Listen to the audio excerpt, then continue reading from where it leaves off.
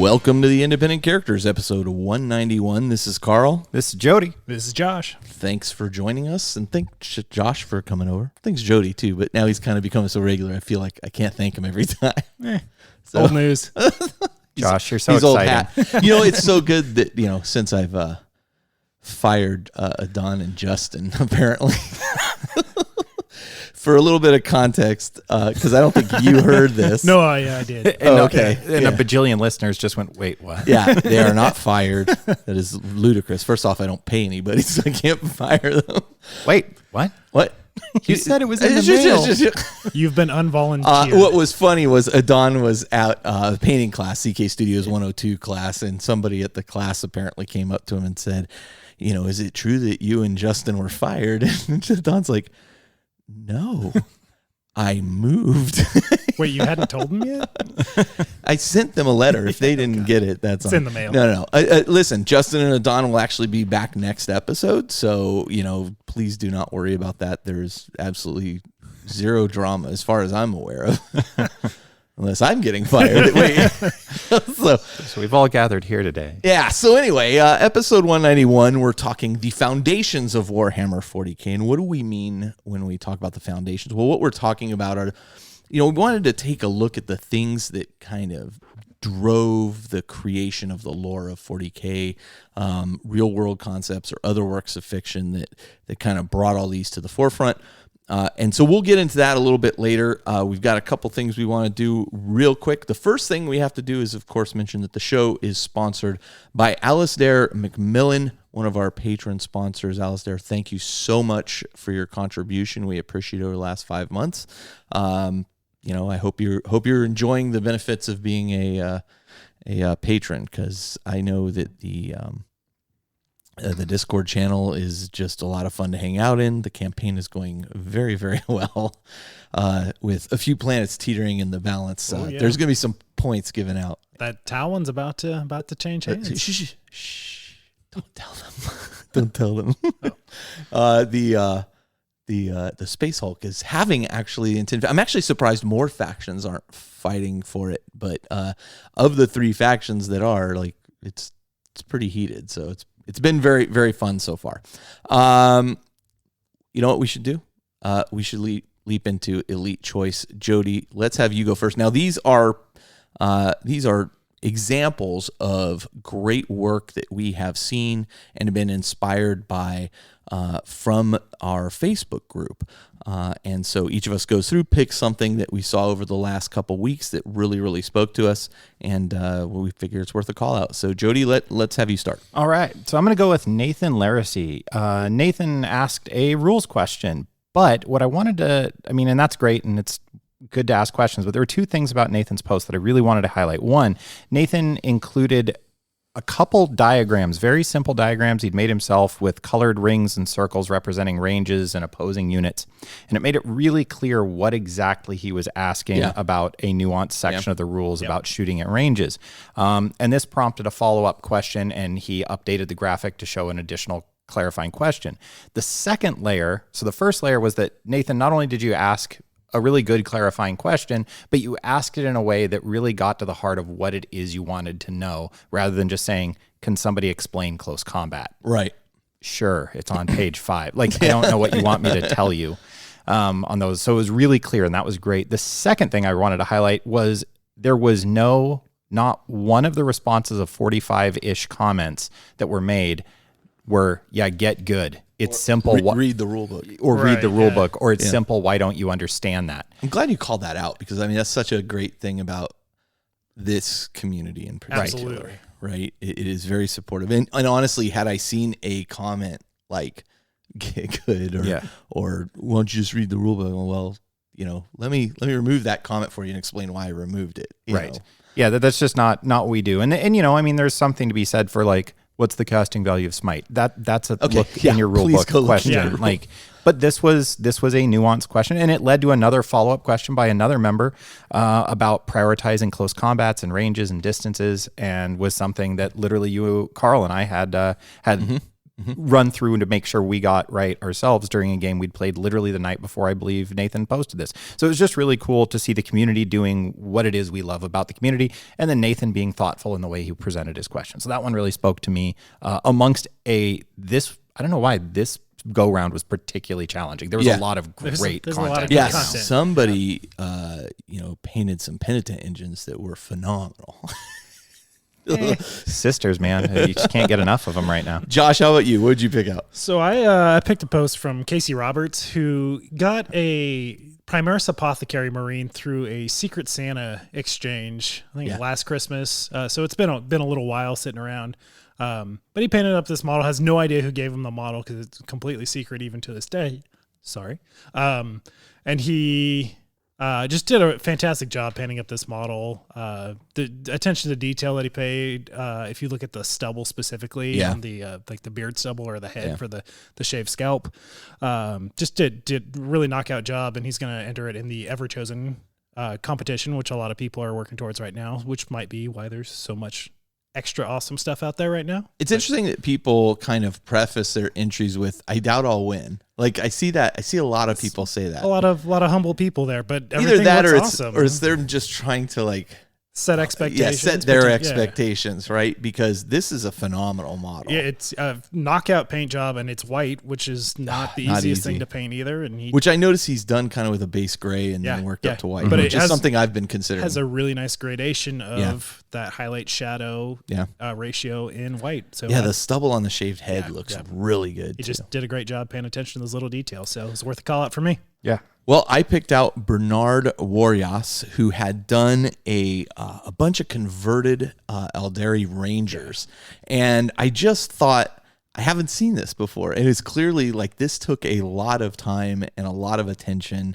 The paint job is really good, but also just the conversion modeling and it's a phenomenal example of what a hobbyist can achieve.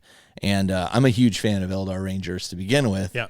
And so this one really, really spoke to me. So you guys got anything else you want to throw in there before we kind of take a short, music break and then come back to hobby progress? Just on Bernard's. Yeah. To me, that is, if you guys want to see like Kill Team at its coolest. Oh, yes. Because he did it as a kill team, right? Yeah, I think so. And I haven't taken this plunge yet, but I think all of us are probably that. I know, Carl, you have a project in the rolls right now of making a dedicated kill team of these guys are this team. And I thought this was just like, that's so awesome that he did it that way. So I just wanted to throw that in. Man, Kill Team makes such a great way to get in this hobby. It really does. It really, really does. And this project, which will, I think, be announced, next Tuesday. You'll hear from somebody else about that announcement I'm part of. It looks like a lot of fun. And that, I just want to play Kill Team stuff. Unfortunately for me, it's like I'm going to do a Black Legion piece, so it'll hopefully springboard me into where I need to be. But, if I could stop getting distracted with other things like Blitzball. Anyway. And on that note, we'll be back in just a moment.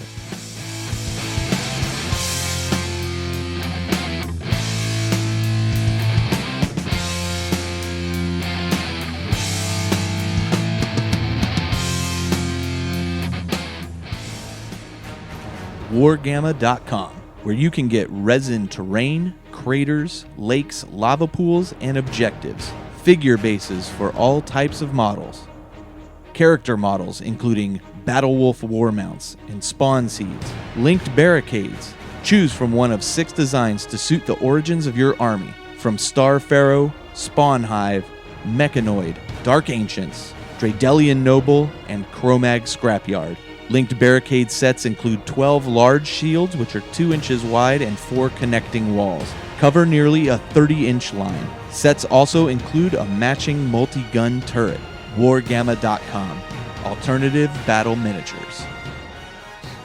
All right, and we're back. And we're going to launch right into a little bit of hobby progress here. Why don't I go first, since I think I have probably the least amount. Sounds good. Okay.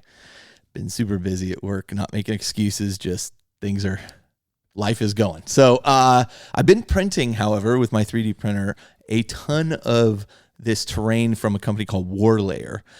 They did a Kickstarter a while back, and it's not available on Kickstarter anymore, but you can just buy it from their website, and you get all these STLs, which are the files used, the 3D files used to make the prints, and it was like $50, and you get so much stuff. And not only is it so much stuff, like this is some of the best quality. It's really good 40K stuff I've seen, and it prints like you don't have to add supports or anything. Like it just prints, and I think in the coming months, people are going to start seeing a lot of that on our table, where we have. Like I can do a full city out of this stuff. And not only that, and I should mention, since I'm mentioning this stuff, Warlayer has a new Kickstarter going right now, which I think ends pretty soon. But that one is all like Necromunda. Necromunda and Kill Team it's the perfect set. Sorry, man. It's industrial scaffolding, right? Yeah, it's like a bunch of stuff. Walls, scaffolding, I'm really excited about that one. Yeah. Yeah. And it is, not only could you just make Necromunda stuff out of it, you could just make buildings out of this. It's between those two. Holy smokes. You could do full-on 40K stuff, but the one that you got previously is definitely more of the large scale, more Gothic styled with the bridges and the towers and things like that. But Kill Team and Necromunda specifically for the new one coming out, it's amazing. And once I get these towers, because they have like these Gothic windows, I'm going to do that thing where you print onto like transparent, slides. Oh yeah. And then paste them to the inside so they look like stained glass. That table's going to look phenomenal. It's going to be a nice touch, And that stuff paints up so easy. Who needs a spaceport when you've got an entire Gothic city with though if you were going to do a spaceport, 3D printing it is the way to go. So I did that. I assembled and primed a new Chaos Knight that I bought. I bought the Acastus Knights for Adeptus Titanicus, since they're apparently super good is what I'm hearing. How many did you get? Just two. I mean, just one box of two of them. Obviously the Chaos Knight, and then I got 2 armigers. Now, the reason I bought these is obviously the Chaos Knights Codex came out, but these feed into, they kind of have me re-envision my Black Legion list a little bit that I was kind of playing with. And so, I mean, visually, this is what I talk about when I talk about like a themed list. I was working with Paul Murphy from Forge the Narrative podcast because he's, in the competitive scene a little bit. And I was like, you know what? I want to make this competitive Black Legion list. Well, not competitive, but I want to make a list that I just don't go put it on, spend all this time painting it, put it on the table and realize, oh my God, I've gone the complete wrong direction. Right. So I was talking with Paul, and Paul was kind of helping me out with some concepts and ideas. And one of the things I said was, well, look, it's a Black Legion list. Here's my requirements. 1, it has to have Chaos Space Marines in it. So I need at least 2 units, but preferably like 3 or 4 units of Chaos Space Marines. Additionally, I would like a squad of Terminators in there because, well, I like the Terminators. They're cool, and I'm super happy to have them. I want a list with Abaddon and without Abaddon, right? So I can play with them, but also not play with them. And so this is kind of my criteria. No, I've got Havocs, of course. They're awesome. So why wouldn't I have Havocs? Let's have them in there too. Paul came back to me with a list, and he's like, well, there's this detachment that has Armin in it. And I'm like, that's not what I'm really looking for, you right? Already got the 1,000 Sons. Yeah, this is Black Legion, not Black Legion with their 1,000 Sons cousins. But as I kind of conceptually, as the Chaos Knights Codex came out, I started to envision this kind of force with, maybe some cultists and then Chaos Space Marines with Terminator unit or whatever, and Havocs. It's mostly all infantry lists. And I'm like, well, what would look cool is if behind that, you see these like 2 armigers kind of flanking this Chaos Knight, and the Chaos Knight is there. So you kind of see this layered progression of height of the army. Yep. And to me, like visually and thematically, I'm like, that looks like a Black Legion army. Yeah. Cool, right? Cool. And Marines to Terminators to Obliterators to Armigers. Yeah, to Knight. To Big Knights. Yeah. Sounds great.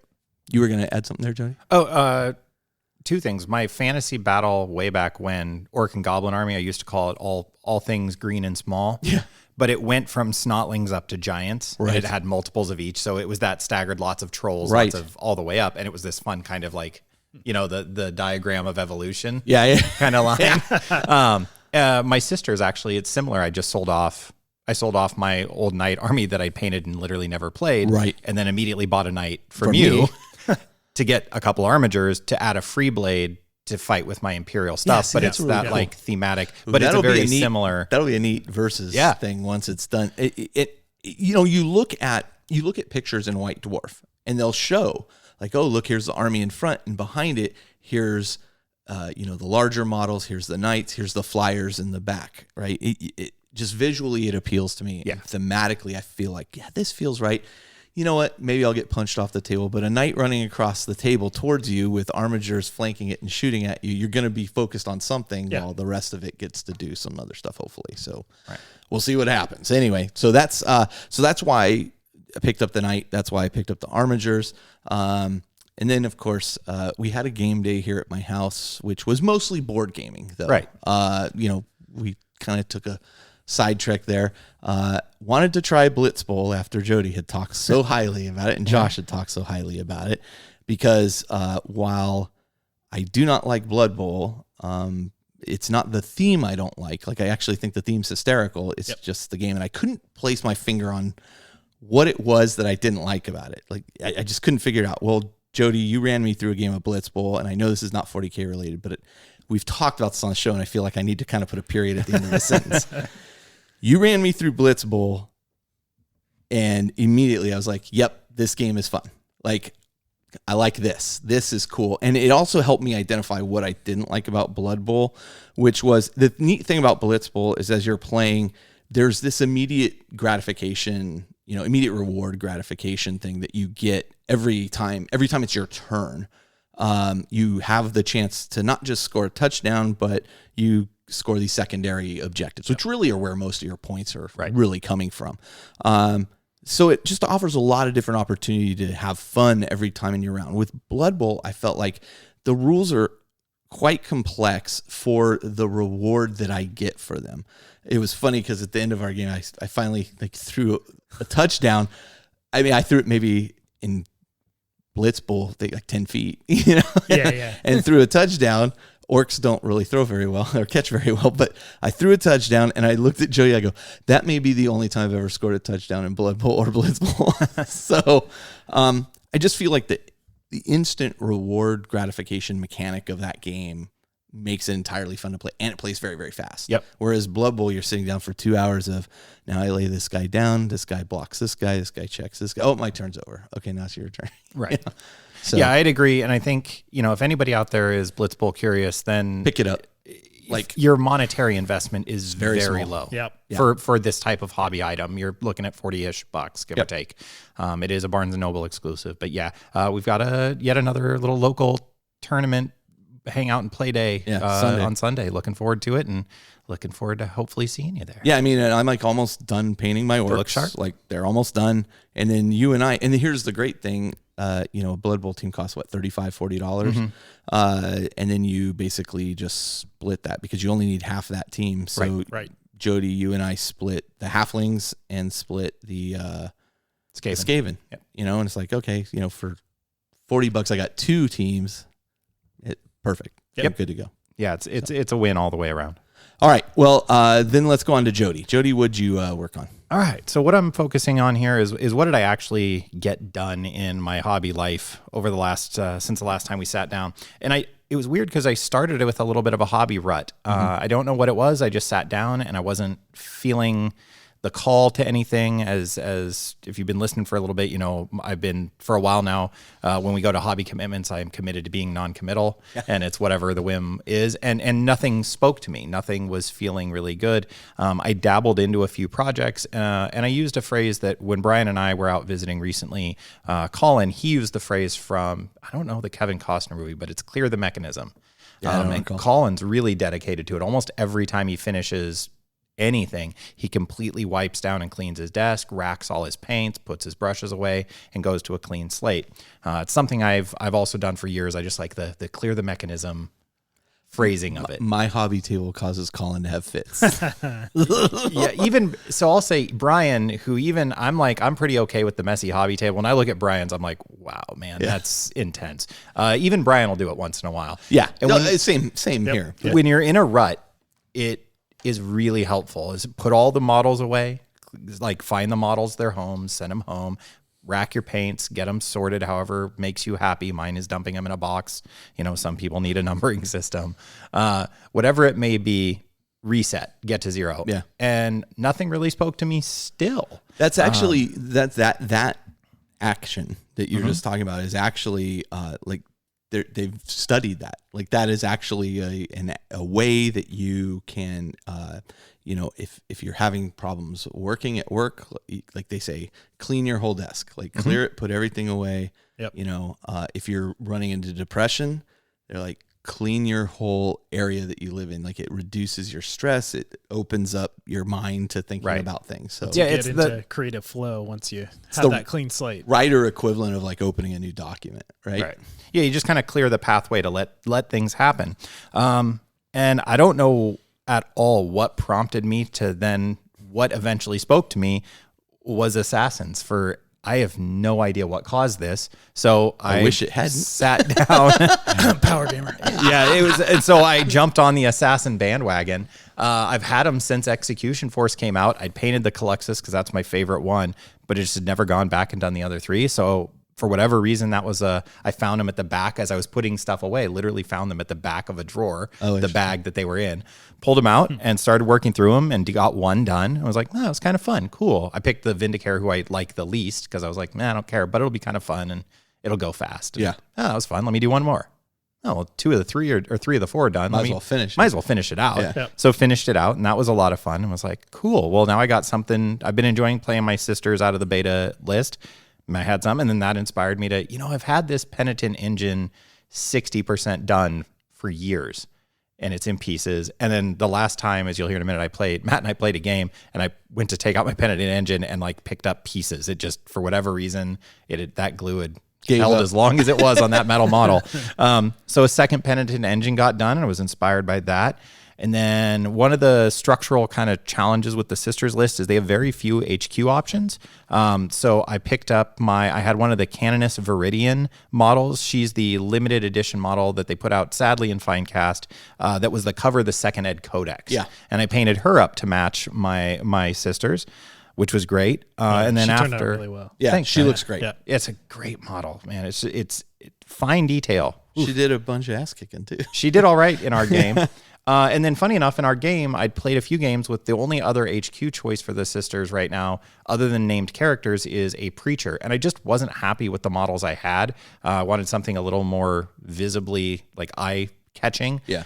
So I dug out and painted up an old preacher. So I went from, hobby rut stuck, wasn't sure what to do. And then in cleaning this out, ended up going, so in a 2-3 week stretch where I was burned out, painted 4 Assassins, a Penitent engine, and 2 new HQs, and went, that's pretty good for a burned out time. Like, that ain't bad. Did you feel like and definitely during the Assassins that like you build momentum, right? And then you're like, well, I've done this, I might as well just do one more, and then you're like, well, that's done. Yeah, it really does. It's very interesting. It's an interesting phenomenon that just which is part of that like 1 hour a night thing. As I started working on those orcs, I was like, well, I'm just gonna, you and I talked about how do you do your orc skin, and then like I followed your methodology. I was like, oh, look, that orc skin came out pretty good. I'm like, I'm thinking I'm just gonna, I'll just do the armor right now because I'm, Well, I'm here. Yeah, all right, we'll do this red here. Okay, Yeah, with the Canoness Viridian, it was funny because I was most of the way through. I was like, all right, well, she's a good stopping point. I'm going to call it a night. And Aaliyah was watching something, and she was like, oh, well, I got another half an hour on my show before I go to bed. I was like, okay, well, I'll go sit down. Yeah, 2:00 in the morning, and she was darn near done later. And I'm like, that was like 2.5 hours later. And Aaliyah's like, are we going to bed tonight, or are we just pulling an all-nighter? What's the deal? It's really interesting, and it's kind of fun because right now my paint table is back to 0. Like there is a squad of Terminators that I want to get done for Space Hulk that are sitting there. They may get taken back out and not get dealt with. So that's your thing. Clean the area. Yep. Reset the clear machine? Clear the mechanism. Reset the machine. Clear the mechanism. There it is. Clear the mechanism. Pick a small project and build momentum. Yeah, and I mean, I think that's advice when people hit a hobby rut that's come up over the years a lot of times. And I think the important little step is also put all the models away. Interesting. I think frankly, I think it's the most important step. I could see how that would be helpful. Is I have a whole table of Black Legion guys. More and more, I've found that just clearing out all the models that, I have the queue there. There's the queue that's always just, I don't know, kind of. I'll give it a try tonight. It's just overwhelming in the background of all the potential projects that you could have. So by, pulling out a couple and you start those, you finish those, you build momentum and you get inspired to work on something that's going to be similar or complement what you have completed and just keep going with it. All right. Cool. Well, is that how you wrote this book of hobby accomplishments? So let's go into what. So Josh, what have you been doing? I'm going to take a nap. I've already read this. So I've actually been stupidly busy in life and work, so I haven't had that much time to play games. Okay. I was about to throw something heavy at you across the table. So I just did a little light hobbying instead for my lack of games being played. So the first thing, I made a couple purchases because I am in the process of building up my new Primaris Marine Army. Yeah. Because my Sharkadons are not in a really great playable space right now. And Jody really doesn't enjoy playing against my Necrons. So it was after playing against your kill team of Primaris Marines that I was like, I'm gonna finish it. I've got these Minotaur Primaris 90% done. I'm like, I'm gonna finish these up, make a kill team. Yeah. They're really good in kill team. Yeah, they are. Anything multi-wound is good at kill team. It's huge. Multi-wound, good armor. Yep. So I picked up the new Primaris, the Repulsor Executioner, which is the new kind of battle tank for Primaris Marines. And I picked up another box of Intercessors, which will give me my 6th troop option for them. So I can do potentially double battalion. Nice. Okay. Just small squads, but lots of boots on the ground. Yeah. Basically, I've got one tank and a lot of boots and small squads, lots of wounds. Yep. Yeah, exactly. I also picked up the Adeptus Titanicus, Acastus Knights, and the terminals for them. Yeah, I got those. I got the terminals too. The trader strategy cards to go with them, which did not get those. They sold out. Yeah, I know. They will come back in course, print, but it's going to be a while because demand is just so hot for that game right now. Isn't that crazy though? Yeah. I don't know if they're underproducing stuff or the demand is just so high, or they're narrowing in on this is the production level we need to do. I keep hearing is on the decal sheet side of things, at least they produced enough for what they thought would be good for a year. Yeah. And they sold out in 3 weeks. I mean, that's great news for Adeptus Titanicus players, right? Which clearly there are more after we did our show about it. It's been really interesting, and that was only a month ago, maybe, just seeing how many people have jumped on board. And it's such a good game. I hope they're enjoying it. Yeah, because I sure do. Yep. Okay, built. In addition to that, I did get the Quake Cannon for Adeptus Titanicus, which on that last episode that I was on had mentioned that I'd been trying to get that for about 6 weeks or so, and it had just been sold out through Forge World, so I was able to pull the trigger on that one. I've been kind of in just a specialist game kick recently, so with Adeptus Titanicus and Necromunda, and also Battlefleet Gothic, which we'll get into in a little bit, I built up a Delac gang. So I bought and started building up my Delac gang and excited for a little campaign of that coming up sometime in the near future, something just casual and fun, just good to have. I also just started building through kind of the backlog of Primaris Marines that I do have. So I had the bunch of Intercessors, Inceptors, Phobos Captain, Phobos Lieutenant. These are from the 2 box sets that the Marines have been in. So was it? I don't remember the names. Blanking on the names. I can never remember the names. Yeah. Anyways, so you know which ones. Yeah. I had those boxes, the main boxes that Primaris Marines have been in. Yeah. Just building up the rest of those, and then Shadow Spear, and the other Dark Imperium. Dark Imperium. Thank God. Yep. Okay. I was gonna drive me nuts the whole show. Got it. So captains, lieutenants, just building up troops and heroes so I can start getting this army fieldable. Me and Matt had been talking about doing a kind of slow grow escalation build for our new armies, but then he just went crazy with the Gene Stealer cult and has 2,000 points already ready to go. So he just put me to shame, and I'm like, I might be ready to play my first game next month. Fast grow. Where he's done. I also had a bunch of old Necron models lying around, and because Jody, who's a convenient opponent for me, also being in the Santa Cruz area, doesn't really enjoy playing them. We need to do a test game, and I'm like, maybe I'll shelve them for a while. Or what I'm thinking right now is actually I'll keep Necrons for Apocalypse. You don't enjoy playing against Necrons?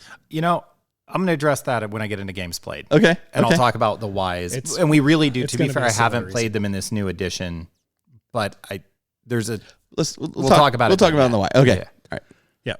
So anyways, I've got, I don't have that much stuff because I have about 4,500 points of Necrons total. Yeah. I have no idea what the power, it's like 250 power level. Okay. I was like, that's a good size force for Apocalypse. And I only have, I don't know, maybe 10 models of that that's not painted yet. So I'm like, I'm going to go through, finish painting those. So I just have that ready for whenever we decide to play Apocalypse. I'll have Necrons ready to rock. Do you and Aaron, Jody and I versus each other in Apocalypse. Yeah. All Necrons versus Chaos. Yep. That'd be huge. That'd be awesome. And apparently doable in a day. That's the plan. Yeah. All right, keep going. Done. Okay. Yep. So with that, I was building up some destroyers, Necron Lord, Destroyer Lord, and the Arcanthrites, which are the Forge World kind of wasp-looking guys. And those models, I will say, have been a bit fragile and finicky. Yeah. And I actually need to get a second round of replacement parts from Forge World because they come broken off the gates on them, just the way that the little thin parts are put together on there. In resin, little thin parts are dangerous. They snap real easy, and they just snap before they got to me, unfortunately. So Forge World's been great, though, and I have sent them emails in the past with just a photo of what happened, and they've been good about sending me replacement parts. So those are really neat. I was looking. Oh, they're really cool looking. I was not aware of those. They're like wraiths and wasps, like you said. Those are pretty sweet. So the one thing I'm looking to add to my Necrons in this theme is, so destroyers they're faster. They used to be jet bikes in older editions, but they're like 10 or 12 inches of movement now, and the Arcanthrites are also like 10 or 12 inches of movement. Destroyers are really good. So get something that just has more mobility and brings a different flavor of feel to the army. Feel to the army. Yeah, it's a variety of play versus just the unkillable hordes of bodies, which bothers some people. It's not that they're unkillable. They're killable. They just keep coming back. Yeah. They just want to give you more opportunity to kill them. We just want you to feel like you're accomplishing something. Yeah, right. Exactly. There's the rub. Yeah. It's fun the first time, so it's got to be even more fun the second time. And third and fourth and fifth. You know what? I do hate Necrons, Jody. I'm with you. Forget this whole Apocalypse idea. So I've also been building up a bunch of Adeptus Titanicus stuff for a certain somebody who's on this show from time to time. Was it somebody that might have been fired, but might have been fired, might not have been fired. I can't speak to that point, but I'm going to let them speak to that when they are ever on the show again. in 2 weeks. We've already got the date on the thing. I know. So anyway, I finished up building up just a bunch of models there. And then on the painting side of things, on Adeptus Titanicus, I painted up 2 Warhounds, not fully completed, but they're fully base coated, built, all that. Gotcha. 2 more Warhounds. 10 Hellblasters from the Primaris Marines. They're all base coated. Suppressors, I was able to get them all base coated. Last time I was on in that Adeptus Titanicus episode, I was talking about there's 4 different flavors of kill team. Yeah. There's the 100 point, the 125 point elites, the 200 points with a commander with elites, and then 200 points without a commander. So I finished up the last few models to get me, so I have all 4 of those options, whatever models I want. I really enjoy the elites. Yeah, absolutely. Like to me, that's the sweet spot. Yep. I'm really enjoying that. I haven't played the 125 elites is kind of my favorite. Yeah, I really enjoyed. You'll hear in a minute. I really enjoyed it. Yeah. That's been my favorite way to play so far. I have not played the 200 point version elites and commanders yet, but I got the options, and it looks like they did fix some of the scenarios which had some balance issues potentially before. I also painted up my Eversor Assassin model. Did you? Yeah. How did you go about painting that? Contrast paint all the way. So yeah, some of you have seen the video that I did doing it's a spoof. Yeah. It's a spoiler alert. What? Yeah. with your Citadel stick. My Citadel stick. That's actually, I think, been the most commented it really has. fact of that video is, How do I get that? How did you make the Citadel stick so people can stop wondering where they get one? I know a couple guys at GW, and Liar. backdoor channel Citadel stick is coming out. Reached out to Duncan and Peachy, Yep. and they hooked us up with none Citadel of that sticks. is true. None of that is true. So the In Citadel in stick. Santa Cruz, they just grow and drift in on the beach from the UK. That's the wrong ocean. Well, I mean, it's technically all the same. It's a body of water. It takes a while, man. Like they're really finely crafted. That's why they cost what they cost. How'd you make it? So the Citadel stick is it's a stirring stick or a popsicle stick that I got when I got my airbrush compressor. I got the fonts that GW uses for all of their accessory items, and I just went into Illustrator and I got the Citadel logo, add the stick and the font that they use for their tools, printed that out on a clear adhesive, and then applied that to the popsicle stick or stir stick, and then did a clear coat over that so it would waterproof it and lock the ink in. So now you guys can make your own Citadel stick. You can make it yourself. They are not coming with any official capacity to my knowledge. The amount of effort you went through to make that video was fun. That's why it's hard not to love Josh. Yeah, I do love Josh. It's the simple things that I like to. I got a lot of whimsy. In me, but so. think about it. It was that little touch, like that little Citadel stick touch, and it was funny because I didn't realize you had actually made the video, and because you posted it, and I didn't realize it was you that had made it until you go boom. Anyway, that was good. That was good. So it was fun. So I'd also had the Eversolar Assassin for probably a couple months and just wanted to paint it up. We wanted kind of a change of pace from everything. I've been bouncing around a lot between, building Necromunda and Adeptus Titanicus and the Primaris Marines it was just kind of a palette cleanser for me. So painting up that Assassin, I've always been a fan of the Assassins ever since 2nd edition when they had their own codex and everything like that. And have all my old Assassin models from 2nd edition. So I just wanted to get the update and have a palette cleanser. So that was good for that. And aside from that, I did just a few of the battlefield assets and templates and things like that come with Adeptus Titanicus. So all my little reactor tokens, I did some glowing effect on them. They're more of an OSL, so you can tell that they're the reactor heat level tokens, and the templates I did like a nice purple fade on them. With it looks really good. I'm gonna copy that at some point. I definitely did not invent the style on that, but it's a simple, fun thing that adds so much to that tool of the game. So yeah, very cool. The other thing I didn't mention too is I finally, with your help, both your help, did it take both cars? Just took one car, got all of my Zone Mortalis stuff over to Brian Harvey. Yeah. To do. And what was funny was as I was pulling it out to play a Zone Mortalis game, I was looking at it, I'm like, oh, I didn't realize how much of this I had already painted. Like I had gotten like the base coats down and I was like, this was before I learned about the glory of inks. And for a while I was like, maybe I should just finish this up myself and not. I'm like, oh, Brian's gonna make it look so much better. I'll just give it to Brian. He does train right. Played a game with Brian doing it today, and exactly that. He's pretty excited to do it. So I'm anxious to see what he's gonna do with it. Yeah. So he's already sending me preview pictures. You'll start seeing some pictures on. He sent them to me too. You'll start seeing some pictures on the site soon as we play more Zone Mortalis. Exciting. So, okay. That's it. That's it. That's it. You sure? That's all I did. Okay. There are a couple other things, but moving forward, fine. hobby goals and promise. I keep saying Black Legion. I keep not doing it. I'm hitting it in fits and starts. I'm gonna try this whole clear the mechanism. Clear the mechanism. I was gonna say clear the machine again. Clean the machine. Clear the mechanism. You do you. Yeah, whatever works. I'm gonna try that. I'm gonna put all the models away. I'll pull out one squad.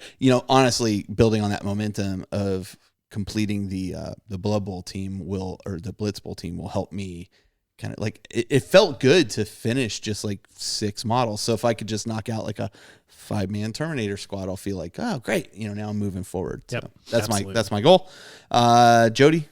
So here's what I'm currently working on that I'm hopeful to have finished next time I talk to you lovely folks. You got a lot in here. More sisters. There's some units. So kicking off of that, enjoying them. Man, if 2 pennant engines are good, it seems like a third. Four must be really. A third would be great. And there are 3 in a squad. Can so if I I want to can fill I the just tell you squad- that army looks? This is the first time I think I saw it in person, if I recall correctly. I think so. Yeah, it looks fantastic. Oh, yeah. Thanks, man. Yeah. It is beautiful. It's very appreciated given the backstory on it and which you've talked about on the show. Yeah, and it's one of those army projects where most of the armies I have literally started as like, I want to see this particular army. Yeah. My orc army came into being as literally hadn't seen on a tabletop a particular style of orc army, and then painted that army, and then found out I really enjoyed painting orcs, and however many absurd points later had too many orcs. Well, had the right amount of orcs apparently, which is too many. And plus one. Yes, and that's the Matt-ism of N+1. The correct number is N+1. So more sisters. I want to add some sisters units. Dawn really convinced me that the Dominions with Storm Bolters would be really choice. Yep. Adeptus Titanicus, maybe.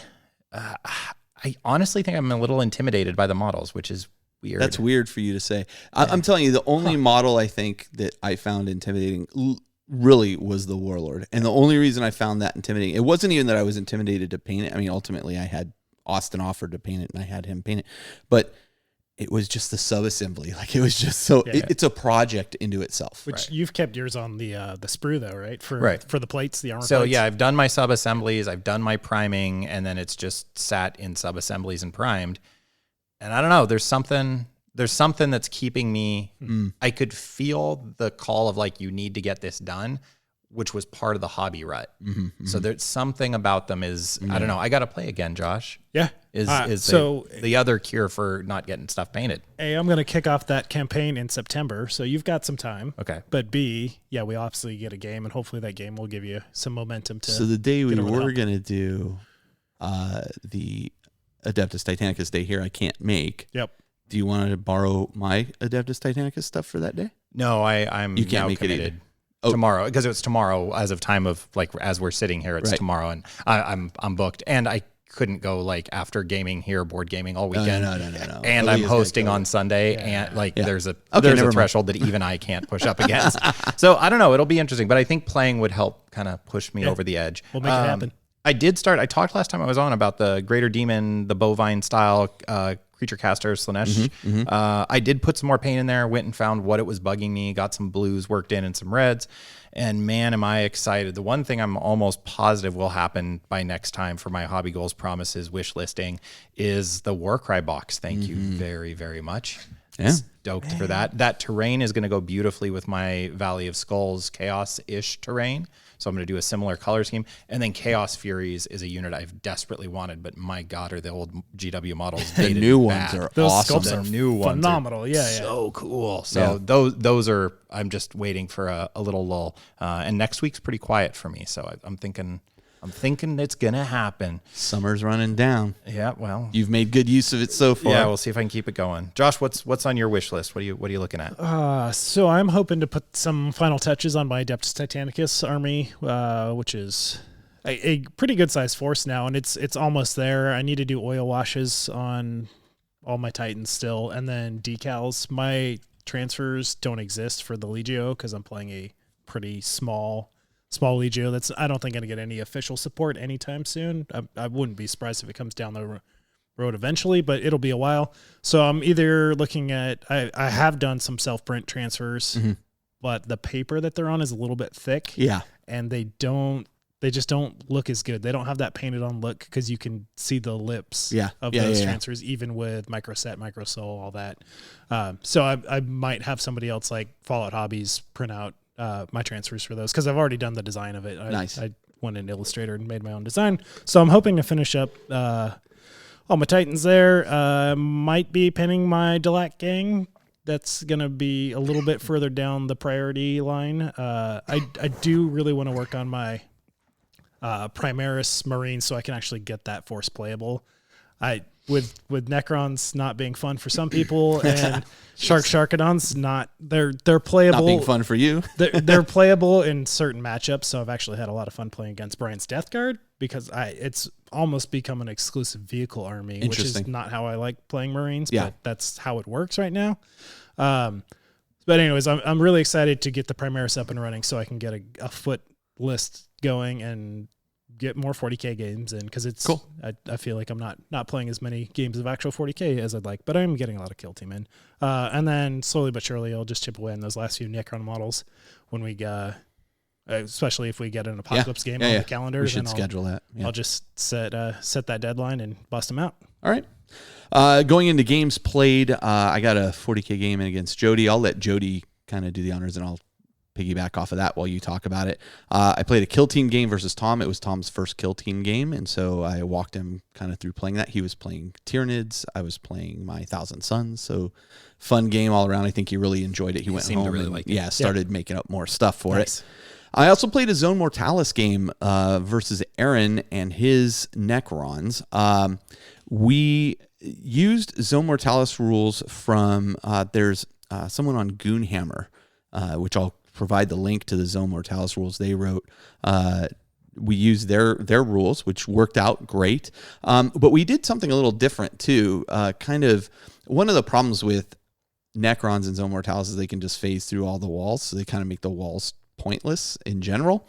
And we decided that wouldn't be the most fun we could have here. So what we ended up doing was coming up with some rules that work kind of like Space Hulk, where instead of seeing what everybody had put down, we put down blips that were, and you had 2 extra blips. So it could be nothing. And you would you could move these, I think we decided something like 8 inches each turn. So we were moving these blips, but they were all they were numbered and tied to a unit that you had predetermined. Nice. So once you came into a point where you could see somebody else's, they had to reveal what it was at that point. And that worked really, really, really well. Yeah. Aaron and I had a really fun game, Blipathon. I will say the first couple rounds went very fast because you're just moving one thing. Right, you know, it was super fast. And I ended up taking that game. But it was just interesting because where I thought he had his wraiths were not his wraiths. And then another unit of mine ended up dealing with the wraiths, and I just got a lot of really great rolls and ended up taking them out. Like I pumped a lot of firepower into them. But once I took those out, they were gone. One of the problems we did run into was he had brought destroyers.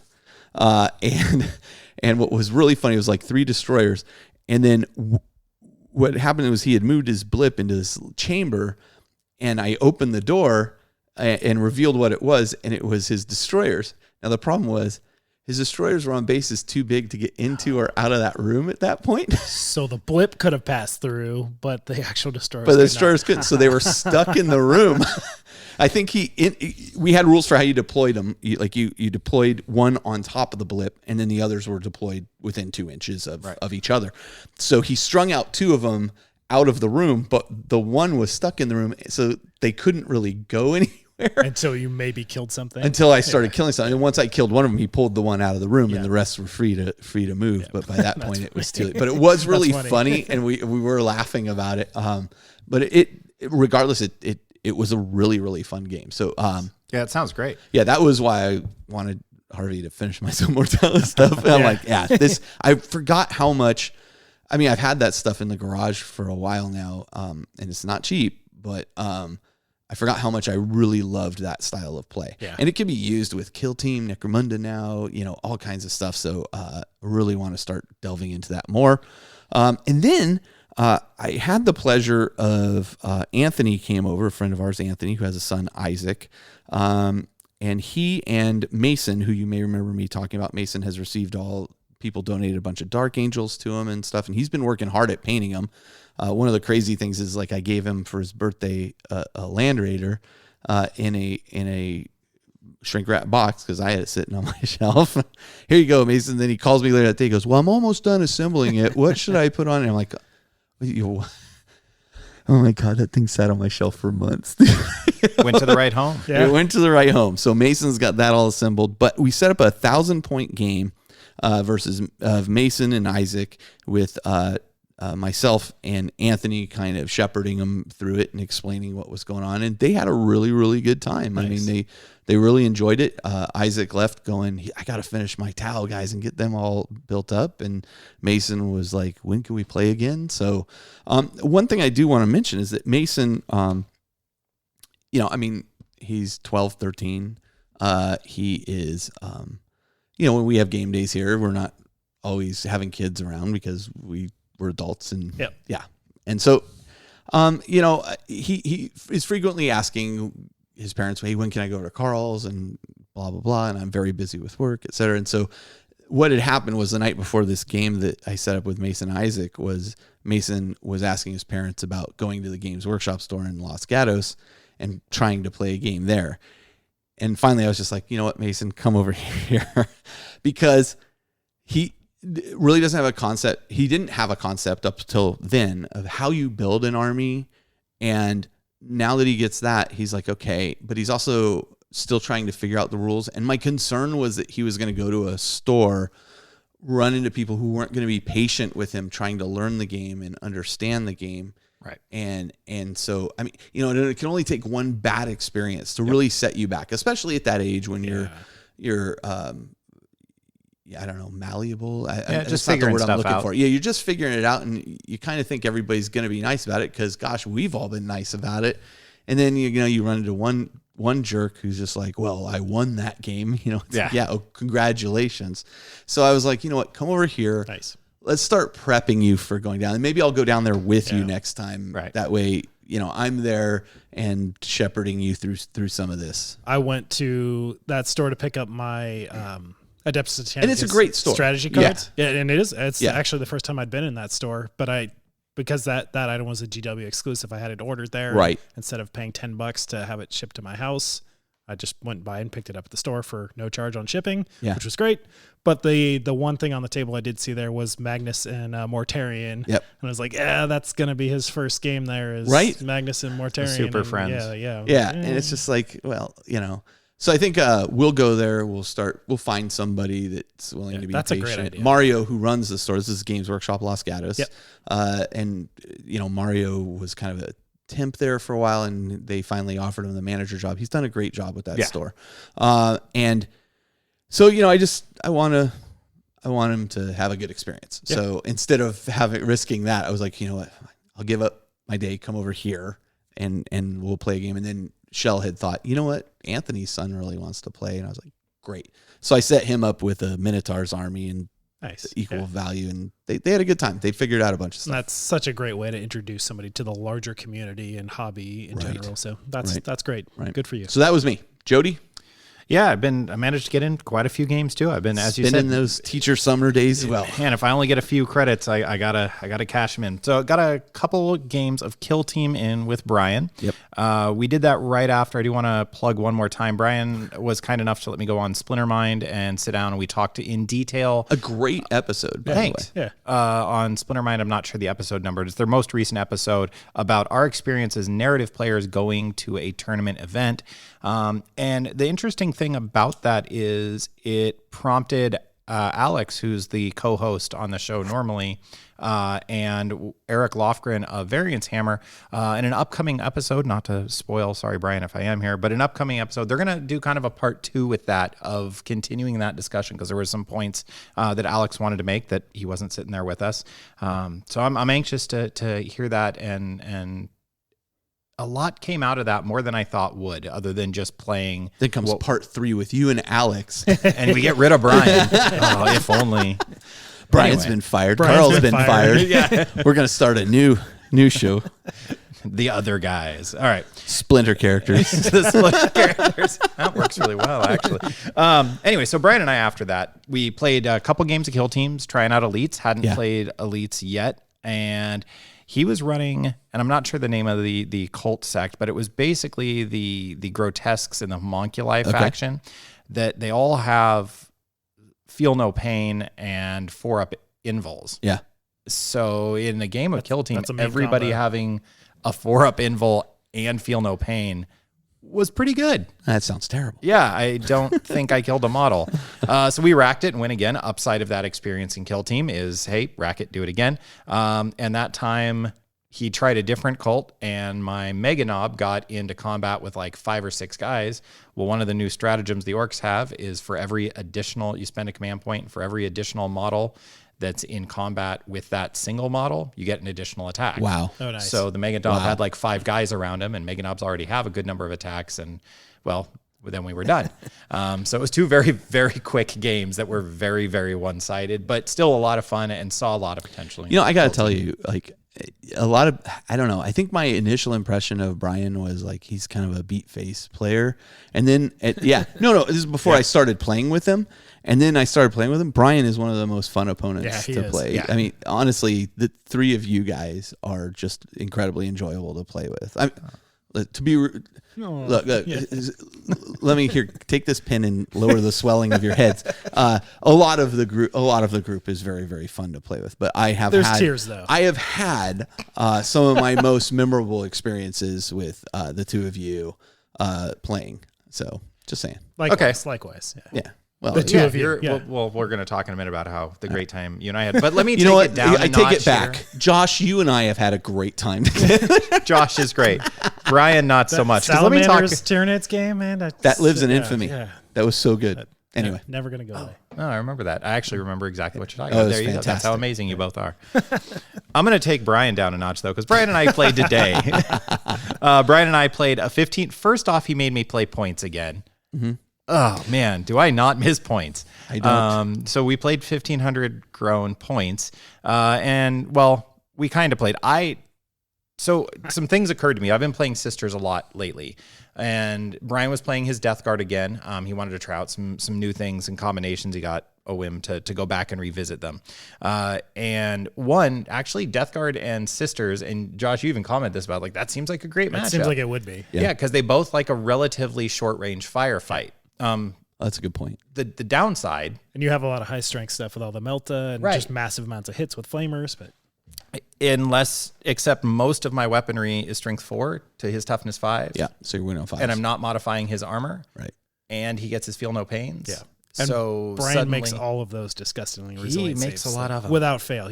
That's how I used to be when I played Death Guard. So many. I couldn't make the 3-up. Yeah. 5-up, no problem. Yeah, and I misplayed. Like, let me make no mistake about it. I made one really bad, just tactical decision. Unpacking your army. Nailed it. I should have outflanked with something, and I pushed it up the center, and it should have been used to outflank and stretch his line a little thinner, and maybe hold back a little bit, because I was more aggressive with the Dominions push forward before the game starts. And sometimes that works great. It's been working great. In this instance, that was more than they could deal with. The other thing is, and this one bugs me, like, narratively, there was a squad of Poxwalkers, oh, blessed Poxwalkers, right out in front in the middle, and I had them surrounded, and I shot and killed them. And game, like, narratively, yeah, there's a bunch of undead plague zombies in front of you. Kill them, purge them with fire. That's what Sisters do. Yeah. Game-wise, it would have made more sense to charge them and force their unbreakable nature to create a living screen between his army and mine, and force him to redirect around the combat, because the Penitent engines would have taken a couple turns but would have ground through them. And that delaying would have caused him to have to redirect and open up shots. But that would have required me to not shoot at a unit that was right in front of my line that's an evil unit, which also goes, I have a really hard time narratively going, these 3 units are going to forego shooting with the intention of prolonging a combat. I just couldn't bring myself to get into it. Poxwalkers also get a pile of attacks each, surprisingly. Right. So they're no slouches in combat. And Brian was taking smaller units to use them as intended, as opposed to this super beat face unit that they can be, that they have these weaknesses and then have ways to overcome every single weakness. So it was, Brian summed it up really well at the end. A day of playing 40K, a bad game of 40K is better than a good day at work. So sorry, you guys were at work and we were playing 40K. It depends on your job, I suppose. Yeah. If your job is like Mini Wargaming Dave. Yeah. Like candy. That is your job. Right. So of the 340 of eating the 3 games of 40K I played, Brian and I played today. It was okay. It was a game, and it was good to play, and gave me some things to have to be a little more flexible. Matt and I played a small game, played the Relic with a spearhead deployment. It was a crazy game at 50 power level. It tends to be like, usually you think, oh, that's a small game and it's going to be really swingy. There was the catchphrase for this game was things should have died and then didn't. I mean, just overwhelming firepower both ways. And then we'd get done and somebody would roll like, oh, let me roll these 5-up saves. I made 8 of them. Yeah. Out of 9. Wow. Okay, that unit's not dead. Oh, I hit you with these melta-guns at short range, and the combined total damage for 4 melta-guns at short range is 5 damage.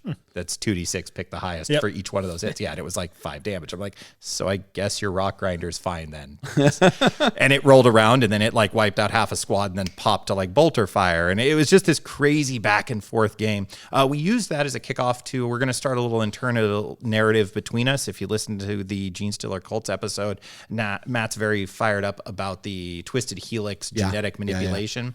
So the reason we played Relic was that there was a piece of tech that the cult was trying to secure. The sisters managed to stave them off and defend it. And did you play this game before our game? Yeah, that's why I asked us to kind of adjust the narrative. Oh, that's interesting. Yeah. That's interesting. So we did this Relic and Spearhead deployment, and we're going to build that and talk about changing up our forces a little bit to reflect. I used an Outrider or a all-fast attack detachment in our game, as it was like the scouting force going forward. So I'm looking forward to building that narrative. And then speaking of building a narrative, Carl, you and I got a little weeknight Warhammer in a 75 power level game. We did Narrow the Search from Chapter Approved 2018, which is a mission you've been not excited to play with your demons. Right. I've been excited to play, just not with my demons, because a mission where you're like, don't get invul saves if you're near the central objective. I'm like, so I just don't get saves. That sounds awful. Was really fun. I liked the mission a lot. And we went with a Vanguard Strike deployment, something I feel like I've played a lot of lately. That's Corners, for those who don't know the names. And we started kind of our own internal narrative. I didn't realize you'd done that with Matt, but I was like, as I was laying out the table, I was like, this kind of looks like a crumbled citadel. And, I could see why Sisters of Battle would be like maybe searching for something here. And so we just kind of came up with this narrative. And listen, if you win, this happens. If I win, this happens for the second game. Nice, yeah. And we felt like, that's pretty well balanced. Let's go for it. Spoiler alert, my thing doesn't get to happen. I'll be on to defending the next shrine. Thousand Sons versus Sisters. Yeah, right? Thousand Sons versus Sisters. And I liked the idea of, so our little short narrative was that we have a shrine world that's fallen and traded hands. And the sisters were moving in, and again I went pretty fast attack heavy with my choices as like pushing towards this central source of power, this place of faith, whereas the Tzeentchian forces were coming in to use that same religious site to complete some sort of dark, sinister magic ritual. And the sisters kind of jumped forward, as they're capable of doing with the Dominions. They took the center. Yeah, you went first and just controlled it from that point forward. Right. And then, the Tzeentch didn't quite dislodge those things, and I was able to kind of meter out units into them. And man, the Penitent engines really avoided new model syndrome. Yeah. Well, okay, so interesting thing too with this mission is it has an interesting scoring mechanic where it's a shrinking zone of scoring, but it's based on the number of models you have. So in the first round, it's like 18 inches from the center objective. The person with the most models scores a point in that 18. So, I mean, you could even have a unit partially in there and you're just counting the models in that unit. But the sisters just had way more units on the table than the Thousand Sons. So it's just, I'm a little more pricey. So I was kind of fighting an uphill battle there. But, by the end of the game, I felt like I'd given you a pretty good bloody nose, but I wasn't going to win. I was just kind of doing it out of spite at that point. Do the points escalate as the zone gets smaller? No, they 2 do points not. second turn. No, it's interesting. I didn't. That's an interesting idea, though. It sounds really simple on paper, but what it means as it plays out is much more nuanced than you'd think it would be. That as the ring gets smaller and then it's still individual model count, like the ability to really control that ring becomes much it's a different tactical decision. That's what I liked about the mission. Where I was like, we should really try this. I mean, honestly, you could play it even without the null zone of invuln saves, and it would still offer a lot of interesting choices there. But knowing that null zone is in there, I'm skirting the edge of it with my right. And it Everything's came up that a much few more times. fragile. Yeah. Well, and the sisters have a 6-up invul, and they didn't. No. They just like you said, they jumped the center.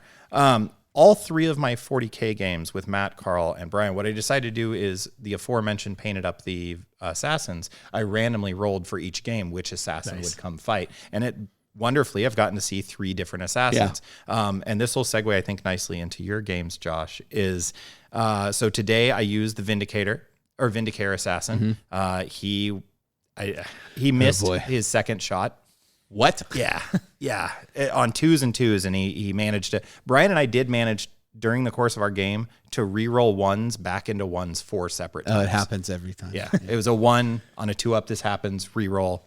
That's a 1. It's magical. 4 times in one game. Command points are most effective at re-rolling ones into 1s. I actually try to avoid using that reroll for most things. Like anymore, I do too. Yeah. So he feel no pain, shrugged off the damage, and then just reduced his abilities. So he wasn't terribly effective. Yeah. In Matt's game, I fielded let me jump to our game, Carl. I fielded the Calidus assassin, the sneaky ambusher, and I felt like even though she didn't kill anything, she did a few wounds to my demon prince and made him sweat, and made you have to make some tough choices. Yeah. Because she was way in the backfield and disrupting things, which is what she's supposed to do. Yeah. So the psychological side of, she didn't kill anything, she did make the demon prince have to redirect his plans a little bit. I mean, I had to shift the direction I was going just to go deal with her, but I dealt with her. Yeah, no, she was dismissed with contempt by him. And then when Matt and I played, I ran an Eversur assassin. And man, just for no lack of trying on my part, I'll just get to the punchline. He killed 5 brood brothers. Total. Wow. That's all, huh? And then died. That was it. And when he exploded, he didn't kill anything else. Nice. It was really pathetic. Nice. I mean, we had a very super close, fast and pathetic. For my demon prince, it was a very close call because of the assassin, but then dealing with the penitent engines. Oh, that was a great moment. It was such a great battle. I mean, it came down to finally I had like 1 wound left on the demon prince, but he won the battle and then was able to heal himself up using his psychic abilities. Oh, yeah. But I mean, there was a point where I was like, oh man, I'm about to lose my demon prince here. It was so close. He was man of the match for you, no doubt about it. He kept in there and kept it. And I think one of the Brian may be able to make 5-up saves, but Jody was rolling 6s like nobody's business. Oh yeah, he owns the quote. Oh my god. Yeah, game's easy. Just roll 6s. Yep. Pro tip, you guys. Game's easy. Just roll 6s. That back and forth between the penitent engines and the demon prince and the Calidus, and the demon prince acted like demon princes should. They owned. It was a real lesson in how much firepower or how much close combat do you apply to a unit to make sure it dies. And man, it was like I was skirting the edge there. Like there wasn't much I could bring, but the thing I've learned is put everything you can into killing something. Like, those penitent engines are toughness 6, 7? 6. I'm going to fire these bolters at them. Sure. Maybe I'll get lucky. Oh, there goes another wound. Yeah. Okay, that's 1 more. It's 8th edition. Yeah, do everything you can. Like, you forgot that you have a bolter on your rhino. Is that in range? Shoot that thing, right? Like, everything you can, because it's always those little niggling things that take out the important stuff. And I would lose a rubric marine at a time due to just I'm making saves on 2s up. It's like Terminators. That's how you kill Terminators. Yeah, just overwhelming bolter fire. Right. Yep. Make them roll enough times. Dice. Yep. And that was how I dealt finally with the penitent engines. Was a lot of some las cannon fire too, but then bolters and then close combat. And I did not want them fighting back in close combat because those things are nasty. Yeah, they get it done. They're so good. I can't wait to see what they do with the plastics. I can't wait. Oh my god. Oh my god, they're gonna be so good. Yeah. All the new sister stuff. I'm just super big fan of. Salivating over. So Josh, can you relate at all to Eversurs? Can we share this moment? I was actually in an old game, but okay. Similarly, I've had. I thought that was your new fancy painted. No, it was my old 2nd edition. Oh, okay. It was in my last game of 40K versus Brian. I had Eversor popped out, charged a unit of Death Guard, and I killed. I don't know. I spent these stratagem points that gives him all the extra attacks when he gets in there. Yeah. And he has his crazy charge. And I mean, he's, I don't know, it's something stupid like 15 attacks or that. And I killed, I don't know, maybe 3 Death Guard. And then Brian in his turn just psychically mortal wounded him to death. Yeah. Just ignored all of his saves. And then he exploded with his bio meltdown and got maybe one more. And it's like, oh, yeah. Tell you, they're great about taking out mass amounts of bodies unless Jody's rolling the dice. Yeah, that was so embarrassing. Smite is great. Yeah, mortal wounds. That was the other thing. Oh, that helped yeah. me take out the penitent engines. Well, and the Seraphim, my Seraphim dropped in. They're like, oh, I'm going to drop down and ambush Araman, and then they were gone. And he just pissed him off. Araman just obliterated them. Those were your brand new Well, I ones, think right? I rolled 2. I think I rolled like an 11 on the Smite. So it was like you got the D6. I got the D6. I took out a bunch, and then there was a bunch of fire, and then Araman's like, yeah, okay. There was like 2 left, and they're like, we may have chose poorly. Well, it made me go deal with them. It was all about pull you away from the objective. Josh, you have a couple games listed here. Yeah, I played a game of Battlefleet Gothic versus Brian. Yeah. Brought back the old BFG. Had a really fun game of it. Neither of us, well, I had not played at least in, I would guesstimate, 20 years. Yeah, that sounds about right. So Brian has a couple of fleets that he's been working on painting up.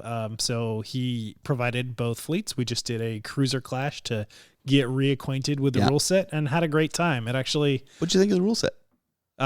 So we played with the 2010 updates to it, which definitely cleaned up and clarified things. There are lots of dice to roll to see if anything happens, to maybe not have anything happen. Yeah. So it could definitely use a little bit of cleanup. Like there's some modern game design that could definitely benefit the system. Yes. But it was a really enjoyable game. Yeah. I think you're right. Like I think the game design philosophy behind it is significantly dated. And it's interesting to see that there's been this evolution of game design. You know, when you play it compared to a game like Firestorm Armada I really liked the system that it was using. So I'm hoping when they reapproach Battlefleet Gothic, which they will, that it's going to be, modernized significantly. We don't need to hold on to the old rules. No. Yeah. And they're free anyway. So, but looking at what they did with Adeptus Titanicus, if they take that same mindset and apply that to Battlefleet Gothic, you'll have an amazing game. Yeah. Agreed. And so it was super fun. And, we're going to set up, a mini sequence of games. Brian's telling me to paint my own. Yeah. I have one that's painted, but I want to hit it with the airbrush and clean it up. But it's basically, when I started, started it as like 1,000 Suns fleet, chaos fleet. Oh, yeah. So I mean, heck, it's in keeping with the theme, but I want to hit it with airbrush. There you go. Yeah, so. So that was really fun to kind of dust off the old rule set. That's awesome. Refigure out how to play and just had a great time with it. And then I ran Adon and John Campos, through a game of Adeptus Titanicus here, just doing a little starter using the intro scenario, did a first turn of basic rules, and then after that first turn, we jumped right into the advanced rules. And they were good to go. Played a full game. They played the 4 turns for that intro scenario that's in the book there, and had a great time with it. Yeah. They both enjoyed it, and lots of things were getting blown up or injured, and they were able to pick up really quickly on how they want to maneuver, how they want to spend their reactor points, and the all the kind of prioritization that kicks in for that game. So it was great.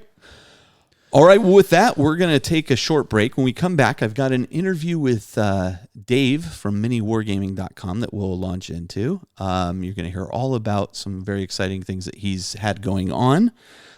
Dave and I have kind of become friends over the years. As our paths cross here and there, and it's at some point I'm going out there to spend a few days at their new bunker, which is amazing. Then we're going to launch into our main topic of the theme, which is the foundations of 40K. And when we finish with those 2 segments, we will come back to an interview with Kat and Caleb from CK Studios regarding the Titan that the team has been painting up for the Nova Open. So it's going to be a long episode. Bear with us. If you hate those long episodes, I'm so sorry, but most of you don't. So we'll be right back.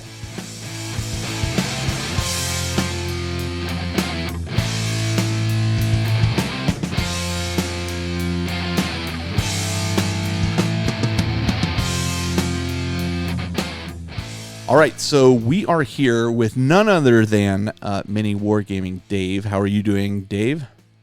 I'm doing excellent, and life is awesome. Yeah, it sure seems like it for you. Things seem to definitely be on the rise. For those people who are living under a rock, as I said when we were talking before we started recording, Dave, tell us a little bit about yourself and about miniwargaming.com and what you guys are all about. Absolutely. Yeah, I'd love to. So Mini Wargaming is a YouTube channel. The owners are myself and my business partner, Matthew, and we've been doing it for about 12 years. We make video battle reports primarily on YouTube. And then we also have our website, miniwargaming.com, where we have the other half of the content that we produce. Mm-hmm. It's on our website, and it's called the Mini Wargaming Vault. We offer exclusive content there. So half of the content that we produce on YouTube, the other half is on our website. We produce 18 to 20 videos a week. We have over 10,000 videos in total that we've made over the course of 12 years. It's a combination of like painting tutorials, video battle reports, campaigns, skit, goofy videos, kind of everything under the sun. We've kind of experimented with a lot, but primarily we make video battle reports, mostly focusing on Warhammer 40K and Age of Sigmar. Well, and listen, we have a team. I don't want to steal your thunder, but we're almost to 200 episodes. No, hey, that's it's a different platform. Absolutely, it's like podcast. We're at 0, so you guys are way ahead of us there. So no, it's funny. Like it's crazy to look at that number. It doesn't even look like it's a real number, but that's huge. Yeah, and so we have a team of 10 people. That's in addition to myself and Matt. And it takes a team to create what we create. Sure. And it's we get about 1.5 million views a month on YouTube, and we're over 300,000 subscribers now on YouTube. And we are luckily the largest subscribed in the miniature wargaming industry on YouTube, which is crazy. I mean, Games Workshop, they've recently really started to up the ante on their videos, and they're climbing fast, and they're going to surpass us absolutely. But we're kind of grandfathered in, right? I mean, we started 12 years ago. Like, this is when YouTube itself was kind of newish, right? So we just happened to get into making the content at that time. Yeah, So I mean, it's been a blast, man. Like I love it. I mean, for me to say, "Oh no, work sucks," I'm obviously a liar, and that is not the case. I recognize I'm very fortunate, and many people would love to be in your position at that. But I mean, that said, that comes with a lot of work. You just said you've been doing this for 12 years. I remember the first videos that I became aware of you were the and you go by Chaos Dave more often than not, but the first videos I remember you were the narration over the different shots of the Chaos Space Marine and him going through his various adventures, and we would we would die laughing at that stuff. So I mean, it goes back a ways. For me. Yeah, awesome. I love it. That's 9 years ago. You're described. Awesome. That's awesome. I love how you said that. But yeah, I mean, it's been a long journey, and I guess, the first 3 years of getting into the business, I didn't pay myself. I was fortunate to be in a position where my wife, she worked as a nurse, and so she supported me in my endeavor to become a YouTuber and make a living out of it. And I'm one of the lucky guys that I'm able to say that. So I certainly recognize I'm fortunate, and it's definitely due to the audience and their support. Like, I would not be able to do that. Mm-hmm. Yeah. So I find this community to be just incredibly generous and honestly, I've never been involved in any kind of endeavor where I'm not like, I want to be a larger part of this. I want to get engaged with the larger community, and hence the podcast. Which I tried to start a year before we actually started, but all my friends laughed at me, and who's laughing now. But the funny thing is, like, I have found that this community has been incredibly welcoming, and aside from occasionally we hear negative things and that kind of thing, but I mean, recently we did a huge fire relief effort for things that happened in California, and people came out of the woodwork to help us out with that. It was incredible.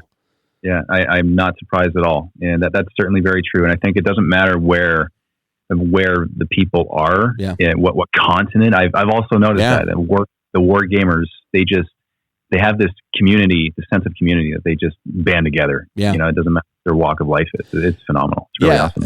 Again, probably I don't know how you thought about this, but I mean, when we initially started the podcast, I didn't even really consider kind of the international implications of it. It was really, for me, it was more about, the area we were in, and maybe we'll reach some people elsewhere within the country, but I didn't really think about the internet being borderless until I started seeing downloads. I'm like, why are we're seeing downloads in South Africa and Eastern Europe and you'd be like, what is, okay. And now and I'm going to hazard a guess, but I've made so many friends across so many different countries that we travel places. My wife and I are thinking of going to Australia in next summer, finally, because I've never been and I really want to go. And I've got people both in Sydney and Perth that are like, come see me and we'll hang out. And a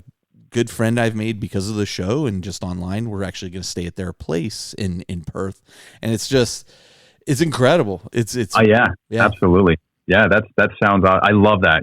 I love hearing that too, and I'm sure you've gotten the messages where it's, messages such as that I've gone through a depressed period and your podcast got me through that. I'm sure you've received stuff like that. Yeah, I share that with all the guys that are on the show every time we get one. I never thought about that. Like I never considered that because I was never kind of in that position. I was just listening to podcasts and I thought, this sounds like something fun to do and a way to engage with the larger community. And probably like you guys are all over the place in terms of making silly videos and making battle reports and then probably informational stuff. We've certainly tried everything. And we have our meat and potatoes, which is the battle reports, right? But I think, and we don't claim you have your own style there too. Yeah. There's definitely our own styles, right? Like, we're not tournament players. Right. We're narrative based. And we're fun, casual players. Rather, we don't claim to be the best players out there, and we don't do tactics to show people that we are the best because we just play for fun. Primarily that's what we do, right? And I think that's also the audience that we attract is the more casual gamer and the narrative based player, right? And it's the guys who don't have their local gaming club 5 minutes away, where it's more like an hour away, and they're painting their minis, and then it's the videos on in the background, right? That's kind of vast majority of the guys listening. Right. Yeah. I mean, that's kind of, I think that's why when you and I have talked before, that's the whole point of our show, right? We set out from the get-go. We said, we're going to make a show. Well, what should it be about? Neither of us are tournament gamers, and there's enough of those to go around in terms of shows. And how do you differentiate yourself? I said, well, nobody's really talking about, what it means to band together as a group and become, a part of a community and that kind of thing. And that was where we initially kind of kicked off. Yeah. That's awesome right there. And I think that at that time when you did that, my guess is that it was filling a niche that, for sure, that needed to be filled. Yeah. So speaking of narrative gaming and clubs being an hour away, you guys have recently kind of renovated and moved into a new building and kicked off almost a destination location. If I can say that. Tell me what prompted this? Because I remember several years ago right now, and Games Workshop had kind of a different approach to things and a different leadership team in place. And I remember Matt, your partner, making kind of an impassioned plea online about God, GW, you're killing us our individual stores that we want to sell your product, but this is becoming difficult. Things have obviously shifted in many good ways with Games Workshop. So I'm sorry, go ahead. I was just going to say that we certainly feel like they are a different company. They have different management and different philosophies now, and we're certainly more community based. But I guess to answer your question about how it all started about the bunker is what we call it, Mini Wargaming Bunker. So it was about 4 years ago, I want to say, and I had this idea come to mind. And the idea was, because we have guests come from all over the world, as you said, right? Like, there's people in Australia. We've had guests from Australia and South America and UK and the States, and they come to battle us, participate in the videos. And I thought, well, they're staying in local hotels kind of close by. What if we partnered up with a local Airbnb, and then we just kind of did that, right? And then I thought, well, what if that Airbnb was themed like our studios? Because we have themed studios. Yeah. And then I thought, well, that's silly. Why don't we just make those rooms a part of us somehow? And so then I looked into buying the building that we were leasing. And like I said, it was 4 years ago, right? And every single guest that came in, I told this idea to them, and every single time the response was, "Oh yeah, that's a great idea. Of course, I would stay here with you guys instead of at a local place, right?" Yeah. And so it just happened to come to the time where I said this idea to the right person, and that was a good friend of mine. His name is Hunter. He started out as a fan of the channel and became one of the producers of one of the films that I produced.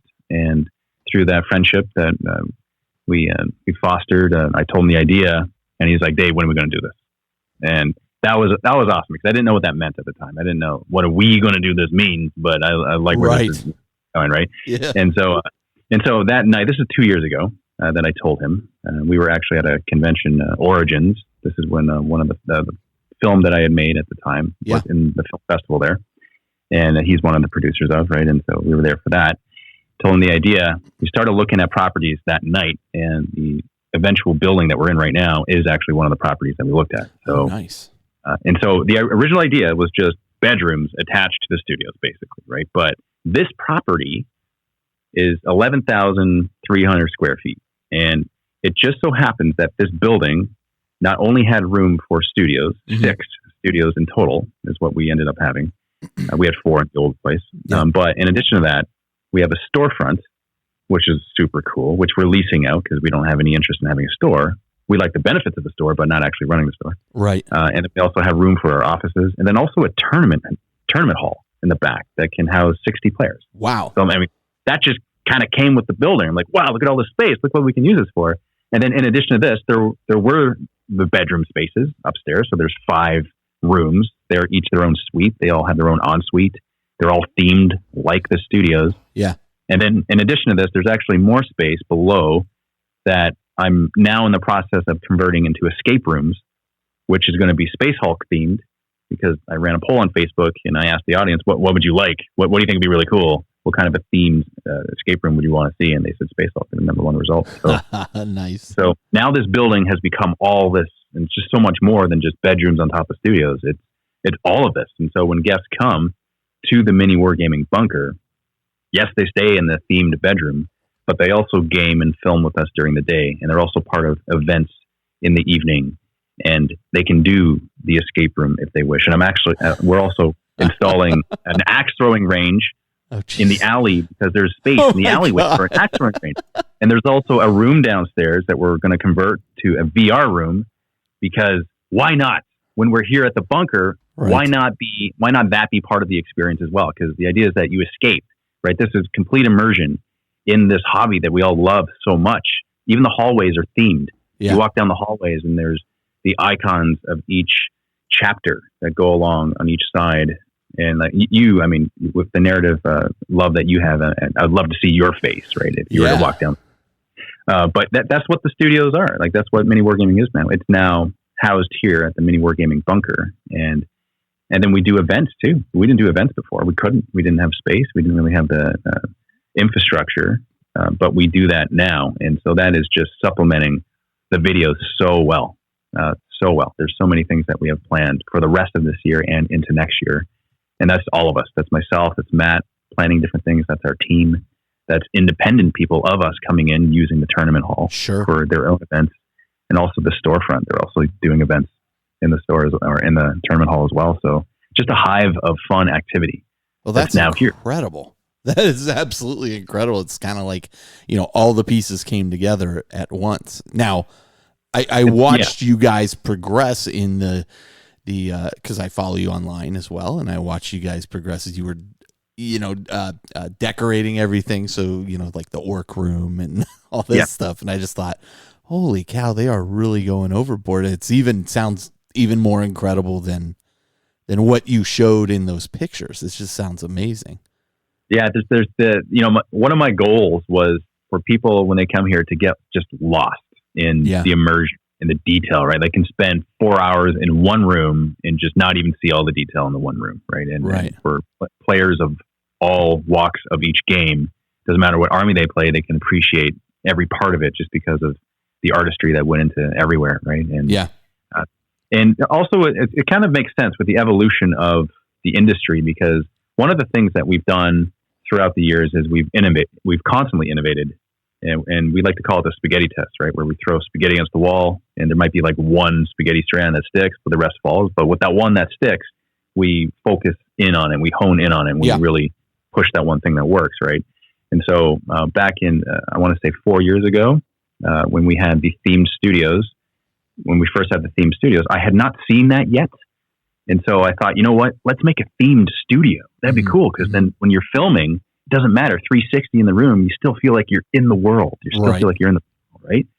And so I noticed this online. Now I don't claim to be we don't claim to be the first to do it, but I just personally have not seen it yet in our industry. Yeah. But I did notice after we did it, I noticed other YouTubers doing it. I saw I think some close friends, they started to do it to their own. I think everybody kind of looks around at what other people are doing, and they see somebody raise the bar, and they're like, "Oh man, if I really want to be still in the game here, I got to raise my bar."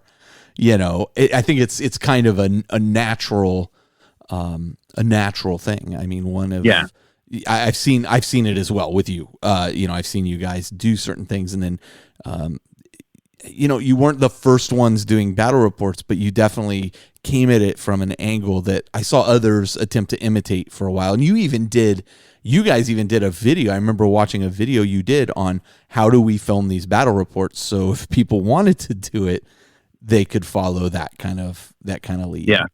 Which I find very interesting. But we see it within podcasting too. I mean, somebody will take a certain approach, and then people are like, wow, they seem to be having success with this approach. I'm going to adopt some kind of approach similar to that.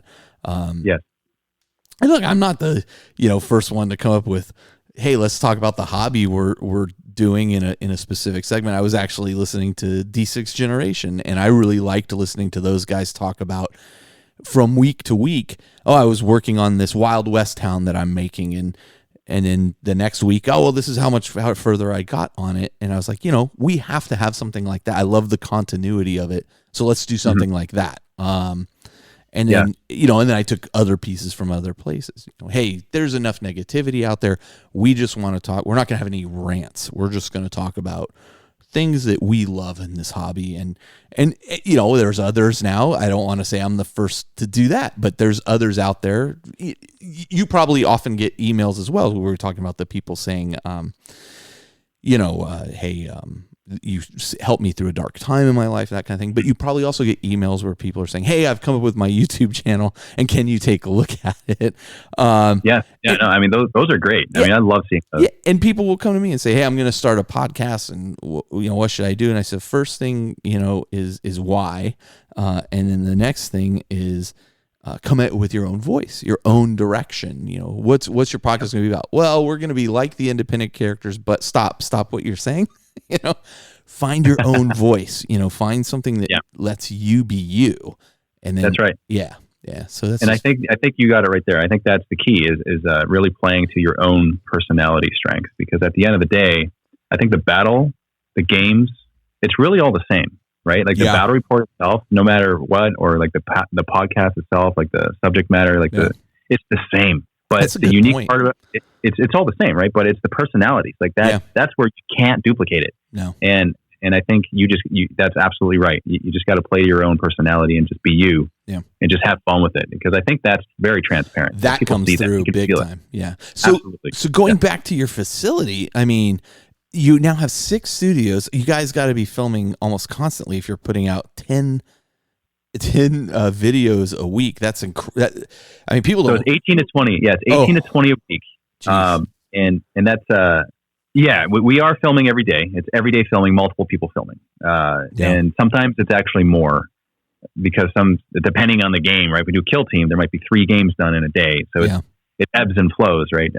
But we're actually upping it even more because of the campaigns that we're planning. Like, here's an example, and this is something that I'm experimenting with. I've not done it yet. Mm-hmm. It's the first of its kind. I haven't seen it yet, but I'm trying it. And so this is what I've done. I've already released this too. So it is the Resident Evil Warhammer 40K immersive narrative campaign experience. And so what I'm doing is I'm combining my love for Resident Evil. I've been a fan of the video game. yeah. Right? For 20 years. I played the first one, right? Scared out of my mind when I played the first one. I loved it.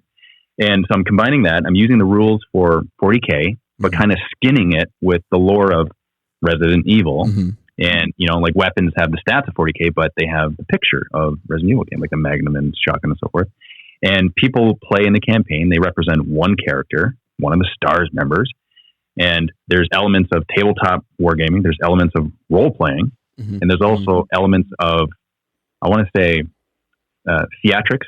Yeah. And I don't want to say LARPing because it's not exactly LARPing, but it's acting and it's immersive role play. Mm-hmm, and so the actual building itself will be part of the campaign. And so as an example, I got a good friend of mine, Miranda, Wargamer Girl. She dressed up as Jill Valentine, and we went around the bunker in various locations filming her because people who participate in the campaign will receive special messages on their smart TVs and in their bunk rooms every morning from Jill Valentine. And the message really could be, hey, Barry, I left some supplies in locker number 7. The code to locker number 7 is on the side of the vending machine. I hope this helps you in your mission today. And so that's an example of a message, right? So then now the person wakes up, they go downstairs, they find the code on the vending machine, they open up locker number 7, and then they receive a sealed envelope, and then it's a card that they attach to their character in the game for that day. That's really cool. And so, and so I had this idea. I'm like, man, I got to do this because first and foremost, I would have so much fun doing this. For sure. And I just want to have fun with a bunch of people, right? Yeah. And I love all these aspects. I want to combine them all together. And I only made 5 spots available for it because, having more than that would be unwieldy because everyone's playing in the same game at the same time. And so 3 people have responded so far, and they've confirmed and booked the rooms and everything. And one's from California. The other 2 are from other areas. And it's exciting, right? Because it's something new. And I did a kind of a proof of concept with a previous campaign recently. I want to say in the new year. It was Fallout, Warhammer 40K Fallout campaign. So it's based on the game Fallout because I love Fallout. Yeah. And same thing. Use the rules of 8th edition 40K as a baseline. So people that are watching it, they don't have to learn a new rule system. They just watch it and enjoy it. And if they're fans of Fallout, then they'll enjoy it even more because they know exactly what all the references mean and what all the names of the weapons are, and it's all familiar to them, right? And then the storyline, it feels familiar. And it's done in a hobby that they love with a lore that they enjoy. And so it's cross-promoting, cross-pollinating these 2 loves that people have. And I'm doing the exact same thing with Resident Evil. And so if it goes well, then this will be something that we do on a regular basis. Oh, that's so cool. That is so cool. And then with the bunker, we can do it, right? Yeah. I mean, you have the freedom to do pretty much anything you want in that location. That's amazing.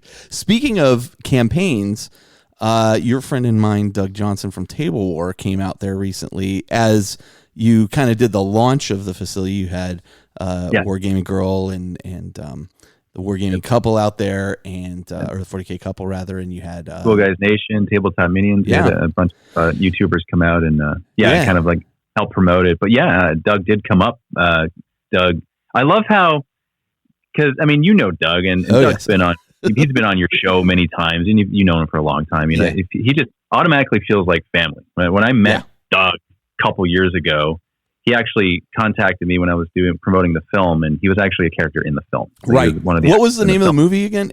I know the Ranger's Bloodstone is the movie. Bloodstone. Ranger's Bloodstone. Yeah, it was the feature film that I made because I wanted to do it. I wanted to make a film. It's been a dream of mine all my life, and so I just did it. I know he has a Blu-ray of it, and we keep meaning to sit down and watch it, and we haven't watched it yet. We give him a hard time. Oh, okay. When you do, I've got to know your reaction. I got to see. There's got to be some sort of because I know that he would have a lot of fun. Yeah. Because he tells people all the time, right? Because I actually just for fun, I included his picture on the back of the Blu-ray, Yeah. like of him and his character, right? Because Doug is Doug, and he's a good person who likes people, and it's a lot of fun. But anyway, back to when he came up for the bunker, the grand opening. We had planned this many months in advance, and it was going to be a Blood Angels versus Orcs narrative campaign. And I got Miles Drake, he's the Black Library author, to actually write the narrative for our campaign specifically. And then Doug specifically designed a new fat mat and a kill team, couple fat mats for it. And just specific to the campaign, and will be launched when the campaign is released in a couple weeks. And so, I mean, it was really, really awesome. Really, really cool. We had never done that before, and we just had a blast doing it. And without giving any details away, because I don't want to give anything away, it's every game. I don't even know how it worked this way. Every game was a nail biter. It was just like back and forth. And those are the best kinds of games where every single time it's your turn, you're like, okay, I got this. And then when it's not your turn, oh man, I'm going to lose. Every time. Yeah, for sure. That's the best. Right. And he's my kind of player where he plays for fun. He's down. He's really cool. He's down to earth. Right. He's not a win at all costs kind of player. Right. He's not against me anyway. He can be a tough opponent. Let me tell you. That's what I've heard from some people. I guess it kind of depends on the player he's playing against. And not to say tough opponent in terms of like, boy, playing with him is unpleasant. It's always pleasant, but he really knows the game. Like he understands the ins and outs of it. He does, yeah. And there's a lot of things I picked up from him, actually. A lot of things with movement, a lot of nuances. Yeah. I'm like, what? What are you doing there? He's like, no, you can do that. That's totally in the rules, right? You can hover your guy, and what do you call it? You can, kind of move them in and come. And it was just very interesting. Like, man, that's totally right. Totally within the rules to do that. Just never thought of doing it that way before. Yeah. And since I don't go to tournaments, I haven't seen that, and so it was just fun, right? And so you guys played this out over 4 or 5 days. Yeah. So he was here for the week of the launch of the grand opening, and then he stayed a week after for us to film the campaign for 5 days. He's like a tick. You really can't get rid of him very easily. And when he does go, there's blood. Yeah. He kept sending me pictures as he was very excited about the campaign and what was going on, but you guys filmed all this, so it's going to be or is viewable already? No, not viewable yet. Not quite yet. It's in the editing process right now, and so it will be released in a couple weeks or so. Yeah, and he kept sending me pictures of the fat man. He's like, hey, don't share this yet, and the terrain that he was printing. In fact, the reason he printed all that terrain, which he left with you, I know for a fact he left with you. Was the reason I bought a 3D printer, because he was showing me that terrain and what printer he was printing it on, and then I was like, I gotta buy one of these 3D printers now. So awesome. Yeah, the terrain is phenomenal. Yeah. So cool, cool. And I feel bad. I forget the name of the terrain company that actually printed it out. Yeah, I can't recall off the top of my head, but it is cool looking. I'll talk about it in the show. I'll put it in the show notes because it is it's actually a crash. It's pieces of a crash ship, but you can kind of use the walls differently, which is pretty neat. Yeah, very cool. But yeah, a blast playing against them. It was certainly. Heck, I would love for you to come up, and for us to do a campaign together. I think that this is an official invitation, Carl. Well, fantastic. I wanted to come up for the opening. You had extended that invitation, and I was like, there, with Nova, with Adepticon, with all these things going, my kids going off to college, I couldn't do it. But in a while, this is something I definitely want to pursue, because one of the reasons I go to Adepticon every year was because there was one year I didn't go, and I was in, worst comes to where I was in Salute in Europe, but still I was seeing all the pictures of Adepticon, and I was like, I had that complete, I'm missing out on this stuff. And then you guys were posting all these pictures and videos, and, Uncle Adam was there posting videos and all this stuff. And I'm like, oh my God, just so upset that I am not there. So I definitely, Doug kept saying, you got to be here. I'm like, yeah, I know. But now I am, I'm committed to, I want to come out there. We got to just find the right time. Now, we didn't talk about where the bunker's located. Let's talk about where it is. So it is, the address is 214 King Street in Welland, Ontario, Canada. Canada. We have a voice to text that should be pretty clear where it is. So it's in Canada. It's actually close to the border where Buffalo is. We're about 30 minutes from Buffalo. Interesting. And anyone were to flying into Buffalo is definitely the best choice. Other than that, it's Toronto Airport, and we're about an hour and 40 minutes from there. Yeah, not far from there is also they do an F1 race every year, which just happened a couple weekends ago, and that's something that my friend has been trying to get me to go to. So maybe I'll double dip into something like that with you guys. But I would love to do this.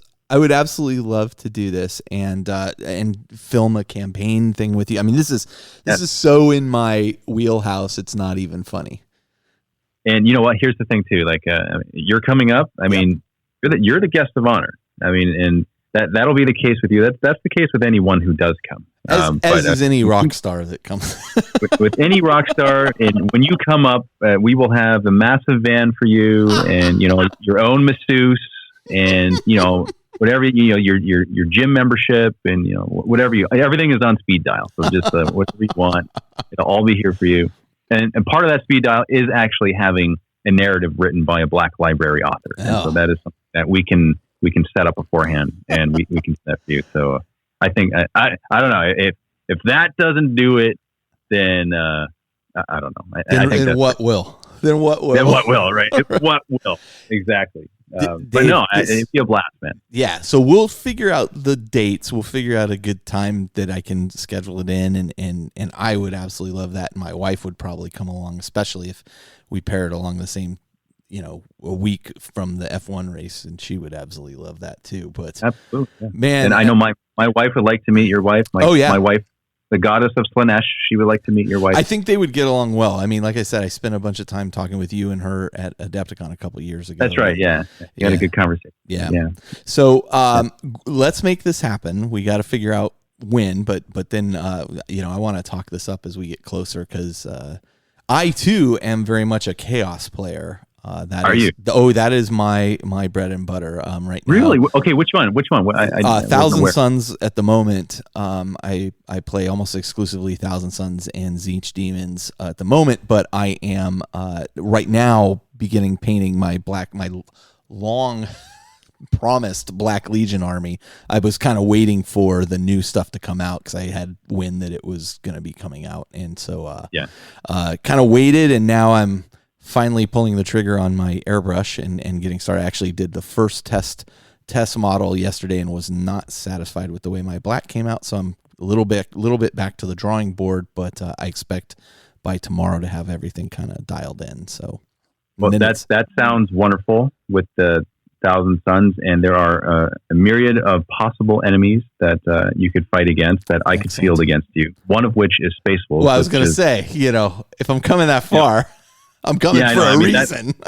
That's right. I mean, that's the longest rivalry, right? I mean, like that would be probably the most fitting. And I think that would be so badass. Yeah, that would be cool. And on going on painting armies, I got to mention something because it's been a long time since I've painted. Like years. It's been years. You and me both, buddy. Right? I commissioned my Thousand Suns, but I promised I was painting my Black Legion myself. So that's me. Yeah. So what about you? So I have the Mark of Dave, right, which is the opposite of Wizzy. Yeah. And honestly, I started it many years ago because I had a bunch of guys that had they had flamers, but I wanted to field Meltas. I'm like, okay, those guys don't have flamers; they have Meltas. And it was actually the audience that created the Mark of Dave. They're like, okay, so that guy has the Mark of Dave. He's got a Melta, not a flamer. So that's how it started years ago, right? And someone actually coined it, Mark of Dave. And then Chris, he designed the logo for the Mark of Dave. And so now, so what I'm doing is I'm actually going to create a Mark of Dave army. It's a chaos army. Mm-hmm. It has a white color scheme, but it's gritty. Mm-hmm. And the weapon options for the guys, like picture an Aspire and Champion, right? Yep. And he's got he's combi, flamer, combi, whatever, right? I'm going to model them so that every single option is modeled on it. So they're going to be like cartoon guns. Yeah. So it is Mark of Dave. It's the opposite of the nothing on there. It's everything is on there. Everything is on there. And then for the close combat, it'll be like this massive spear with an axe on the one end and the sword on the other end. And so it's every close combat weapon that he can have too. Nice. And that's what the whole army is going to be like. That's and hysterical. So the tanks, same thing. They'll have That's all the hysterical. weapons. It's just going to be, the opposite idea was this, that guys would be like kind of motioning the guns, but there would be nothing in their hands, but it would look like a gun should be in their hands. So it would be an invisible gun. And so it was like, that was the original idea. But I think the second idea, we're having the second idea is better. Well, when I had my wife's Eldar commissioned, and her name being Shell, they quickly took on the name the Sheldar. And, as we were building the Wraith Knights, or Wraith Lords rather, we were saying with the commission guy out is Dave Paints out in England. And he says, well, how do you want these modeled? And I said, you know what? I just want them to look cool. It doesn't matter. She's not going to play in tournaments. We can use them however we want. Let's put this on this guy and this on this guy and all this stuff on this guy. And it's fine. It's fine. It's all good. Yep. Yep. Doesn't matter as long as your opponent knows. So that's right. Yeah, that's right. Yeah. It's the rule of cool. That's exactly right.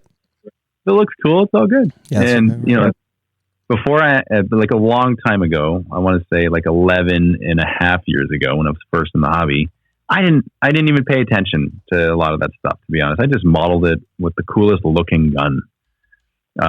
And so it wasn't until later, like, oh yeah, the guns actually look different. They have different stats, Dave. I'm like, what are you talking about? Like, yeah, like you got to put what is actually there. Like, no, I'm just going to count it as that. And that's what kind of happened. Yeah. Yeah. Before I knew what it all was, I was just assembling what I thought looked cool. Yeah. That's right. Yeah. So, well, listen, Dave, we're going to connect over the next year from time to time as we move closer to me coming out there and visiting and getting our plans in order. But I would love to get my 1,000 Suns out there versus Space Wolves. My 1,000 Suns were painted by my buddy Colin Ward, who was doing commission painting, but he's kind of getting out of that right now. But he swears up and down that if occasionally I have stuff I need painted, he'll take care of it because it's a pretty complicated scheme that he's done for me. But I think we should connect every few months, figure out what's going on, and then as it draws closer, we'll talk more. Yes, sounds good. Sounds like a plan. Let's do it. Well, absolutely. Thank you so much for joining me for these last 35 minutes. I really do appreciate it, and we will talk again very soon. Thanks for having me. Thank you. Hey, this is Big Nasty B from Life After the Cover Safe, and I'm at a mall talking to strangers about Table War. Table War develops some of the most innovative products for the miniature wargaming and hobby industry. And I develop pictures. That's great. They develop things like the Fat Mat. Who's Matt, and why is he so fat? Well, first off, Matt is not a person. The Fat Mat is a tabletop gaming surface, and with over 40 different designs, Table War's Fat Mat has become a community standard. I got a Surface Pro. It's like 10 inches. By the way, I'm meeting my friend Simbon. Do you know what that is? No, but I do want to tell you about the Table War Tower case line. Oh man, towers are so huge. Well, it's not that kind of tower. It's the original modular, all-in-one display, storage, and transport system for all your tabletop miniatures. Wow, you're really smart. What's your relationship status? Well, it's complicated, but you know what isn't complicated? Chili dogs. This is true, but also the Macro Mat. Oh geez, not that guy again. The Macro Mat is a one-of-a-kind, innovative photography backdrop, perfect for collectibles, hobby miniatures, and small works of art. Its durability, portability, and functionality in one inexpensive product. I wasn't paying attention to what you just said, but do you validate parking? No, I do not. But if you want more information, head over to tablewar.com and check them out. Table War! All right, and we're back. Hope you enjoyed that interview with Dave. But let's get into the main theme of the show, which is the foundations of Warhammer 40K. These are things that inspired, as I said at the beginning of the show, Warhammer 40K in the setting that we all know and love. Jody, let me let you kick this off with the disclaimer that you've kind of written here. Okay, so when Carl floated this episode to Josh and I, and we sat down, at first I think both of us had the same reaction of our eyes got really big and kind of did the, you want to do that in one episode? And And as such, and I think we misunderstood fully what the idea of the episode was. For the record, I do have a history of saying, yeah, let's just do this in one episode. And like, what army do you choose for 40K? And it turns out it's like 2 4-hour episodes. You know? Yeah, and I don't think we're going to go there. But I did want to start off with saying there's no way we can cover in this conversation the combined knowledge of our listening audience or hit on everything that's relevant and essential. It is purely, as always is the case, this is our opinions and our experiences through the lens of 40K. So this is our attempt to digging through the background of what are the things that inspired the 40K universe as we know it. This is, my teacher speaks as, this is a survey course. This is 101. Right. This is not the graduate level course in this. There's going to be things we miss. There's going to be influences we don't even get into. We're not going to get as deeply into some of the things that some of you would like us to. There's no way we could do this episode in a complete way that some of you out there have more knowledge than we do. And we know that, we're aware of it. But nevertheless, it makes for a really interesting talking point about these. There's a myriad of pop culture, historical, and just known resources that clearly played a role in crafting this wonderful universe we all know and love. So we're going to do our best version of digging through that at a surface level. We are not experts. Yeah. We just play them on a podcast. But in all seriousness, I mean, a lot of this is out there. A lot of this has been discussed. We've compiled a bunch of stuff. We've talked to some people we know. We've done our fair share of research and discussion, but like you said, you'll never hit on every piece. This is the thing that kind of hit home for me a couple weeks ago was just how deep and how broad the 40K lore has become. Oh yeah. It's insanely huge,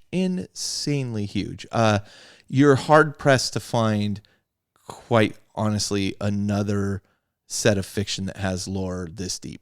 I would even argue Star Wars is not this deep. I'm sure there's a bunch of Star Wars fanboys that would argue with me. I'm a big 40K fanboy. There's the extended universe, but that all got axed. So. Yeah, well, I mean, even including that, I mean, there's nearly 50 novels for the Horus Heresy alone, and that doesn't even. When I first started down this journey, like I was struggling to find 40K books to read.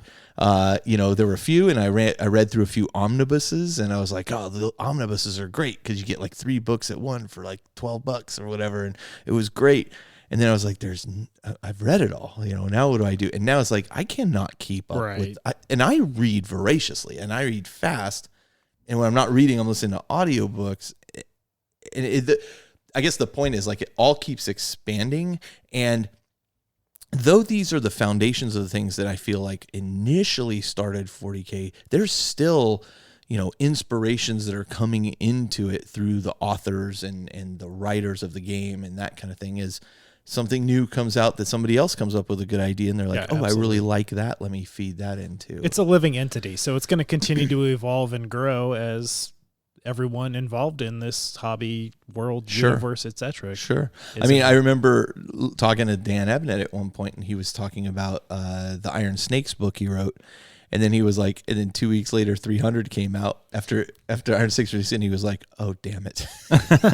Because it had some of the very same and similar feel to it. So, I mean, it's all cyclical. Everything's kind of feeding off each other, and things continue to grow. But we're going to start from the beginning. Right. And the beginning of where did this whole game come from? And I mean, the reality of this, and I think those listening, you get to enjoy what we get to enjoy about talking about this and why this makes for a fun topic is these are some of our favorite things. These go back to some foundational shared experiences. And these are foundational shared experiences I think we get to say we share with guys like Rick Priestley and Jervis Johnson and Andy Chambers and these names and Alan Merritt and, all these guys who created this whole thing. So absolutely. And I'll be honest, I thought about like reaching out to Rick Priestley and saying, hey, would you be interested? But I just feel like he's probably a little tired of talking about this.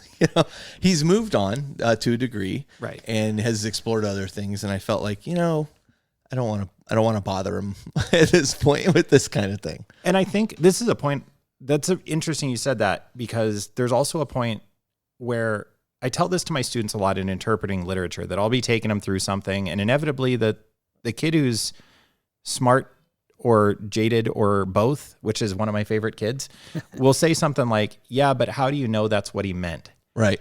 And my favorite, I love that question because the answer always snaps the room into attention of, oh, it doesn't matter. Right. They go, what? I'm like, yeah, it doesn't matter whether they intended it that way or not. So I love that this conversation is really just about what do we see in what they created? Right. You know, that's a good what are point. the influences we see in this that we go, no, there's a parallel here. And Rick Priestley could come on and do an interview, which would be rad in and of itself. But if he said, no, that wasn't an influence for me. No, but there is a parallel here. Right. I'm not, my opinion and the facts I'm looking at to base my opinion on, which is the groundwork of, hey, you can hear the English teacher in me there. I have facts and reasoning behind why I have this opinion. Right. It makes the connections we're going to see just as valid as anything else. Interesting. And you as listeners, I can't wait to see what you guys bring up. So let's start about a little bit of history with Games Workshop. I mean, it was started by a couple guys who basically really liked Dungeons and Dragons and wanted to sell it here not here, but there in the United Kingdom. They came up with a licensing agreement with TSR to sell it. But then ultimately it leads to them producing a magazine with kind of a British focus or English focus, called White Dwarf, which initially this magazine comes out. I mean, you have Dragon, or The Dragon as it was initially called, coming out from TSR Hobbies, the makers of Dungeons and Dragons at the time. And then you had White Dwarf, and White Dwarf focused on, like, you could go into it and find modules for Dungeons and Dragons in there and alternate rules and those kinds of things. But there was definitely, even from the get-go, more of a focus on miniatures. Mm-hmm. Eventually, they kind of break stride with TSR and come out with, hey, we want to go back more miniatures focused, and Warhammer Fantasy comes out. Now, The interesting thing is that Dungeons and Dragons originates from guys who are playing miniature war games and want to include magic and fantasy themes to it, and then it takes on a life of, it's not just fantasy miniatures gaming, but it becomes more about the role-playing aspect. And what if I'm playing that individual guy instead of I'm playing an army of guys, and these guys just basically say, yeah, we're going to take that the other direction. Right. Yeah. So I just find it interesting that they really deviate paths at this point. Yeah. But eventually, there are science fiction models made and rules eventually made to support them, called Rogue Trader. So Rogue Trader's released. Games Workshop signed a contract, which is interesting, with 2000 AD to develop a board game based on Rogue Trooper. Right. And so as to not confuse its customers, Games Workshop named Rogue Trader Warhammer 40K or 40,000 Rogue Trader, and marketed as a spin-off of the Warhammer Fantasy Battle game that they had at the time. And that was around 1987 that was released. Yep.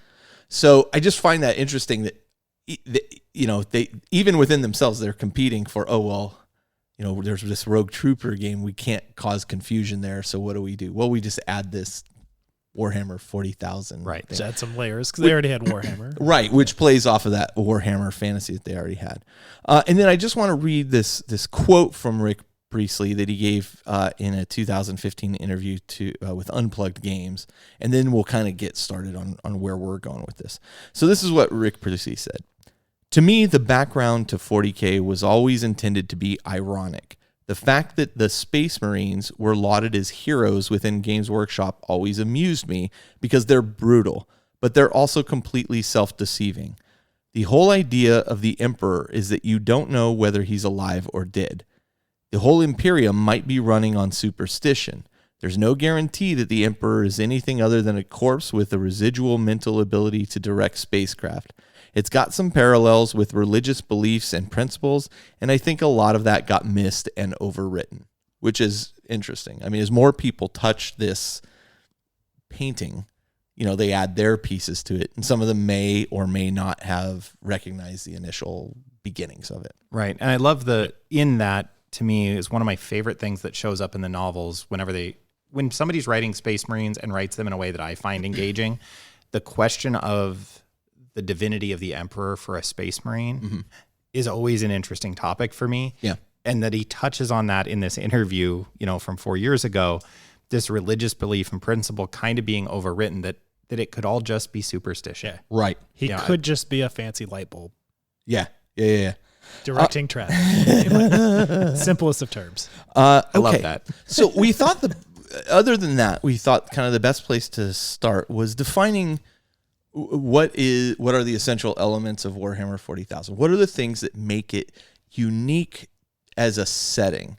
And what's interesting is Warhammer Fantasy kind of just went through this as well. And a lot of this was a result of the lawsuit by Chapter House Miniatures a number of years ago, which is in essence forced Games Workshop to kind of self-analyze themselves. I mean, they looked after that or during that lawsuit, the question came up of, well, what makes this a unique thing to the universe you have created? Like, if you're going to try to give it copyright potential, why is this unique to you?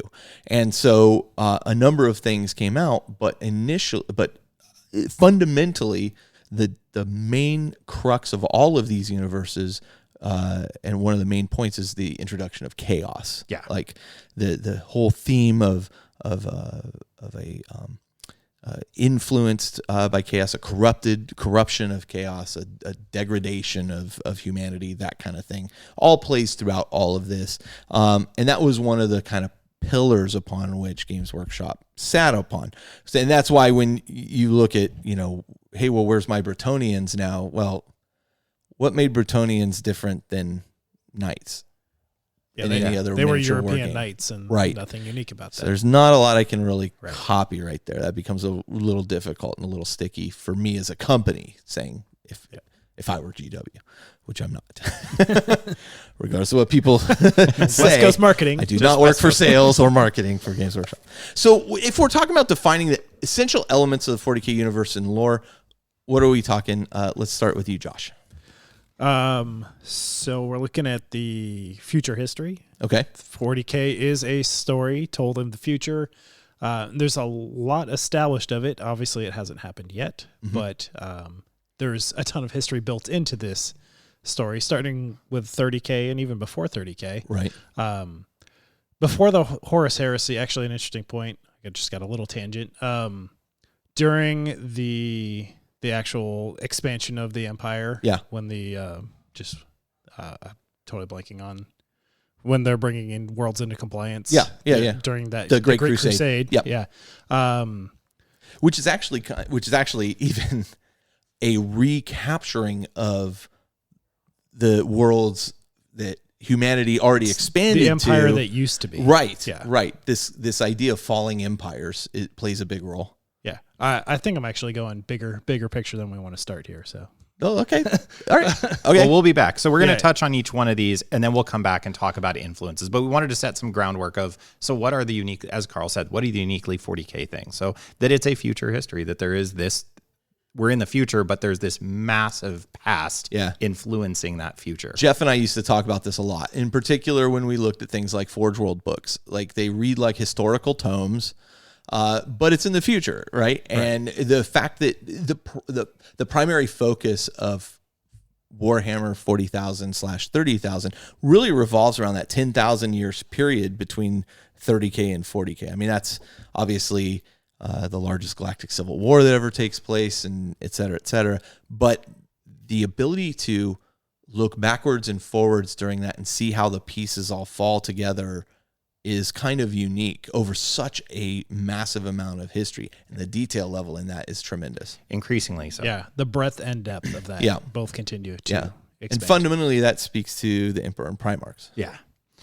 Then the second pillar that's kind of, I don't want to use pillars because that calls back to an old episode, but the second essential element of what makes 40K other than this future history is this Imperium of Man. The Imperium of Man is the plate upon which we are served the 40K It's universe. our perspective. Right. Yeah, it's the lens we look through. And that makes sense. Like, at some level, we're humans. We have to look through the human lens. So the Imperium of Man.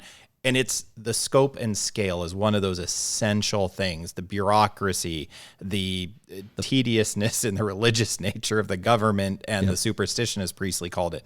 What is hive life like? That the sheer scope of galactic life at this far forward is you can't have 40K without it. Right. It's actually mind-boggling. Yeah. The scale and scope of it. And how do you manage something that big? Right. Well, you can't, but they play at managing it effectively. Smoke and mirrors. Where lives are just, more chips on the table, and they're just spending them like you would currency in a lot of ways. So yeah, I agree. Imperium Man, the size and scale and scope of it. The galaxy at war, right? Actually, one of the most famous quotes, let the galaxy burn. Right. You have a constant state of war within the galaxy, right? There is no peace, there's no respite, there is only war. Right. Which makes for a great thing, especially when you're talking about a war game, right? Yes. Like, why would we be fighting? More like, why wouldn't we be fighting at this point? But I think that's actually a really, really great point that you've got here, which is when you look at the history of the game, I mean, the fact that we are fighting, I say as a human, everybody is fighting everybody. Right. Yep. And sometimes even themselves. Right. Makes for such a setting that it's limitless. Like, we can throw down any army on the table, and there's a reason that army is fighting, even if it's the same army. Eldar versus Eldari versus Eldari, right? Right. Why? Yep. Well, this one prognosticated that this one needs to go away, otherwise the worse thing happens. I mean, you can make up literally anything. And there's very well-established examples of Imperial forces fighting Imperial forces. Constantly. So, yes. Yeah. So, agreed. And you also mentioned the style of warfare there. Yeah, that the way, not only are we constantly fighting, but the way battles are fought in 40K, even by 40K standards, primitive understanding of warfare makes no sense. Right. They should not be fighting like this. Why the hell do they have swords? Right. And, warhammers. And other than they look cool. I mean, that's one of the greatest memes of all time is the commissar imperial commander at the top of the Lehman Russ with his sword out. Drive me closer so I can hit it with my sword. Right. It does make no sense. That is a really, really good So there's point. an absurdity to this nonstop meat grinding galaxy at war. But then the way everybody fights is this really uniquely strange thing. Yeah. That I think is uniquely 40K. And it's to go back to Rick Priestley, it is, if it weren't so grimdark, it's funny. Right. Like it's so, when you look at the way we fight, it doesn't make sense to the point of being comedic. Right. But then when you start playing it out and you look at the history, it makes it like, no, this is gritty and awful. Like, it's this wonderful juxtaposition. So. Absolutely. That's a really good call out, by the way. Yeah. Thanks. And then the factions. Yep. So we have many forces competing in this galaxy spanning range of conflicts with the Imperium in general, and there's several factions within that. Poster boys being the Space Marines. Yeah, But I think the most iconic absolutely of all of the armies. You're hard pressed to find a 40K player who does not at least own some Space Marines, or has at some point. I think even Jody owns Space Marines at this point. Kill team. He does. I Yep. have a squad of Ultramarines. The rumor has always been that they outsell every other faction. The counter argument being, well, they keep making more stuff for them, so of course they outsell. You go with what you know, right? But I mean, yeah, super iconic. The Space Marine. I mean, that's fundamentally what it all really comes from. Right. You can't talk 40K without talking about Space Marines. Absolutely. It's not possible. That is the jumping off. And I'm realizing that was literally what I was trying to do when I was typing and brainstorming with you guys. This list was, what are the things you can't talk about 40K if you don't talk about these things? Absolutely. And trying to get that down to as tight of a list as possible. Yeah. And Space Marines probably should have been the first thing on the list. It probably should have. I mean, it was ultimately, I think, the first miniature that they were like, well, what do we do with this thing? Yeah. It was a Space Marine. Yeah. Yeah, it is. It's what started everything. All right. Chaos and the Warp. Chaos and the Warp. Fundamentally, we already kind of touched on this at the beginning, but this is one of the, to use the term, one of the pillars of the argument made during the lawsuit Games Workshop found itself in was, this is the thing that is unique to our setting that signifies and differentiates us from other locations. Foundation element. Yep, hands absolutely. down. Yep. And the concept of the warp as not only another dimension where evil, quote unquote, comes from, but also a means of travel, like how it interacts with everything here is so fundamentally interwoven. Right. That is such a 40K piece as well.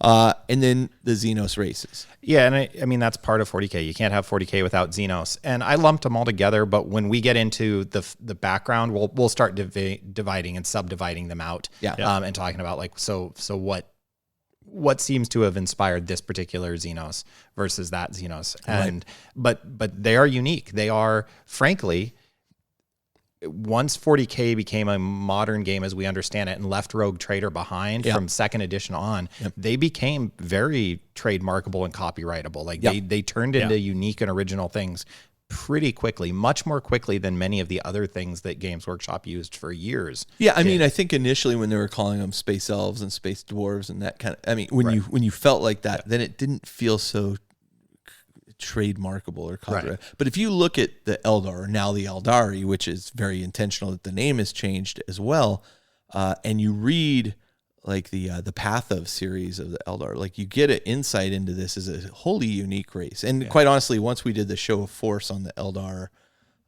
forces, like it became so apparent to me that there was so much thought given to this that has not changed. I mean, it is almost as it was written before, and it's so deep and wide. It's more than just lifted from some fantasy novel. Right. Yeah. A community member just recently posted the White Dwarf, the original Eldari Pathway White Dwarf.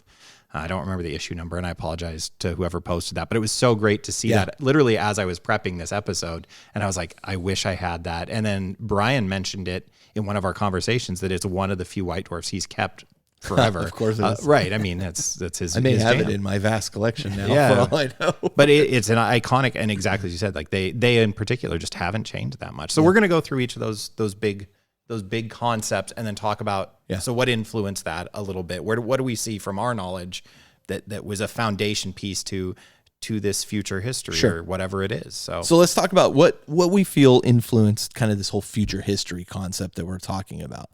And this goes really, really deep. But one of the things I tossed out here was the poem Paradise Lost, which is a lengthy, like this is how things were written back in the day, but is a poem concerning the fall of man in the Bible. And in particular, the temptation of Adam and Eve by a fallen angel, which is Satan, and their expulsion from the Garden of Eden. And Milton, who did the poem, the purpose is stated as to justify the ways of God to men. And so when you talk about this, all of this stuff directly and all the biblical stuff directly mirrors the Primarchs and the civil war that breaks out and all of that. I mean, it's the names are actually lifted from many of the mythological. Abaddon himself is listed. Ezekiel. Yes, without a doubt. So when you look at the Bible, you look at these parallels to the Catholic history of the fall of angels, the creation of Satan. You know, better to rule in hell than be a slave in heaven, or I can't remember the exact phrase. I'm very close to it. But such an interesting parallel and turning it into a science fiction setting. Right. Like that is, I got asked a while back why I chose the Word Bearers as my 30K army. And I was like, the thing that I like about them is I like the concept of heresy, and I like the concept as a villain, right? I like the concept of like corruption, and nothing seems more evil to me than something that was good and then is turned on its head, and then becomes depraved. And so I think that those kind of mirror each other so nicely, and it makes for such an interesting science fiction setting. Like it's just another view of it from a science fiction perspective. I think it makes it very, very interesting. And I think an important point to notice there with this future history and the biblical influence, both in terms of the Emperor and Primarch and Paradise Lost and all of this, is that notion of, exactly as Rick Priestley called out in that quote you read of his, of the superstition of it all. And I'm not casting aspersions or judgment on people's religious beliefs. I'm saying that belief system and that this future history is based on this immovable belief system. Right. Much like our own real, and that's why it feels good. It feels real. It feels like you can latch onto it, is that notion of latching onto an immovable belief set. Yeah. Is something we do in our day-to-day life. And so here they've sci-fied and 40,000 it. They, instead of going to 11, they went to 40,000. Right. And, they made it this incredibly unmovable, layered, nuanced belief system. Right. That is, I love that you grab that quote. It's the justifies the ways of God to man. Right. Is there anything more appropriate that could be said of the Imperium that justifies the ways of God to man?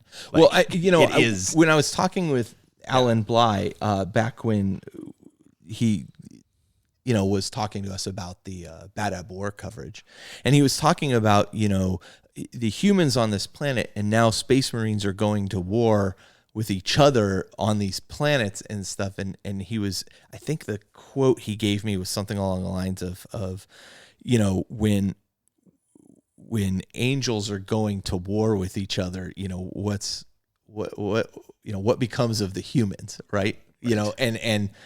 And so it was just a very interesting that he definitely, of all the people I know, and I think guys like Aaron and John, who are also close with Alan, would say Alan had his finger on the pulse of what was 40K and what was it about and what were all these, and he would do a good job of pulling in these really nuanced small pieces that a lot of us are still like, we'll see things and we're like, oh, that's where he got that. That was very interesting. And then there's Zoroastrianism, which this is something I was not familiar with. A person pointed me to this in the process of doing this. And so I was watching a couple of YouTube videos about it. And the piece I wanted to pull out of this YouTube video was, this was an ancient religion that I think it's even in some cases still practiced today. But really the fundamental core of this, and this was kind of the first real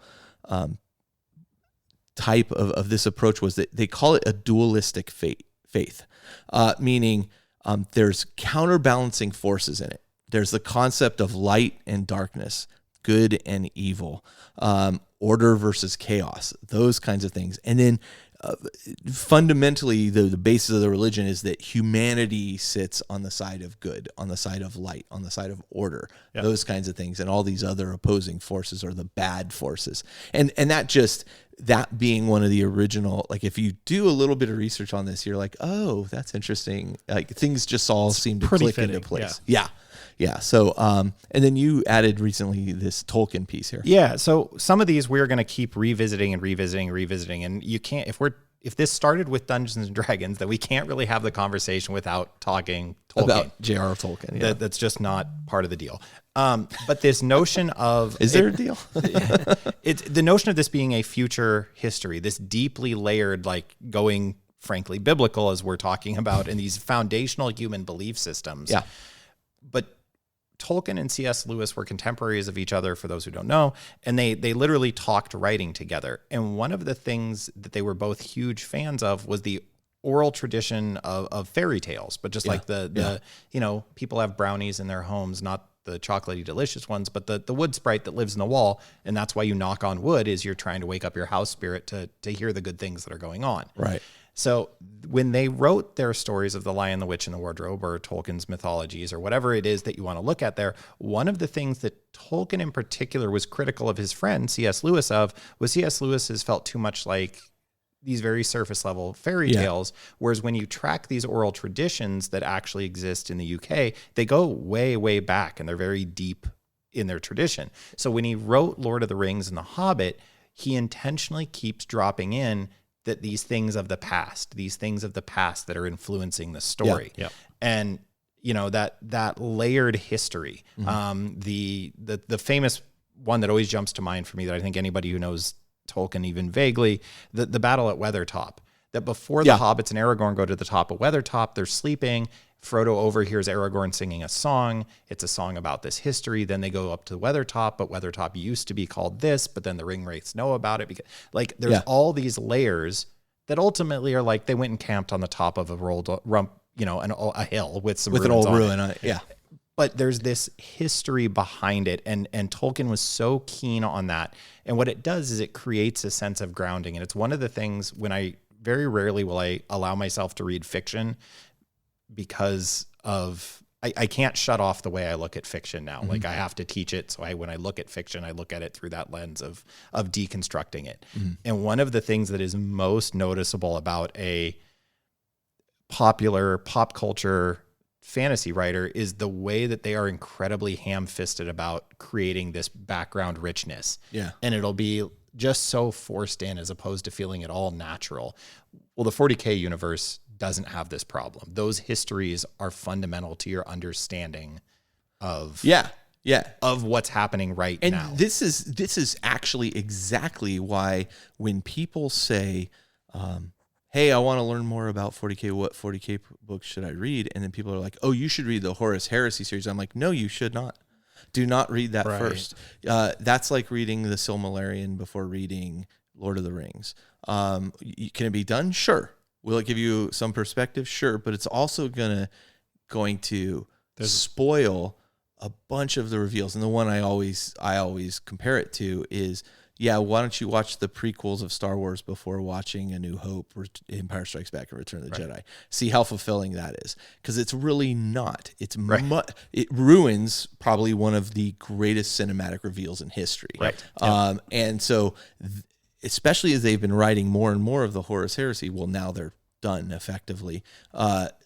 They are dropping in all these amazing tidbits that you're like, oh, so that's where that comes from. And if you're reading that before understanding that we're still talking about that in 40K, then it loses its impact. If you don't have the 40K context to it, the 30K nugget that they drop doesn't hold up. It doesn't it doesn't deliver. And I agree with you. I mean, the Tolkien stuff is just like beautifully layered. I mean, the guy was he was a linguist and everything. And so I can see why he would be critical of C.S. Lewis. And honestly, the comparisons between those two, I think of one as more like a junior high school read and the other like, as an adult, you can see multi layers to that are still intriguing. Yeah. So anyway, I mean, I think you nailed, that's actually a really, really great point. 40K now has such a history. I mean, it's 30 plus years old. It has such a history and it's so layered and they've done a good job of honestly taking this, like what I always jokingly called the like cocaine fueled, punk rock, write this crazy story into turning it into a real story about tragedy and fall and heroic moments and humanity and horrible moments. And humanity. And now, as much as it doesn't make sense, it does make sense in the context of the Warhammer 40K universe. And that is why it's uniquely 40K. Right. And it wouldn't be it. You and I were just talking about, you had a friend come into the Astronomicon who doesn't know anything about this. And I think anybody who has been into this for a little while has had this experience of somebody's like, so tell me more about that. And you have to have that internal thing of like, my God, where do I even start? Like, how do I even begin? And like, I think a lot of us have our canned like, oh, well, it's like this. And then if the common response is for me, oh, so it's kind of like D&D. And I go, it's very much like that. Cool. Because to take them and to go, no, it's not actually, and then take it any further than that, that's a level they probably don't want to know. But I can't explain what this is we're doing without digging into this vast chasm of history, like that we all just accept as commonplace. Like Games Workshop should look at my work, right? I mean, I work in a cybersecurity company, and we had like a elevator pitch that everybody in the company, if you're asked about what does the company do, like here's the elevator pitch, right? Here's the 3 lines that you want to really get across, 4 lines, whatever it was. I feel like Games Workshop should literally provide us like a short card that's like, when somebody asks you what the game's about, here's the here's the phrase, the paragraph that you want to read them, Right. and then say, would you like to know more? Yeah. So what are these soldiers about? Well, It's a long story. I'll just point him to Independent Characters episode 191 from here on out, and then we'll start that conversation afterwards. All right, so let's talk about the influences that inspired the Imperium of Man and the bigness of it all, as you put so eloquently. it's very here. bigness. The High Lords and the bureaucracy. I mean, I think before I even jump to the one I have listed first, I think the one down near the bottom, the elements of the book 1984 are so poignant, and even in this day and age, so poignant. Right. But the oppressive government telling you what is and is not true, and going back and changing what is not true, or hiding in vaults things that they deem you can't know. Controlling information, telling you who you are. The changing of truth, the overall, overall, the power lies in the hands of a few very powerful people, and the rest of you are effectively just coins, right? You're just there to fulfill the needs of these people. Just another brick in the wall. Yeah, Yeah. exactly. Yeah. Actually, interesting point. So, I mean, people, their purpose is not to lead lives of pleasure and freedom and this, but to serve the government, to serve the greater, The greater minds than them. the greater good as dictated by Yeah. those in power. Yeah. I think that is such a oppressive and but also poignant piece of Warhammer 40K and the bureaucracy of people that work their whole lives in this one thing, just doing this one thing, and I just do this one thing, and it's menial. They're cogs on the machine. Right. And just because we're in that world, if you're going to go 1984, then also Fahrenheit 451. Oh yeah, yeah. That notion of censored information and perceived reality clearly not being accurate, but it doesn't matter that it's not accurate, because this world exists in a level where it just doesn't matter that it's not accurate anymore. Right. So that world view, This concept of hyper control, we're destroying information for your good, right? It's so that you're okay, right? One of my this summer, one of my favorite 40K quotes that I found rattling through my head a lot and playing and painting and reading a little bit and listening to audios is, only in death does duty end. Yeah. And that notion of hearing imperial citizenry. That's a horrific statement. I mean, that is a horrific statement. So what clicked for me this year was but the ultimate duty is for you to die. That's only in death does duty end. And the part I went, so the goal is for you to die. Yeah. Ultimately. That's ultimately the goal. Yeah. And I was like, in a weird way, I don't know. It was just one of those as Matt sometimes people jump into your head and they get too close to the pulse of who you are. Yeah. Matt, really early on when we met, he was like, well, yeah, of course that matters to you. You're an English teacher and words matter to you. And I was like, get out of my head. That's not fair. I have to figure that out. But that was one of those sentences that I just kept pulling at it and went, oh my God, what this is actually saying beyond just oh yeah, you have a duty to fulfill. It's a cool quote. Yeah. And it's a what cool a tough quote. guy quote, Yeah. But is that notion of, so ultimately what is your duty? Yeah. To die. That you have no value Space other Marines than living don't die and of old age. No. In fact, not a lot of people do. And citizens, it's no different for them. Yeah. Right. Yeah, as an imperial citizen, the fact that you exist is what has value. So let's talk. Proliferate and you die. Let's talk about what I feel is the big elephant in the room, which is Dune. Yeah. Yep. I think Frank Herbert's Dune, the universe and the way that humanity works takes so much influence from this book, the series of books, really. Right. Now, Josh, you're a huge fan of Dune. You've read a lot of it. I've read.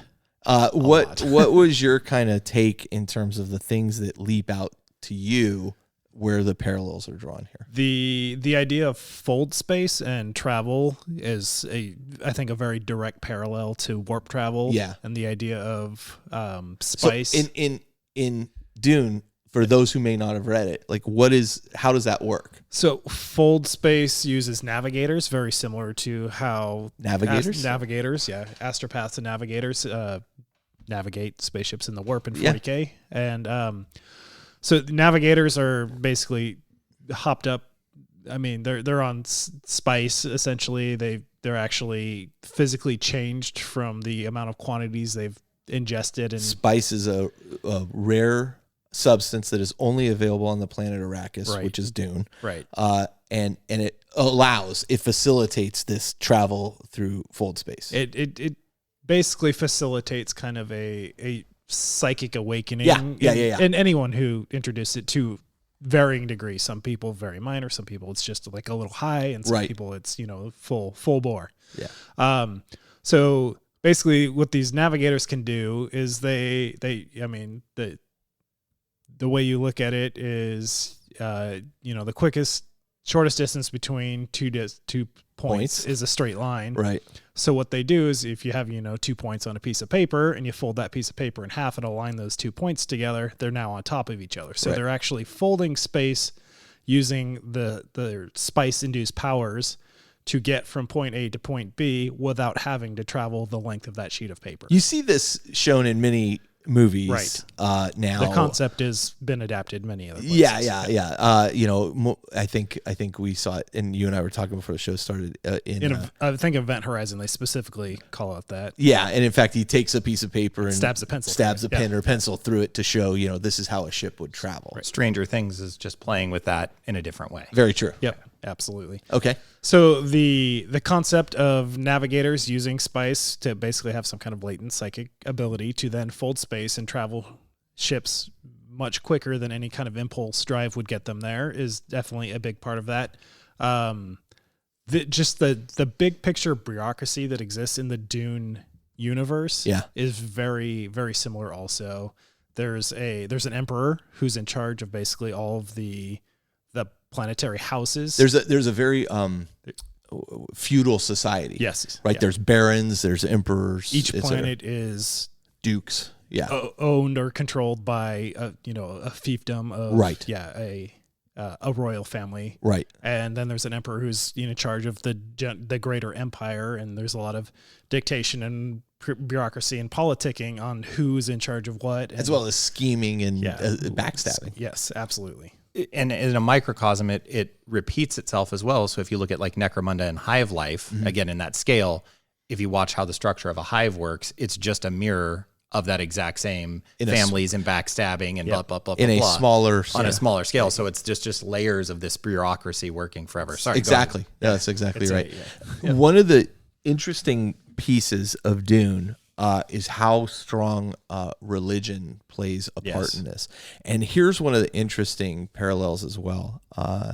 In Dune Messiah, so you have a series of books. There were 3, and then it became 4, and then 7, or something to that effect.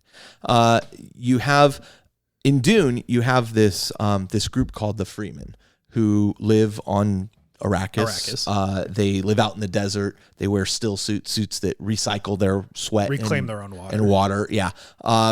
And they are incredibly religious, incredibly, they're kind of modeled after like perhaps Afghanis or something along those lines. They have this concept of jihad with it. They want to execute across the galaxy. Yep. Ultimately, the protagonist Paul winds up with them and then ends up leading them in this revolt. But one of his concerns is, especially at the end of the book, now I am made the emperor. At this point, he basically usurps the emperor. He's become their messiah and the emperor of the entire galaxy. System. Yeah. But his concern here is, what have I created, right? Like, if I'm the messiah of these people, then their beliefs are all true. And so then that being the case, they are going to go out and wage jihad across the galaxy. And I don't know that I can stop that to a point that he doesn't think at all that he can control that. Like it's a unstoppable force. It's out of his hands at that point. Right. So I think it's just interesting that he's kind of a victim of his own success, much like the Emperor in 40K, with his Primarchs, making the Primarchs and the Space Marines. And then, they start running rampant. And how can I stop this? I don't know that I can. Right. When we talked about heroes of chaos, and Brian was talking about Karn and that interaction with the Angron of what's Angron supposed to do after we win? Yeah. Like, what are you going to do with that guy? Because What's his job? yeah, he has can't- one job. So And when that's- we started this conversation with the founding pillars, what I was going to say is at that point too far in, but like Space Marines in 30K, like during the Great Crusade, they kind of have this awareness that there's no life for them after the galaxy is conquered. That's part of the discussion. I mean, some of them do, Yeah. right? Right. Ultramarines are going to be, leaders and facilitators of an organized society, Right. right? Yeah, with Ultramar, I would say, has Yep. its own special exception of planets. But there's several instances in the books of Marines having this cognizant thought of, What am I supposed to do after this? Yeah. there's literally no reason for me to be in existence anymore once we achieve our goal, this ultimate Imperium goal. Well, and also I'm out of a job. look what happened to the Thunder Warriors once they were done Right, with them, exactly. right? Yep.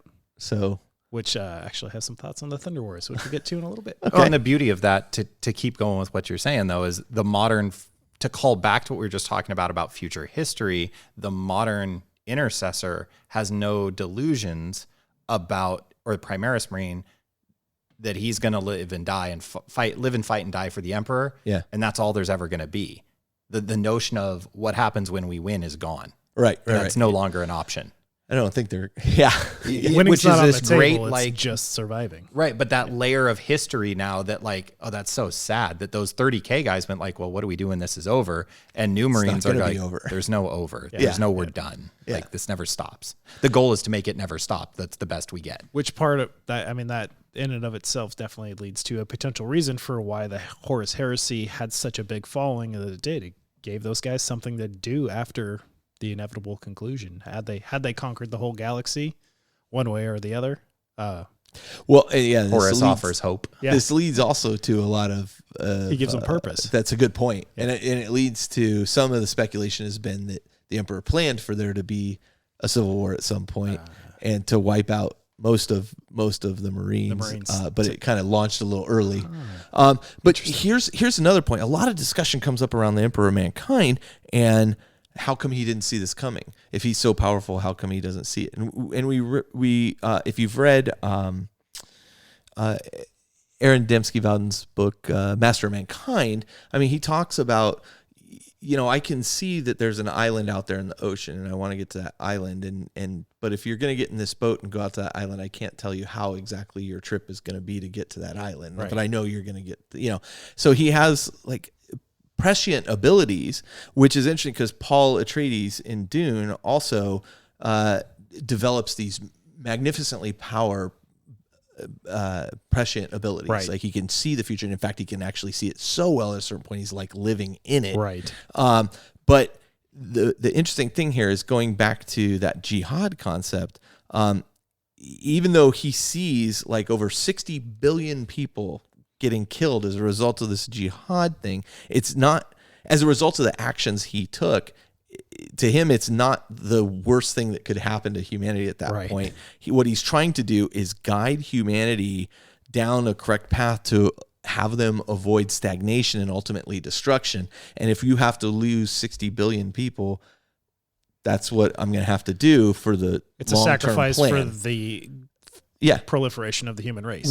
Right. And so it's just, I found that very interesting. And then the last point I wanted to throw out there was in God Emperor of Dune, there's this secret breeding program to ultimately breed people who cannot be seen with this prescient ability, which also kind of reminds me of like Sisters of Silence. How Yeah. Well, along the lines of the Sisters of Silent, there's the Bene Gesserit. Ben Gesserit. Yeah. That tie into the cult, like the religious fanaticism and cult and the ecclesiarchal nature of the Imperium. The cult, the Sisters of Silence, and also just the bureaucracy. Like the Bene Gesserit are kind of actually like secretly in charge of everything behind the scenes. They're a shadow government. Yeah, kind of exactly. Like they're controlling breeding programs. They're having huge amounts of political influence on who's doing what and all. Yeah, the I mean, this all jockeying comes about with Paul's mother is told to give birth to a daughter, and she gives birth to a son, and because they can choose. Yep. And you touched on something regarding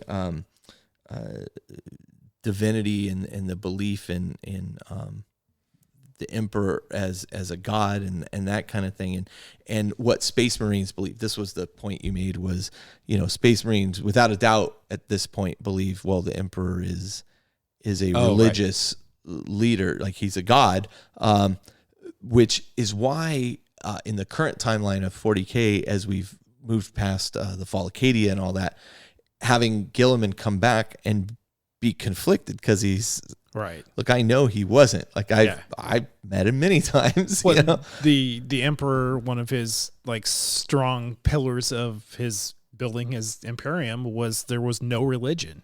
So now that he's out of the picture actively, then him as a religious icon is right. Probably the most dominating aspect of Imperial life. It's a huge ironic twist. Well, which, much like calling back to Dune, much like Paul seeing this jihad happen and going, wow, I don't want that to happen. Right.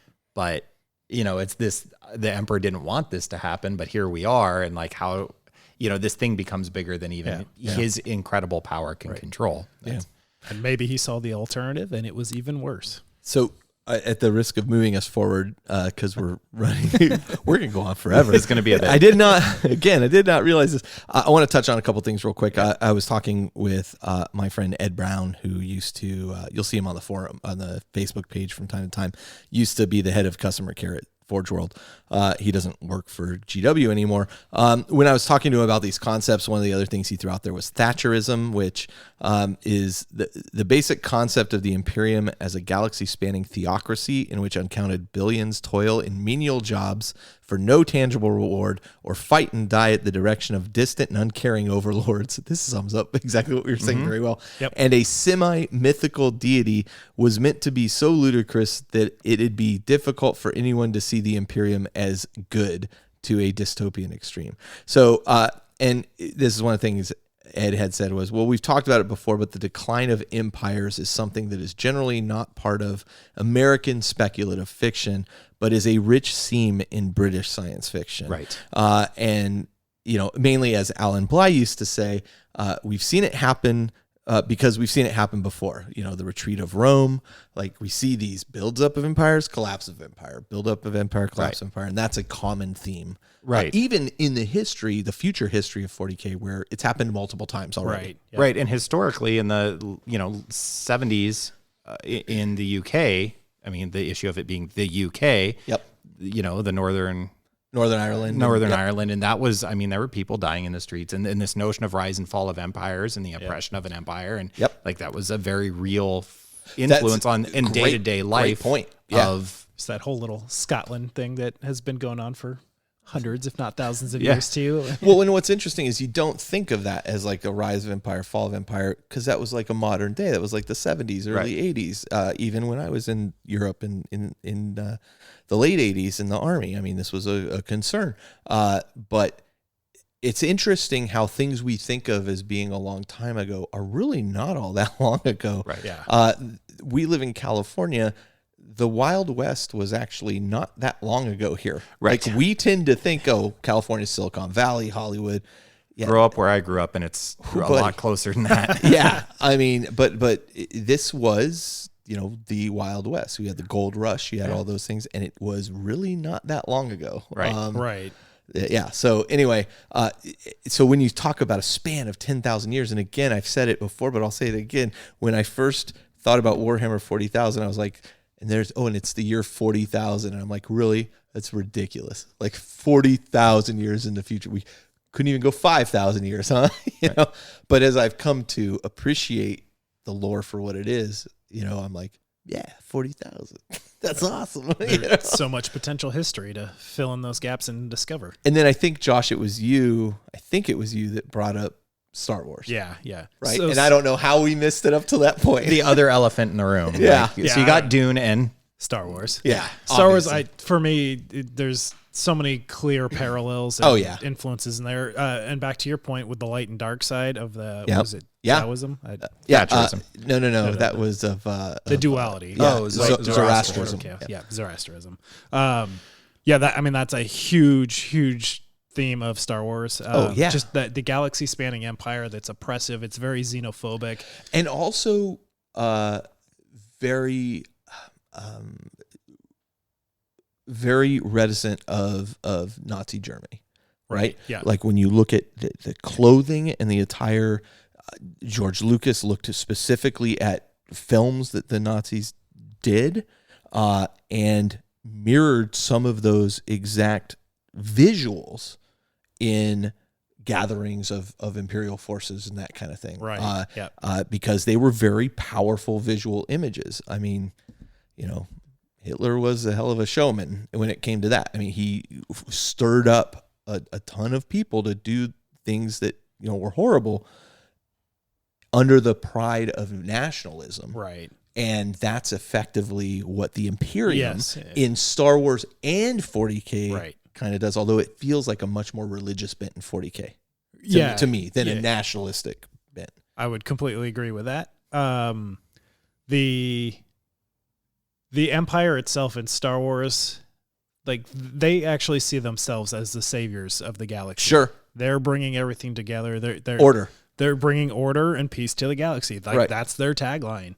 That's basically what Compliance and the Great Crusade was trying to do. Yeah.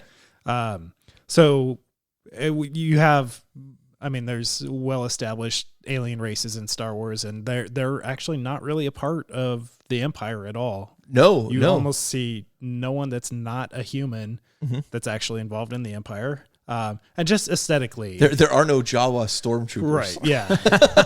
Speaking of stormtroopers, just the aesthetic of stormtroopers and Darth Vader and how those, like, I can't not see those directly tying into the aesthetic direction of Space Marines and this idea of just these of course masses of armored bodies. 1977, Star Wars, it came out. I was 7 years old. It was 1976 or 7. I think it was 77 that Star Wars came out.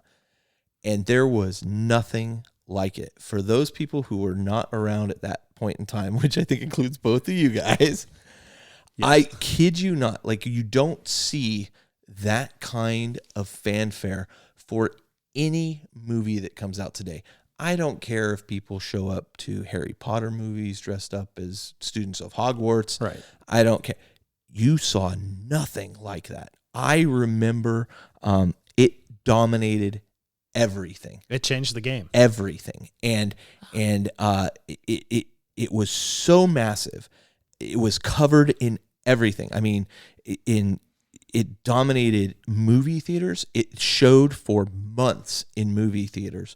When Empire Strikes Back came out, it was even bigger. And by the time Return of the Jedi came out, I mean, this thing was a Goliath. It was so big. I remember you would wait in line to see the movie because it was playing inside. So you were in line for 4-6 hours waiting for the showings to go so that you could get in and see it. And in particular, I remember Return of the Jedi. There used to be this huge theater down in Santa Clara called Cinema 150. And I remember my buddies and I were riding our bicycles, and I saw that the line wasn't particularly long. And I remember going to a payphone, which also existed back then, and making a collect call to my parents' house and getting my dad on the phone and saying, "Dad, the line is not very long for Return of the Jedi. Can we see it tonight?" And he was like, "Go get in line. We'll come over and get in line." And so I stood there in line and then locked up our bikes and we went in and saw the movie. But it was so massive. There's no way it didn't have an influence on this. Like, Right. No way. Yeah. No way. Everybody who grew up riding Rogue Trader saw Star Wars and was in love with it. Right. No, and it influenced, so many things. One of the points that somebody pointed out to me as I'm not much of a Star Wars fan. That's one of my great failings, I know. But is that prior to, not exclusively prior to Star Wars, but largely prior to Star Wars, science fiction was presented in a shine. Yes. You look at Star Trek, everything's very clean. Everything's very nice.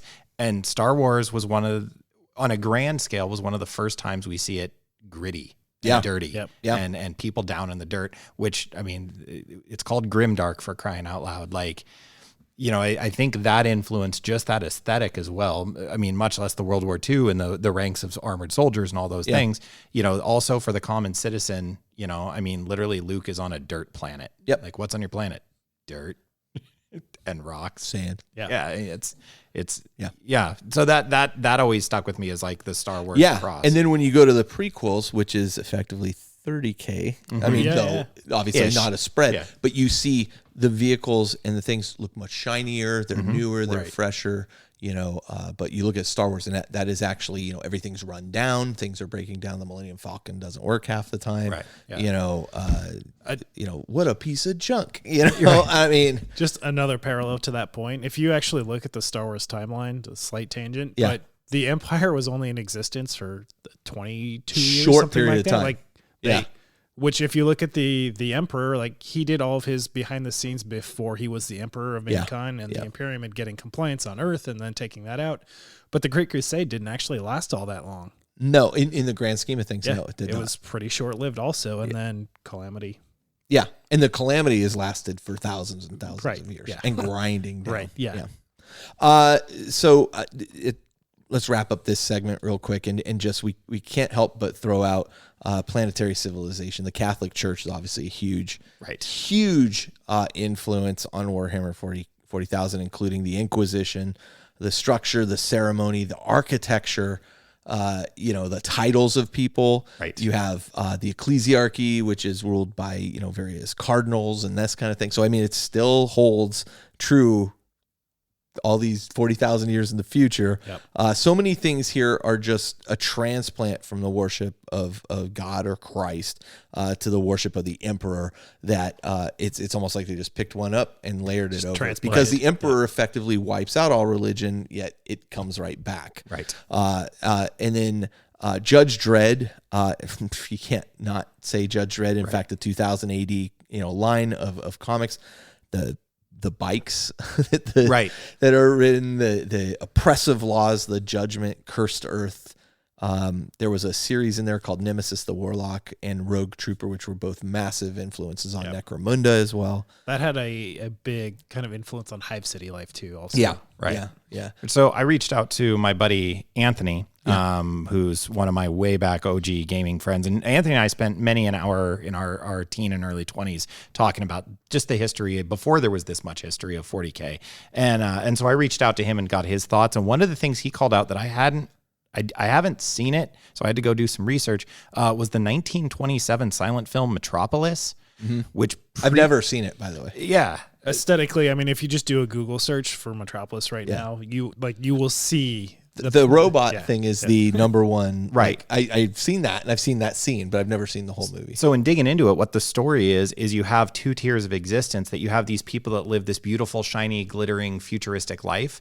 But then right behind that, basically the story is a man follows a woman that he sees, that he finds attractive, and then he gets kind of behind the scenes of this massive hive city, and it's essentially a hive city. Oh, interesting. And humans are running all the machines, and there's this worker class that's invisible to him prior to this, and this invisible teeming worker class versus this other layer of existence. Oh, interesting. And that for the working class, it's this very gritty, again, going back to this Judge Dredd, Blade, we haven't touched on it yet, but Blade Runner, Mad Max, those whole films of that era had this very gritty look, and Metropolis is kind of an early influence of this idea. Way early. Like George Lucas has said it influenced him. Yeah, right. Yeah. Almost all of the great filmmakers have said they've been influenced by it. And it's this, on one level, it's this shining, beautiful thing, but in the background, it's this very oppressive, dehumanizing, gritty workforce, and we see that again and again and again. Yeah.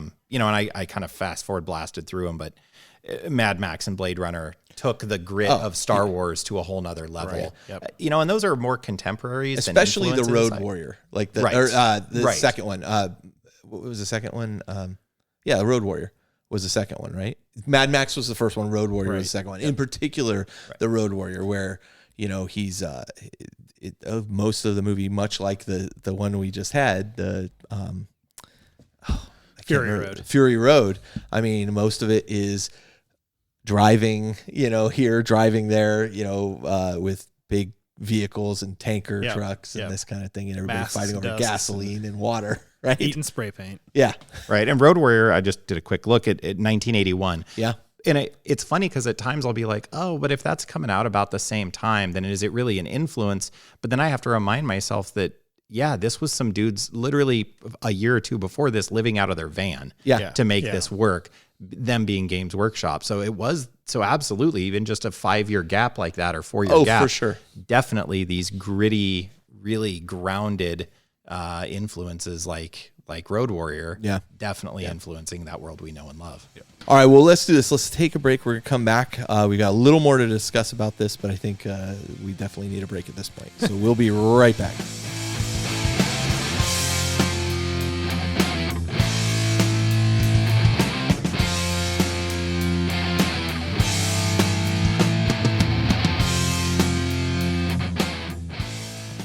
All right, and we are back, and we're back to discussing the foundations of Warhammer 40,000, and I thought the first segment went pretty good. Yeah, and for those we're laughing about not being able to. This it's a sample this episode could go much longer than we anticipated. Thankfully, you guys, for those who were worried, our notes are much longer on the first part than the second here, but I don't know that that's actually going to matter. So let me see. We covered in the first section there, we covered the future history and the layers of it, and then just the scope of how big and gritty and what it would be like to live in the Imperium. I feel like that's one half of 40K, is that like that day-to-day life piece. So now we're going to talk about the tabletop. I feel like let's kill some stuff. Okay. Yeah. That was cool when you shot stuff. Yeah. There is only war. Yeah. So influences for a galaxy at war. Starship Troopers, the book. Yeah. Not so much the movie. Right. Though the movie's still enjoyable in its own way. When we first saw that movie, we were big fans of the Heinlein book, Starship Troopers. And so we left that movie a little disappointed.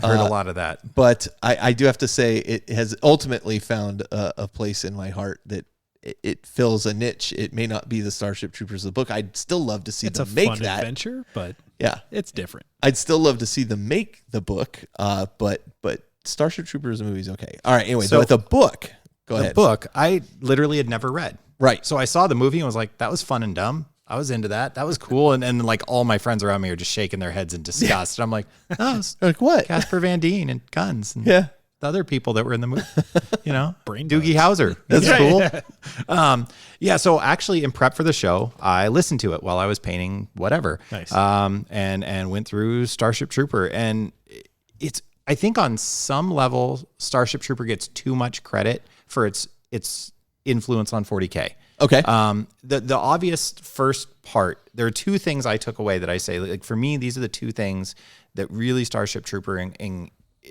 what does 40K take from them? And the first one is powered armor. Like that notion of the powered armor suit and, the troopers in Starship Trooper being able to effectively, a handful of them can level a city. Yep. That space. Yeah. In the book, suit. I mean, they have like nuclear grenades and like all kinds of flamethrowers and guns. Yeah. I mean, all kinds. They can jump like a mile. Yeah. Right. They make actually Space Marines kind of look like chumps. Frankly. Yeah. To be honest, the firepower these guys pack. The old lore of Space Marines was they were leaping building top to building top, and they were way more superhuman than they are now. But they still are, but they obviously, but sure they were to the Starship. Okay, so what was your second takeaway? So the second takeaway from Starship Trooper is the military structure itself, and if we're talking about influences for a galaxy at war and how this war gets ground through, Heinlein does a great job of talking through Johnny Rico about that the MI, the mobile infantry, the Marine equivalent, that, sure, it would make sense for the technology we have to wipe out planets and do these surgical laser strikes. But the mobile infantry is the only ones who can go into a room and not kill somebody, but take them hostage. Mm-hmm. The mobile infantry does the things that aren't neat and clean. And it tells the story from this very dirty level, even with the super soldiers. Their job is to go in and be the boots on the ground. Right. And that aspect of we are the boots on the ground, war is still this incredibly personal and close fought, at the end, the book's from 19 whatever. Look, go spoilers. Ahead, yeah. At the end when they're fighting through the corridors, and I mean, it is like guys are hiding behind rocks and they're buried under things. And, it's this incredibly tight fought thing that no amount of technology would have answered that it's the human suit, the human in the suit Right. that allows that to unfold the way it does. Also, the military being this incredibly layered structure of pilots and mobile infantry and flight navigators, and there's a big deal about only women make the best pilots, Right. and it's something about the way neural connections work for them, that they're just able to do the math and calculations on an intuitive level much faster than most men can. And sure, a man can be a pilot, you just don't see him very often. Women make better pilots. And it's this layers upon layers of these very specific reasons for people fighting in the roles they fight, and the interdependence between, much like our current military of, Navy, Army, Air Force, this layered and heavily structured chain of command. There is a stretch in the novel where he talks about how many commanders are needed for a specific task and what happens when that chain of command breaks down, because Johnny moves into basically officer training. And it gets into this very detailed approach of how a military structure breaks down in the future. And when you go back into Rogue Trader, there's multiple flow charts of what imperial citizenry looks like from the ruling class to the lowest levels. What does an Astra Militarum organization structure look like? What does an Adeptus Astartes structure look like? And then how do those fit in with the High Lords of...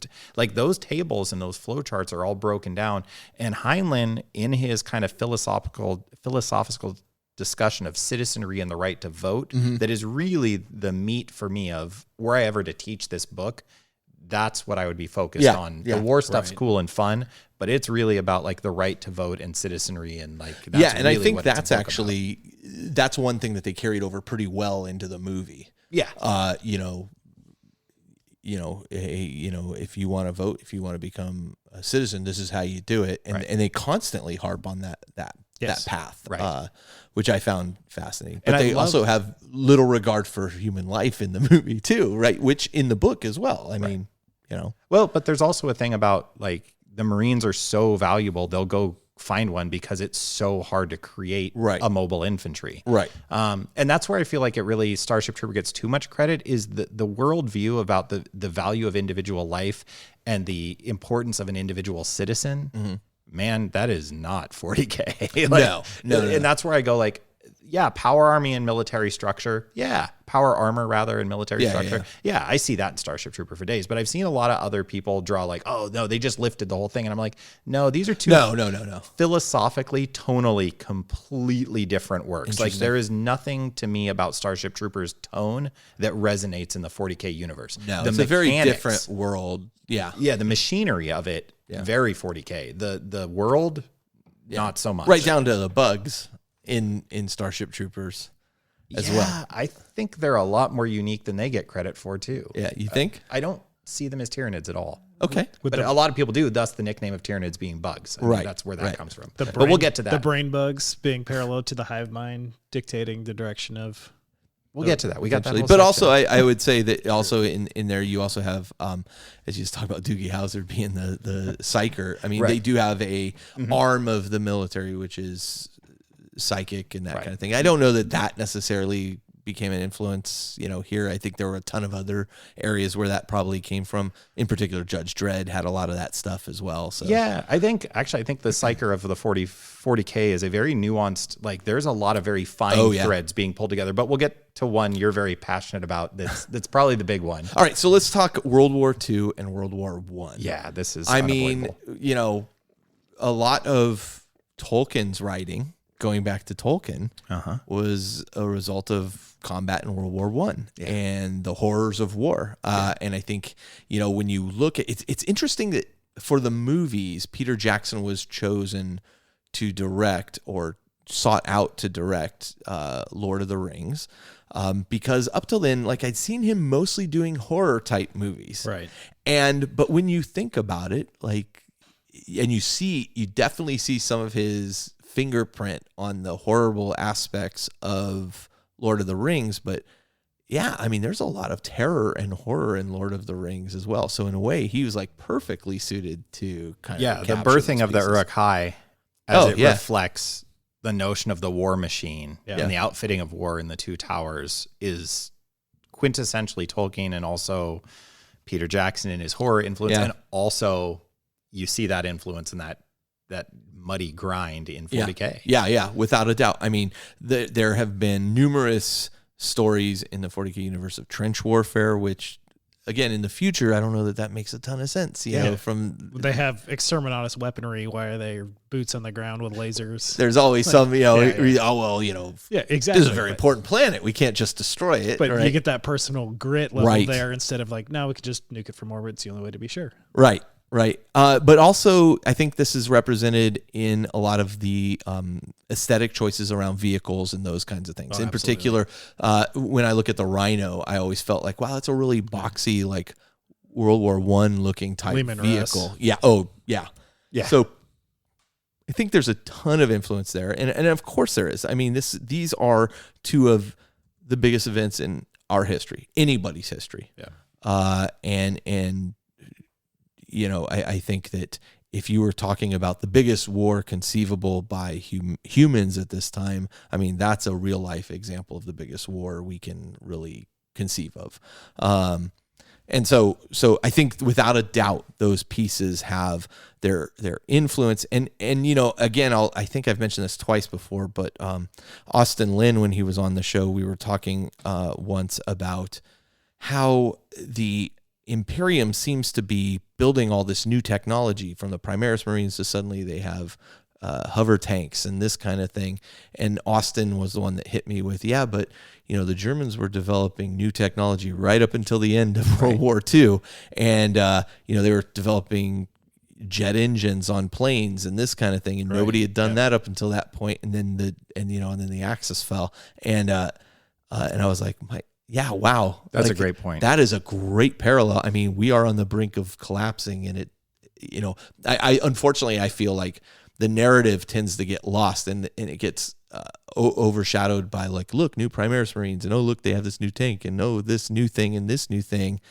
By the way, half of the galaxy is now in ruins. You know? Right. It's the desperate times are absolutely making these desperate measures essential, and that's why you get the kind of last ditch efforts to get a foothold in. Yeah, I mean, you know, when America entered World War II, they initially entered it with like guys learning to fight on horseback and all this stuff, and they quickly learned this is not going to work. That's right. You know? Not the war we we're can't. fighting. Yeah, we can't fight like World War I anymore. And you saw tremendous advances in technology during that period of time. So, I mean, the number of times I've been at a convention or something, and I've seen people enacting an D-Day invasion of orcs charging a hill, and the Marines are dug in on the hill, or vice versa, and you know, those kind of ideas. The new Scorpius disintegrator, the new AdMac tanks that just came out, I mean, are so aesthetically World War II-ish. Yeah, I mean, they look like landing craft. It's a D-Day lander. Yeah, for sure. I mean, that's exactly what that thing, and it, in a weird way,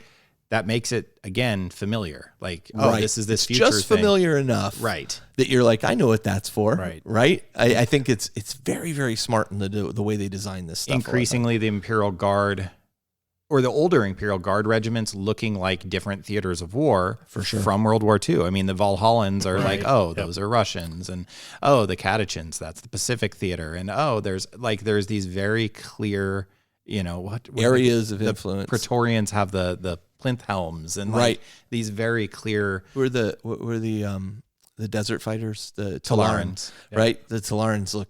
I mean, man, if Forge World did an all Talaran army, That's good stuff there. I'd do IG, man.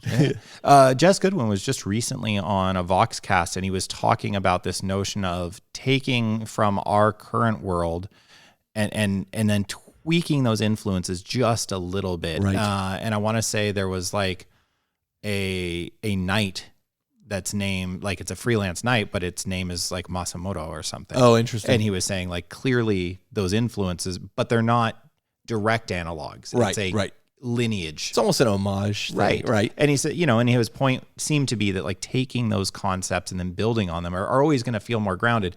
And man, if World War I and II didn't drastically influence that feel, you know, it's mud and guts instead of blood and guts and flesh and bullets. That's the war we're fighting. Right. And as horrific as it is, that was the style of warfare then, you know, the Hamburger Hill kind of thing. Yeah. And as horrific as those real life events are, for a board game or a tabletop war game, makes for very interesting games. Sure. You know, that those very nuanced, meat grinder or this very specific point you're taking, those kind of things work fantastically on tabletop. Absolutely. Just the evolution of war games in general too. They all started out as historical war games with rank and file, either World War II or even, like African invasion. Yep. Combat, and then Napoleonics, that kind of thing. Absolutely. And you get that just trench warfare pile of bodies all stacked together, which, we get the homage now of the one Space Marine on just a pile of corpses fending off whatever masses he can with his lone bolt pistol. That's right. That's right. It's there's definitely the influence of the war games, but also back it's like all to that these World War II things, style. but then taken to the nth degree, right? Like everything is exploded to oh, well, man, imagine a guy surrounded by, 30 dead guys. 30, what about 300, right. And he's standing on a pile of them. Oh, okay, now we're talking 40K. Like, that's kind of where that all comes from. Influences for the factions of 40K. We've kind of touched on the Space Marines quite a bit already. I think there's not a lot more to add there. I think we see influences from Starship Troopers, as we just said, though you feel like probably gets too much credit. Yeah. There's a lot of Judge Dredd in there. Mm-hmm. There's a lot of 2000 AD. There's probably some stuff from Heavy Metal magazine that used to come out. There's just a lot of the Jedi. There. I don't know that we've actually talked about the Jedi. Quite true. Yeah. That any librarian or psyker or anything like that. Psyker's drawing upon the Force, drawing upon the warp, definitely a parallel there. And that need for that incredible level of training and, all that. They literally have something called a Force weapon. Right. Right? Yeah. Yes. So, okay. Chaos in the Warp. So here's how it's funny that we got this far in before we're talking about Chaos in the Warp, and I'm glad when we first talked about the cornerstones of like how do you talk about 40K, that this maybe is the first thing we could have talked about. True. Yeah. True. So H.P. Lovecraft, the writer of Call of Cthulhu and the Cthulhu mythos, as well as Robert E. Howard, who was a friend of H.P. Lovecraft, and he was part of what they called the Lovecraft Circle, which was a group of writers and authors that all worked together to try to, critique each other and improve each other's work. Howard also wrote several pieces that took place in kind of Lovecraftian Cthulhu, universe. But the concept of the chaos gods, in his case, the elder gods, as being like these horrors kind of beyond comprehension, that there were things out there that we can't conceive of that are so horrible that even hearing the name or seeing them can drive you insane. Right. He was really kind of the forefather of a lot of these things, as much as Robert E. Howard was the forefather of the sword and sorcery genre. Lovecraft was kind of the forefather of this style of horror. And so we see that very clearly in Slanesh, in Nurgle, in, maybe I feel like of all the Tzeentch for sure too. Tzeentch for sure, but I think of all the demons, like if we look at Khorne, there you're looking at kind of a very Christian type of creature, right? Another point that I wanted to bring up while we're talking Lovecraft, and again, when I reached out to my friend Anthony, he brought this general concept up as one of the pillars of 40K's mythos, and it just didn't occur to me was the madness of it. Yeah. That the entire thing, as we've said, just doesn't make sense. Like this whole thing, it's why it's hard to explain. And Anthony had literally brought up just as one of his kind of, as we were going through it, and he wrote me this really wonderful, thanks Anthony if you're listening to this, man, you went above and beyond. He wrote me this really detailed dissertation is the right word for it. It was very thoughtful and literally talking about the madness of this world, and that Lovecraft's writing, to me, beyond the elder gods, which is awesome, the thing that I love about reading Lovecraft is the madness of it, this playing with this notion of insanity, this notion of am I crazy or am I so sane I just blew your mind, right? Like that whole, and I think that piece of Lovecraft is, for me, as much as the elder gods being there, what I see is that madness and that decay of sanity, that decay of what makes sense. Additionally, the concept of that, but also the concept of cults and cultists are huge within Lovecraft. So the concept of humans worshiping these other realm creatures of madness being mad themselves, doing so. And then just seeing these things driving you mad, all of that plays together into this kind of, I mean, how many of these stories end with, the protagonist of the story ultimately falling asleep or going unconscious and then waking up and going, did that really happen? Right. Like that's like kind of a standard cop out. Right. I think that, but see, to me, Lovecraft goes the other direction of like, and then you get to the end of the story and you were just talking about that it was a Forge World book for the Eldar character that we were talking about. And at the end, the recounting Doom of Mimera. Yeah. And it's this guy basically has been doomed to 1,000 years to serve as right. I mean, they turn him into a servitor and he's like, his job is to like exist and push a button. Right. That's forever. Yeah. Like that's his punishment for failing. Yeah. And it was, I feel like that to me is very Lovecraftian of like for this horrific ending that like, no, the whole world didn't end, but anybody involved, it would have been better if it did. Would have been better if they just died. It didn't work out so well. That's actually a really interesting point. Sometimes, maybe in Death Duty ends, but maybe you get some release at that point. Fine. But except in 40K, you don't. Like, then you just go to the warp. Oh, great. Hopefully thanks. something blows you up. Yeah. Just nothing left. Oblivion. Speaking of the warp. Michael Moorcock, also huge fantasy author at the time, fantasy/science fiction author at the time, who also kind of conceived of the idea of chaos. In fact, the term chaos and using that as like a fundamental religion and that kind of thing within his world. So those three, I think, largely influence the ideas and concepts of the warp and chaos in general. Giving structure to chaos. Right. Right. A And frame. then I wanted to point out the portrait of Dorian Gray, which is a really interesting story that I feel is super Slaneshi. And if you aren't familiar with it, Dorian Gray it's been done in plays and other things, but here's basically the concept, and there's going to be a spoiler at the end of this, like I'll let you know the whole deal. Dorian Gray is this incredibly good-looking, handsome man. He has a portrait done of him by this artist named Basil, who is super impressed and infatuated with Dorian's attractiveness, and so he believes that Dorian kind of becomes his muse. Like he's like super inspired after seeing him. So ultimately what happens is Dorian gets through Basil introduced to this lord, and he kind of gets into this kind of hedonistic world with this lord where like there's beauty and sensual fulfillment is kind of the only things that they're pursuing in life.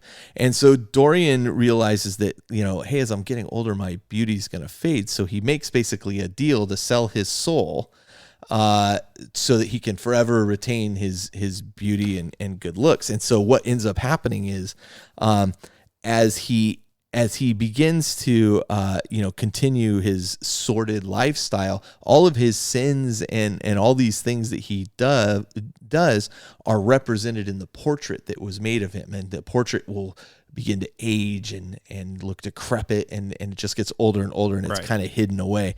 And then ultimately what ends up happening is he kind of goes mad and ends up kind of regretting everything he's done, and goes to town on the portrait with a knife. And when the police come and find his body, they find like an old decrepit man with a knife stuck into him, and that's kind of the end. And in looking at this, like I just felt like, wow, is this like a very Slaneshi kind of story here? Yeah. And I love the brand new Slanesh demon models that came out. They brought in that notion of mirrors. Yeah. That reflection, this is you. This is, and I think Michael Moorcock does a great job of that. And if you want to keep being literary, there's Alice Through the Looking Glass, this other mad world on the other side. And another one that just came to mind actually in going through that it seems obvious at the moment or now, Edgar Allan Poe. Oh yeah. Yeah. There's a story of him. It's very similar with, to the portrait of Dorian Gray, that it's always these alternate realities or these alternate perceptions of our identities. Right. And then that deep corruption that comes from them, I think is the cornerstone of chaos. So anytime you see that duality, but at the same time, it's a reflection piece. It is an imitation of us. And then that that wanting some better version, because that's always how chaos gets you, right? It's I want the better version. Back to Carl's point about the word bearers that kind of devote purity that is then corrupted ultimately and flipped exactly on its head. Yeah, that's it exactly. So when you look at so moving on from the kind of chaos piece, and I mean, I think a lot of that is covered also by that when we kind of did touch on it at the beginning as we talked about the fall of angels and the war, in heaven and all that kind of thing. As we talk about the Xenos races, now, I mean, some of these orcs, Eldar, the elves are actually referred to as the Eldar in Tolkien, mythology. But by this point, I don't feel like they're taking from Tolkien so much as they're taking from Warhammer Fantasy, which is taking from Tolkien. Right? I think that's a fair point. Squats were space dwarves to start. Right. So orcs used to be called space orcs. Yeah, exactly. So we would see a lot of these, what we would consider fantasy tropes now, which at the time, were... And to be fair, Tolkien didn't even invent a lot of these things. Right. He kind of re-envisioned them all in one world being active. But a lot of these were historical myths and those kinds of things. We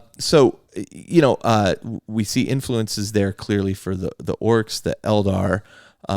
For the Tyranids, I feel strongly we're looking at Alien and H.R. Geiger stuff. Right. Yep. Right. And so I think it's a misnomer to call them bugs because they don't really look like bugs, other than the fact that maybe they have kind of like an exoskeleton. The way they fight, I would say the way they fight is very reminiscent, and Josh, you brought up the point of the hive mind. Right. It is very reminiscent of the Starship Trooper. That's how Tyranids, as we understand them, fight. Right. The Tyranid, the Xenomorph, which is the Geiger alien. Fictional, actual name of the alien. Yeah. Right. That has a lot more to do in common. And when you get into how he was creating... he being Geiger creating the Xenomorph, the alien we know in the Alien movie series, it's about distorting humanity. Yeah. And when you read some of the earliest Tyranid fiction, that's what it is. Like there's faces poking through walls to look at things. As a servitor, we would have we as humans would have a servitor and a camera. They would just literally take somebody's head and push it through a wall, but morph it into the greater biological work. I didn't realize that. Yeah, and like sinews and tissues to open and close doors on giant femurs from something the Tyranids devoured. And like some of the early Space Crusade books get into this very specific. Oh, that's interesting. I didn't know any of that. Doing it at a genetic biological level, they're doing it at a much more mechanical level of the absorption. Right. Yeah.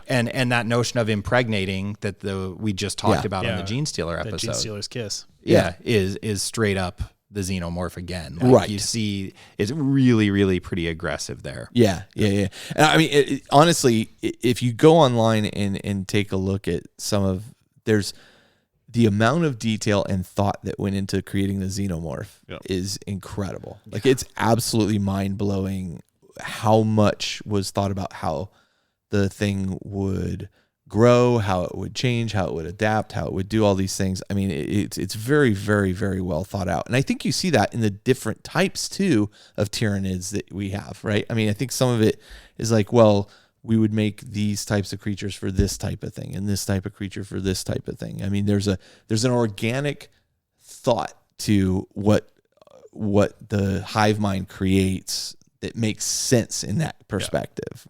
Absolutely. From that perspective. There's a very well established genetic play in the Alien universe too, of depending, whatever the host of the alien egg is. Yeah. Like the alien that's going to come out of that is going to take on properties of whatever that host species was. So it's taking from the genetic levels there. Also, just a quick reference to Ridley Scott was hugely influenced by Paradise Lost, especially when you're looking at Prometheus. And I didn't realize that. Yeah, it's a big kind of fall of man, folly, and all that. There's huge. With the engineers. The engineers. That's what I was trying to call them, the ancients, but the engineers. Yeah, it's just another tie in there. That's interesting. Again, that goes to my original point, which is this is all cyclical. Absolutely, like people are feeding off of each other's ideas and then growing things that are then become unique. Right, and if you look at the first two Alien films, that just made me realize like there's also that layered bureaucracy of The company. Yeah. Right? That these companies, rogue traders effectively, you know, the merchant ships being employed by the giant bureaucracies of corporations, but there's these freelance contractors and then they get caught up and like that. The second one, when the Marines go down, they don't have any idea why they're there. And there's this one little sleazy corporate dude, Paul Reiser, creating one of the most satisfying moments in all of film when he gets it, is, you know, but that it's again, that very reflective of this mass bureaucracy and this immovable object with this horrible thing lurking in the background. They, speaking of Alien specifically, the second film, they do refer it as a bug hunt. They do. Huh? They do. Well, actually, they say at one point, "Is this going to be another bug hunt?" Right. But I don't know that they don't know what they're getting into at this point. Yeah, that's true. I don't believe it's the same. Everybody's kind of wondering what the hell they're talking about at that point. The Predator, just to keep going with it being cyclical, the Predator influences that notion of death worlds. That's true. Like that's a clear play off of this death world idea, and you know, but that's forwards, not backwards. So then James Cameron has a dream of a metallic skull in flames all around it, and ultimately comes up with the concept of Terminator as a movie and writes a whole movie based on it. And Games Workshop is like, hey, that would be a great enemy force. What if we had a bunch of skeletons that are made of metal? Yep. And so they come out with ultimately the Necrons. At first, I think they were Chaos robots, but then it ends up kind of morphing as everything does. Like in a White Dwarf or something in Chapter Approved, it was Chaos robots, and then they Space They were Crusade. raiders. They were just raiders of the unknown. okay. To my knowledge, or at least when they came out in second edition. I don't remember. Go back and listen to the Necron episode. Oh, just the original aesthetic was the Chaos android. Yeah, Yeah. and that showed up in Space Crusade. Yeah, but ultimately, I mean, I think it very clearly tracks back to Terminator. And in fact, we even realized during the coverage of that one of the first planets that they're discovered is it's like Planet T-101 or something like that, which is like literally Nice. a nod to the Actually, just model number of the Terminator. went back and reread that issue, and I didn't catch that. Yeah, so we have that, and then I don't know who added this note about Elric from Moorcock. I added that. Just Michael Moorcock. Again, we've mentioned him several times here, but This is a good. the Melbourneans are, I think, quintessentially the foundation of the Elder race. Like I always thought they were called the Melnibonians. I'm not sure on the I pronunciation. think that I haven't listened to it on an audio. Pronunciation police, please disregard this episode No, of I the independent know. characters. Yeah, whatever. You know who we're I've talking always about. said Melbourneans. The race from which the Elric comes. Right. Yep. They are a hedonistic elven race without morals, and there's so many parallels to them and the kind of jumping off point of the Eldar race birthing Slaanesh. Oh yeah, And that's an interesting point. To the point that Elric's blade Stormbringer is a demon-possessed sword that thirsts on souls, and Slaanesh is she who thirsts. Oh, that's a good point. So many parallels that I saw in that. I just wanted to. And when he crosses over, because at one point in the Elric story, he crosses from the mortal realm to the realm of these beings, and it's a realm of flesh. Yeah, like everything is flesh. Yeah. So Hedonistic pleasure. Yeah, like literally. That's the ground is flesh. That's an interesting comparison. Like I didn't even think about that, or the fact that I think this was honestly the first book I ever read where his sword is actually a demon. Right. Like I had never been aware of that concept before this book, so I don't know if that's where it comes from. But you look at Abaddon with his blade, Drakman, which is a demon in a weapon. I mean, and that's actually a fairly common. I don't want to say common, but that's a common theme with Chaos Space Marine armies. That you can take a demon weapon, right? Oh, demon engines, right? Yeah. So binding those things into other things is kind of that same concept. But this was the first I had ever become aware of it. Yeah. You know who we didn't touch on yet, though? Who's that? Orcs. I briefly did. With Tolkien. But why are they the way they are? Why do they wear funny hats? And why do they say wog? Oh, that's a good point. Right? You just wanted to say wog. That's the only reason. You just wanted to add the G at the end of wog to upset everybody? Trolling. No. So the reason they say wog Wow. is that I'm pronouncing it wrong. And I probably will continue to do so. But yeah, like they're clearly a representation of that in a weird way, the social cultural influences of the early 80s British pop culture. Like you had a very aggressive punk and, by modern standards calling it metal music is kind of laughable, but you had the goth rockers back in the day. Yep. And they were hooligan culture. They were football hooligans. Yeah. And it was, let's embrace that culture of excess and aggression and violence and somebody literally, when they were calling me out on mispronouncing WOG online, somebody pointed out that like, no, it's just screaming war with a British accent. And I'm like, oh, okay. Did you actually not know that? It literally had never occurred to me. Oh, yeah. Reading it for years and years and years. That's so funny. War, but with the what's soft crazy is I mean, there's a bajillion details like that in the 40K universe. Case in point. Bring it kind of full circle, There right? And there's thought given to almost every aspect of this kind of thing. That some of it is just glossed right over. Yep.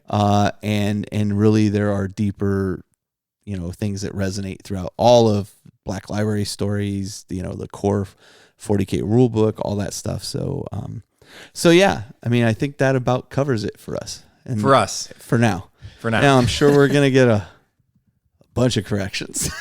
There are so many rabbit holes to go down. There really is when exploring this topic. That like I said, this is our 101 course, a survey course, sampler platter. You know what? I think an hour and a half on this topic is probably a good sizable dish.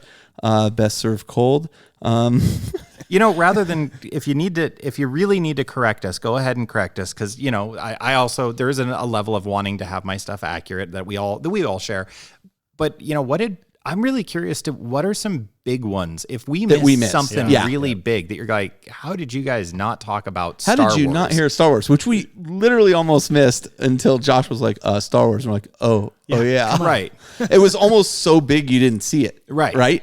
So if we miss something big like that to you, and even if it's mid-range it's big, small. I really want to, I want to see those. So please, community or otherwise, jump in and share with us. I want super interested in that kind of stuff. The comments on whenever you posted this episode's up, I think it's going to be a really interesting discussion. That's and the thing I would say is don't just say, oh, you missed Creature from the Black Lagoon. Well, what about Creature from the Black Lagoon is relevant to 40K? I'm obviously I don't. To some degree, see my Elite Choice citation earlier regarding Nathan and give us something to work with. Right. Some context. So, all right. Well, let's do this. We're going to take a break. Right after this, we're going to have an interview with Kat and Caleb, which I think you'll find interesting, all about the Nova Open and the Siege of Heaven, which is the name of the Titan that they have painted. And this thing is insanely good looking. You'll hear all about it next. And then we'll close out the show. So we'll be right back.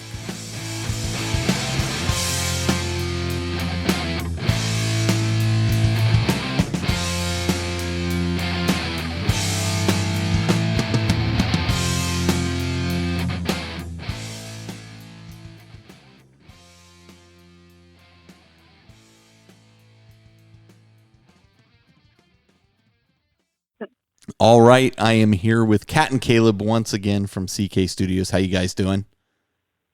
Doing great. Thanks, Carl, for having us again. Of course. Caleb, the team you have been leading is working incredibly hard to produce an amazing Titan, Warlord Titan, for the Nova Open Charity Foundation. You want to tell us a little bit about how this all came about? Kat, would you like to tell him how this came about? It has kind of a funny start. Coming about, they approached me and asked, I got approached when I wasn't with Caleb at LVO and asked if we wouldn't mind painting a Warlord Titan for the Nova Open Charitable Foundation. Mm-hmm. And I was like, absolutely. I think that'd be so cool. Caleb would be thrilled to do that. And you know what I was picturing? I was picturing a warhound. It didn't even occur to me that he had said a warlord. And I'm thinking he's been giving you such a hard time about you need some, Warhounds to go with the other Titan and this and that. Every time he sees you, he's got to bring it up. Yeah, I'm aware. I thought, okay. I don't think Caleb will ever paint another Titan again after this. I don't think so either. I had no idea what I had committed him to. I was so excited. I go and I find Caleb, and mind you, we're at LVO, so we're kind of busy and working and stuff. And I was like, "Hey, dude, I just did something and kind of promised you away, but you're going to be painting a Warlord Titan for the Nova Foundation for the charity auction this year." And Caleb just looked at me. I swear, I keep telling people this. His face went completely white, and he goes, "Dude, don't you realize that's the size of a toddler?" And I'm thinking, what's he talking about? It's a warhound. It's perfect. It wouldn't be too hard, whatever. And then he visibly shows me how big the Warlord Titan is. Oh my gosh. Yeah. Not good. And he stuck with it. Well, luckily we have a good team, because I was sitting there as we're driving back from LVO. It was a very long, quiet drive back. And I was sitting there thinking about how we were going to do this project, or not how we were going to do this project, because at that point it was just me.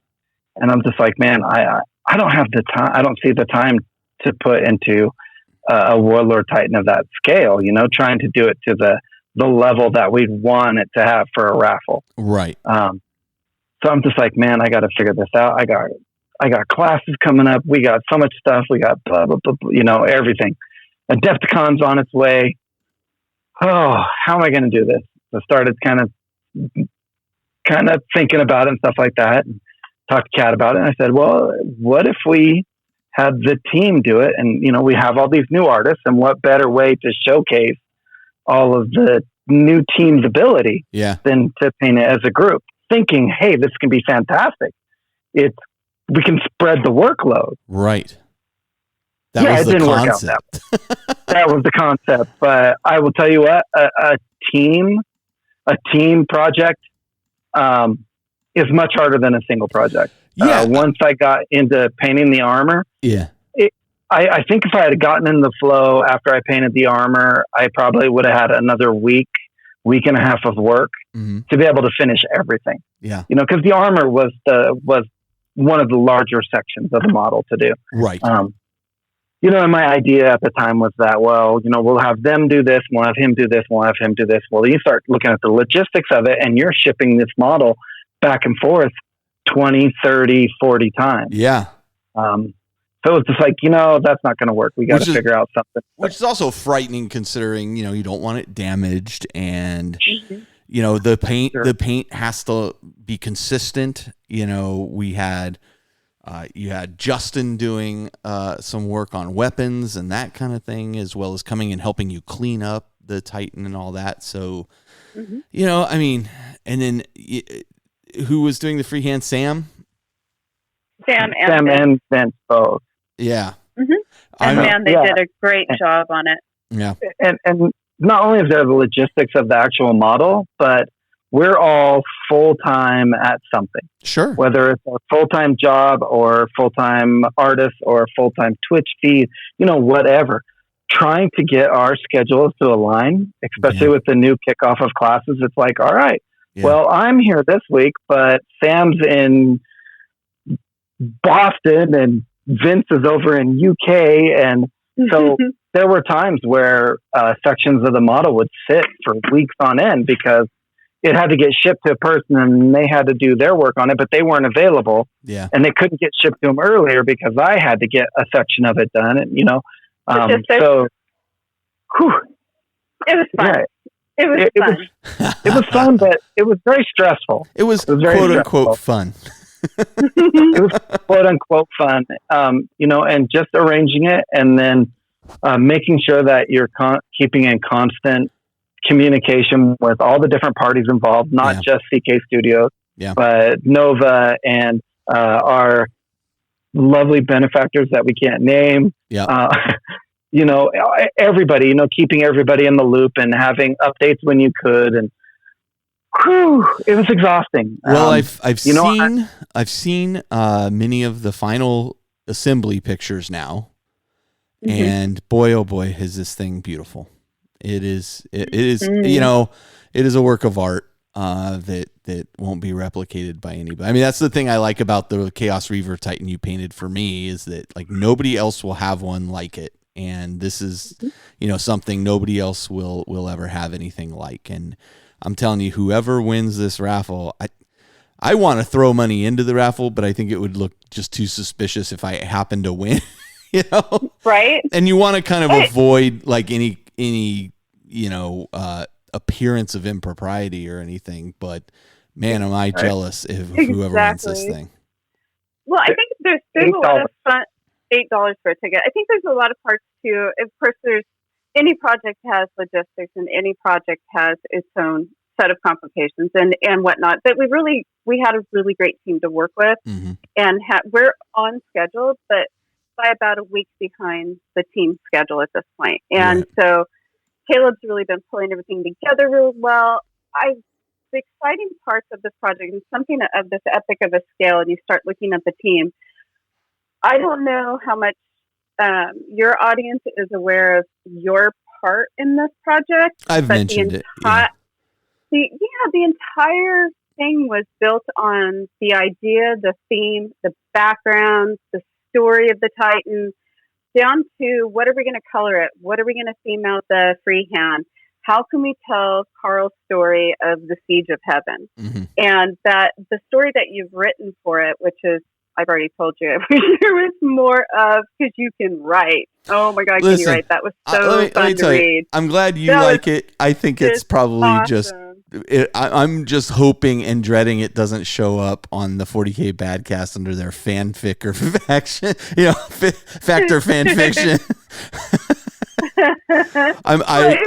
I appreciate. Rad. I appreciate that you said that.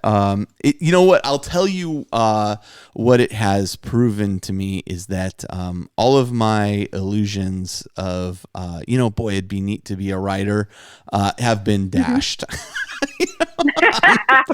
No, this is. I'm really glad there's people like Aaron Dembski Bowden and John French and Guy Haley and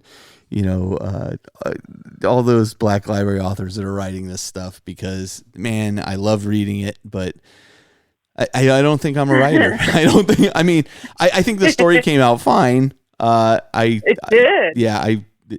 I'm glad you think so. I appreciate that. Because it was one of those moments. I would have told you thank you for doing it. Yeah. And we would have left it at that. I was reading it going, oh my gosh, this is really good. Oh, good. Thank God.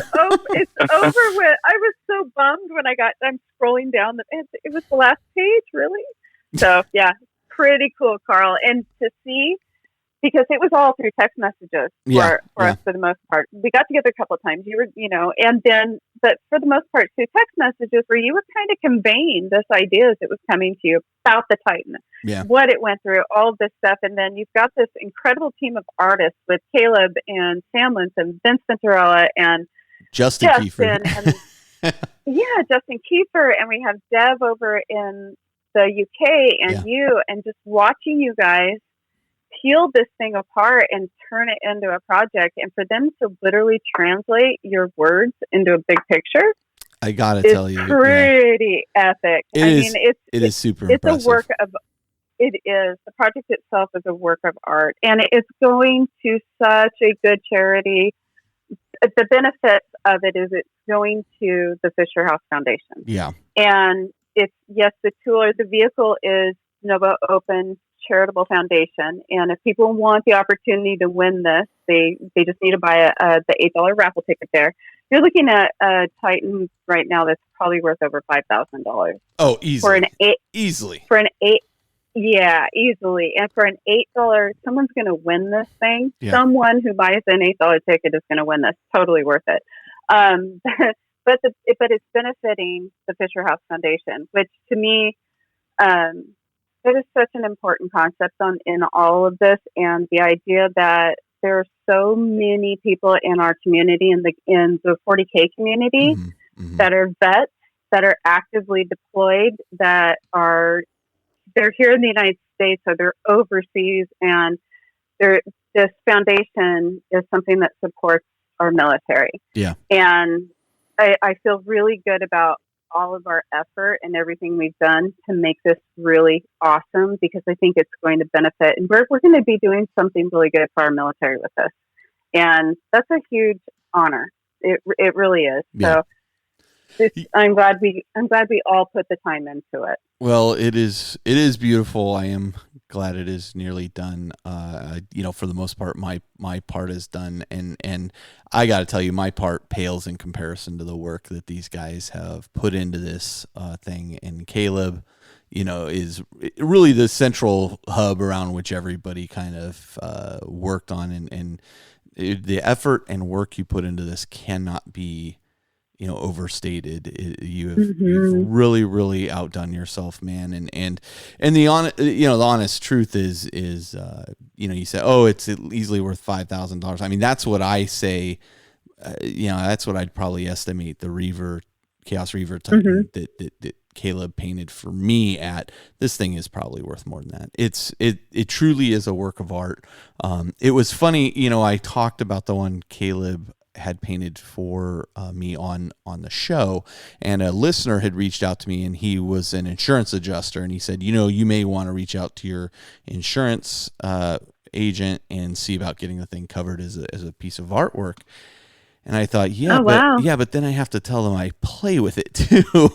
And I don't know if they'll cover that, but I did seriously consider that, and I've taken a lot of video and photos of it in the case something were to happen to the house or something along those lines. But geez, to me it's priceless, and whoever wins this thing, I think, is going to feel exactly how I feel about my Chaos Reaver Titan. I think they're gonna. I cannot imagine a gamer winning this thing and going home and just being like, oh my God, look what I won. Whoever won this is really in for a treat. Really in for a treat. It's incredible. Once in a lifetime. Yeah. There will only be one of those. It will not happen again. It will not be happening again. Yeah. Anyway. Yeah. But go ahead. No, go ahead. I was just going to say, Caleb, you really outdid yourself here, man. And I mean, the whole team did, but really you were the central part of it. But I mean, all the work everybody did really, really played into it. And thanks for being kind of the center around which everybody, we were all the spokes in the wheel. You were the hub. And he's been so tireless with it. He's up all night working on this thing all the time, and it's a constant conversation every day. He's been so dedicated to it. I think that's so true. I don't ever tell him nice things to him, so I think it's nice. I should probably say something nice. I'm like dumbfounded right now. I can't even talk. I'm just like, whoa. No, it's an incredibly impressive thing. I mean, listen, folks. I'll put a link to it in the show notes. But this is, if you could put $8 down, one ticket, you might get lucky and win this thing, and that is going to be the best $8 you ever spent. I honestly, I would probably buy 10 tickets on this thing if I could. But I think it's better that I do not. But man, I want to. May I do it under a fake name? I'll do it under Tarl Cuddle. Oh, Cuddle. Nobody will figure that one out. No one will know. But I am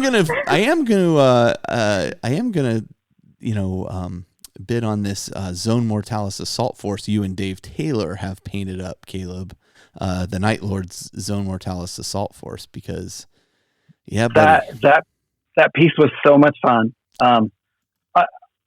I was so excited when I heard that. I was asked by another person to do a Night Lord's commission a couple years ago, and I turned it down because I was just like, lightning? No, thank you. Yeah, sounds like a ton of fun. Right. And then that's exactly how I felt. And then, we've been playing with this new airbrush, and I know everybody's tired of hearing me talk about these new needles, but I wanted to put that 0.15 to the test.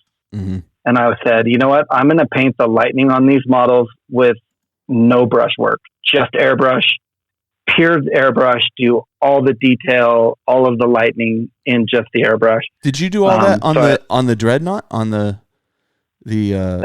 Night Lord's Dreadnought? On the Night Lord's Dreadnought and on the infantry. Wow. I did the squad, the attack squad. Yeah. Wow. Does it look really good? So, because the airbrush makes the most incredible lightning. Yeah. But I failed because I wasn't able to do it with the 0.15. No matter how much work really encouraged me to try the 0.15. Honestly, in my opinion, the 0.15 is just too small for acrylic paint. Wow, interesting. It clogged on me so much. Yeah. So I got out the trusty old 0.20, and you guys have heard me talk about the 0.40 and the 0.20, and the 0.20 was doing the same line work that the 0.15 was. Wow. But it would shoot the paint. So I got everything. The super fine lines, I couldn't get the very last one, so I went in with a very fine brush, and it actually made the pop I needed. The very opaque, solid pop. You need to have a sharp line right at the middle of the lighting. You want the outsides nice and fuzzy. That's the light expanding, but the actual lightning itself. And if you look at it, after I did that, I started looking more at lightning, and there is that hard line. The actual lightning itself is a very hard, very solid line. Interesting. So I did develop a fantastic technique for lightning, so I'm no longer afraid of Night Lords. So you say you're taking a commission on Night Lords? If he responds back to me, I will, because I want the challenge of it. Wow. So if he responds back to me, I already kind of told Kat that I would do it too, because I was pretty excited. Wow. Because you don't do commissions anymore. That's saying something. Man, it's going to be unique ones. Yeah. I had another particular person talk to me last weekend about a commission, and I told him, contact me. So, so it has to be the right commission. It has to be the right commission. It has to be something that I'm excited about. Got it. And it'll probably only happen once, because once I've done it, I'm probably no longer excited about it. Gotcha. So, yeah, makes sense. Yeah. Well, listen, I mean, the work you've done here is incredible. I will include in the show notes a link right to both of these wonderful bids here. But you, as a listener, should really go take a look at this and really consider, that you might be the one that gets lucky here. So, yeah, just incredible, guys. Thank you. All right. Thank you so much for what you did.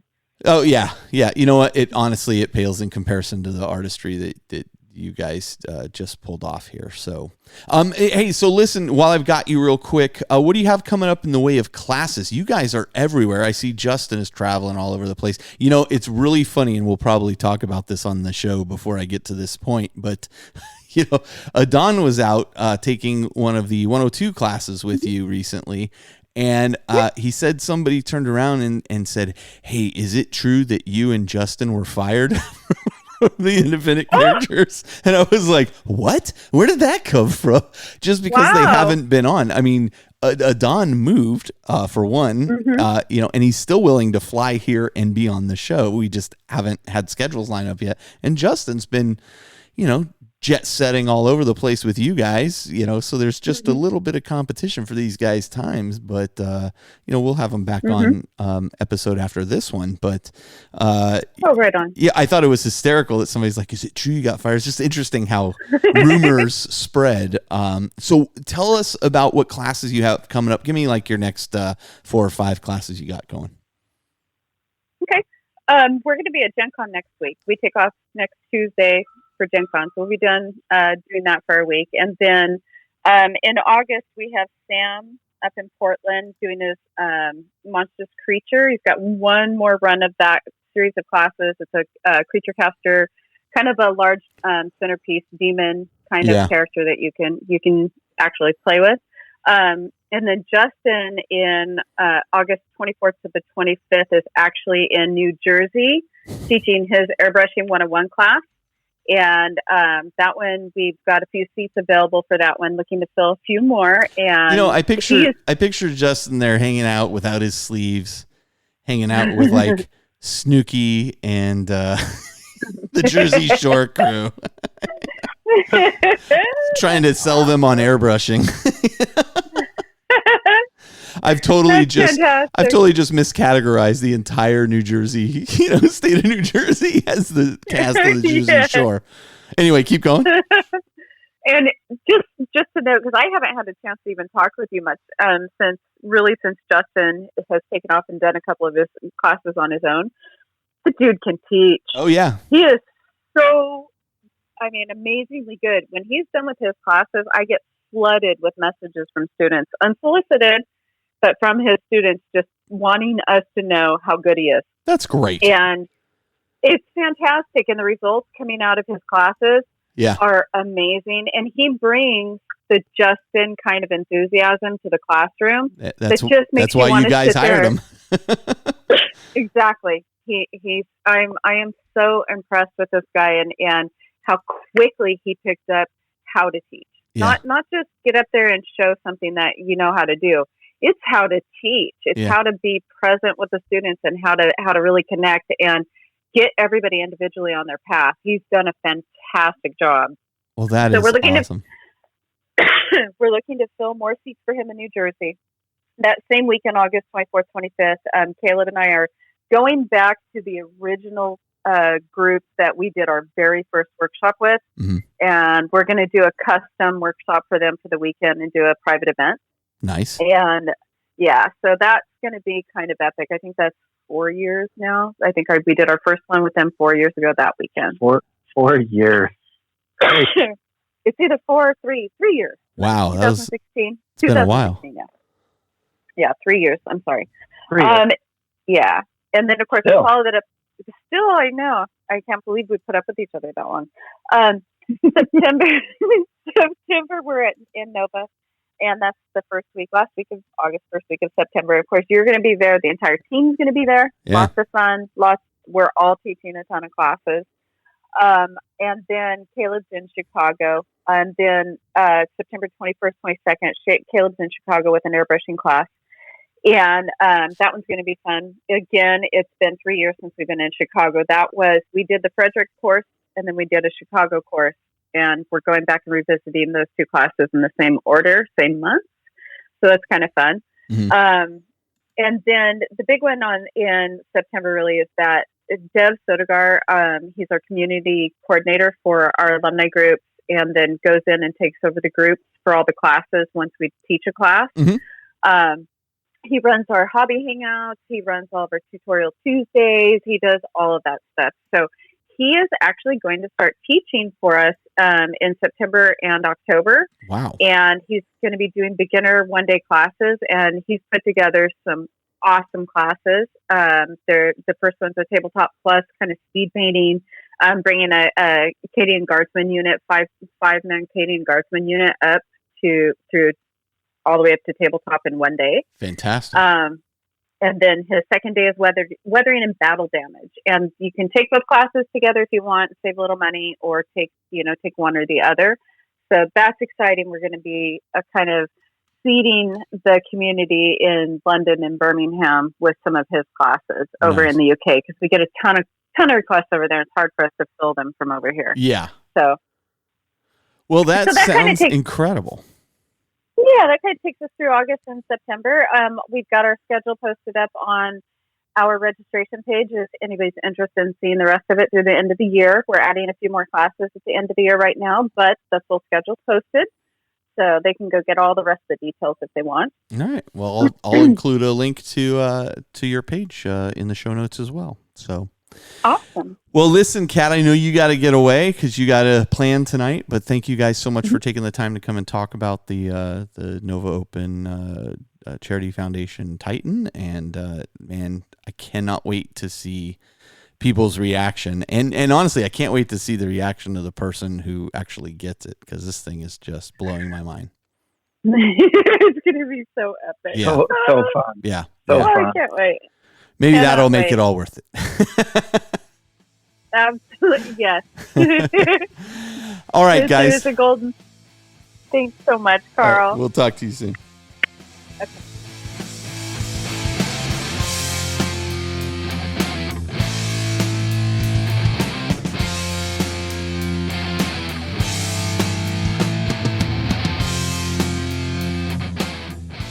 All right, we're back. Let's close out the show here. I think we kind of touched on all the topic pieces there. I think listen, you heard on the CK Studios interview, great interview in terms of buying tickets for this thing. Drop $8. You could get lucky. You get one ticket and you earn a thing that's probably worth, I think, in excess of $5,000 when you look at the detail on this model. It's insane. So, thank you so much for joining us for episode 191 of the Independent Characters. If you like what you've heard, please leave us a review on iTunes. I read every single one of those, regardless of what country they're coming from. I bounce all around and check them from time to time. It really does help us get visible on iTunes, which is a major distribution point for podcasts. So leave us a review there. As you know, we have a Facebook page and a Facebook group. The group is highly structured and very supportive. And if you like kind of the tone of the show and the things that we're doing here, you're probably going to like that Facebook group. And then, of course, we have a Patreon.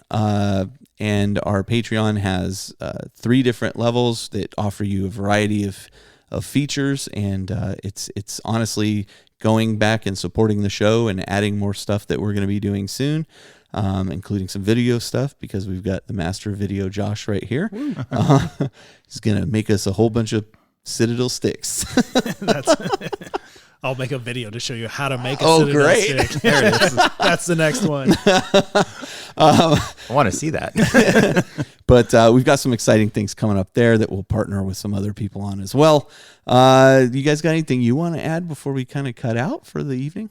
No, just want to one more time encourage people to what do you see as key influences? Like, I really am very anxious to hear feedback points that we missed or nuances that maybe we didn't touch on. I think it was fun to prep for this one, daunting but fun, and this was a very enjoyable conversation. So yeah, I agree. I'm anxious to continue. I hope that came through. Like, a lot of times, the thing I notice that makes for the most fun shows is when we're having fun. And honestly, this kind of thing, as you saw, Jody, when I started the notes, like, I just started a list of like these books, these items, and then we'll expand on them. And I think you helped by providing some context and structure around it, and then we kind of fleshed it out into a actual show rather than us just going Terminator, aliens, That's cool.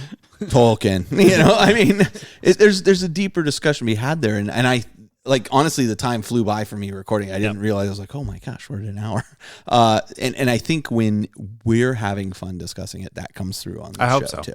So thank you so much for all of your help on both this, you guys. So Absolutely. so until next time, this is Carl. This is Josh. This is Jody. And we're coming to you from the Astronomicon, where you can make 40K into whatever you want it to be. And where future history is written from our nostalgic pasts. And studying what you think is cool is cool. Nice. That was a very supportive statement, guys. See you next time.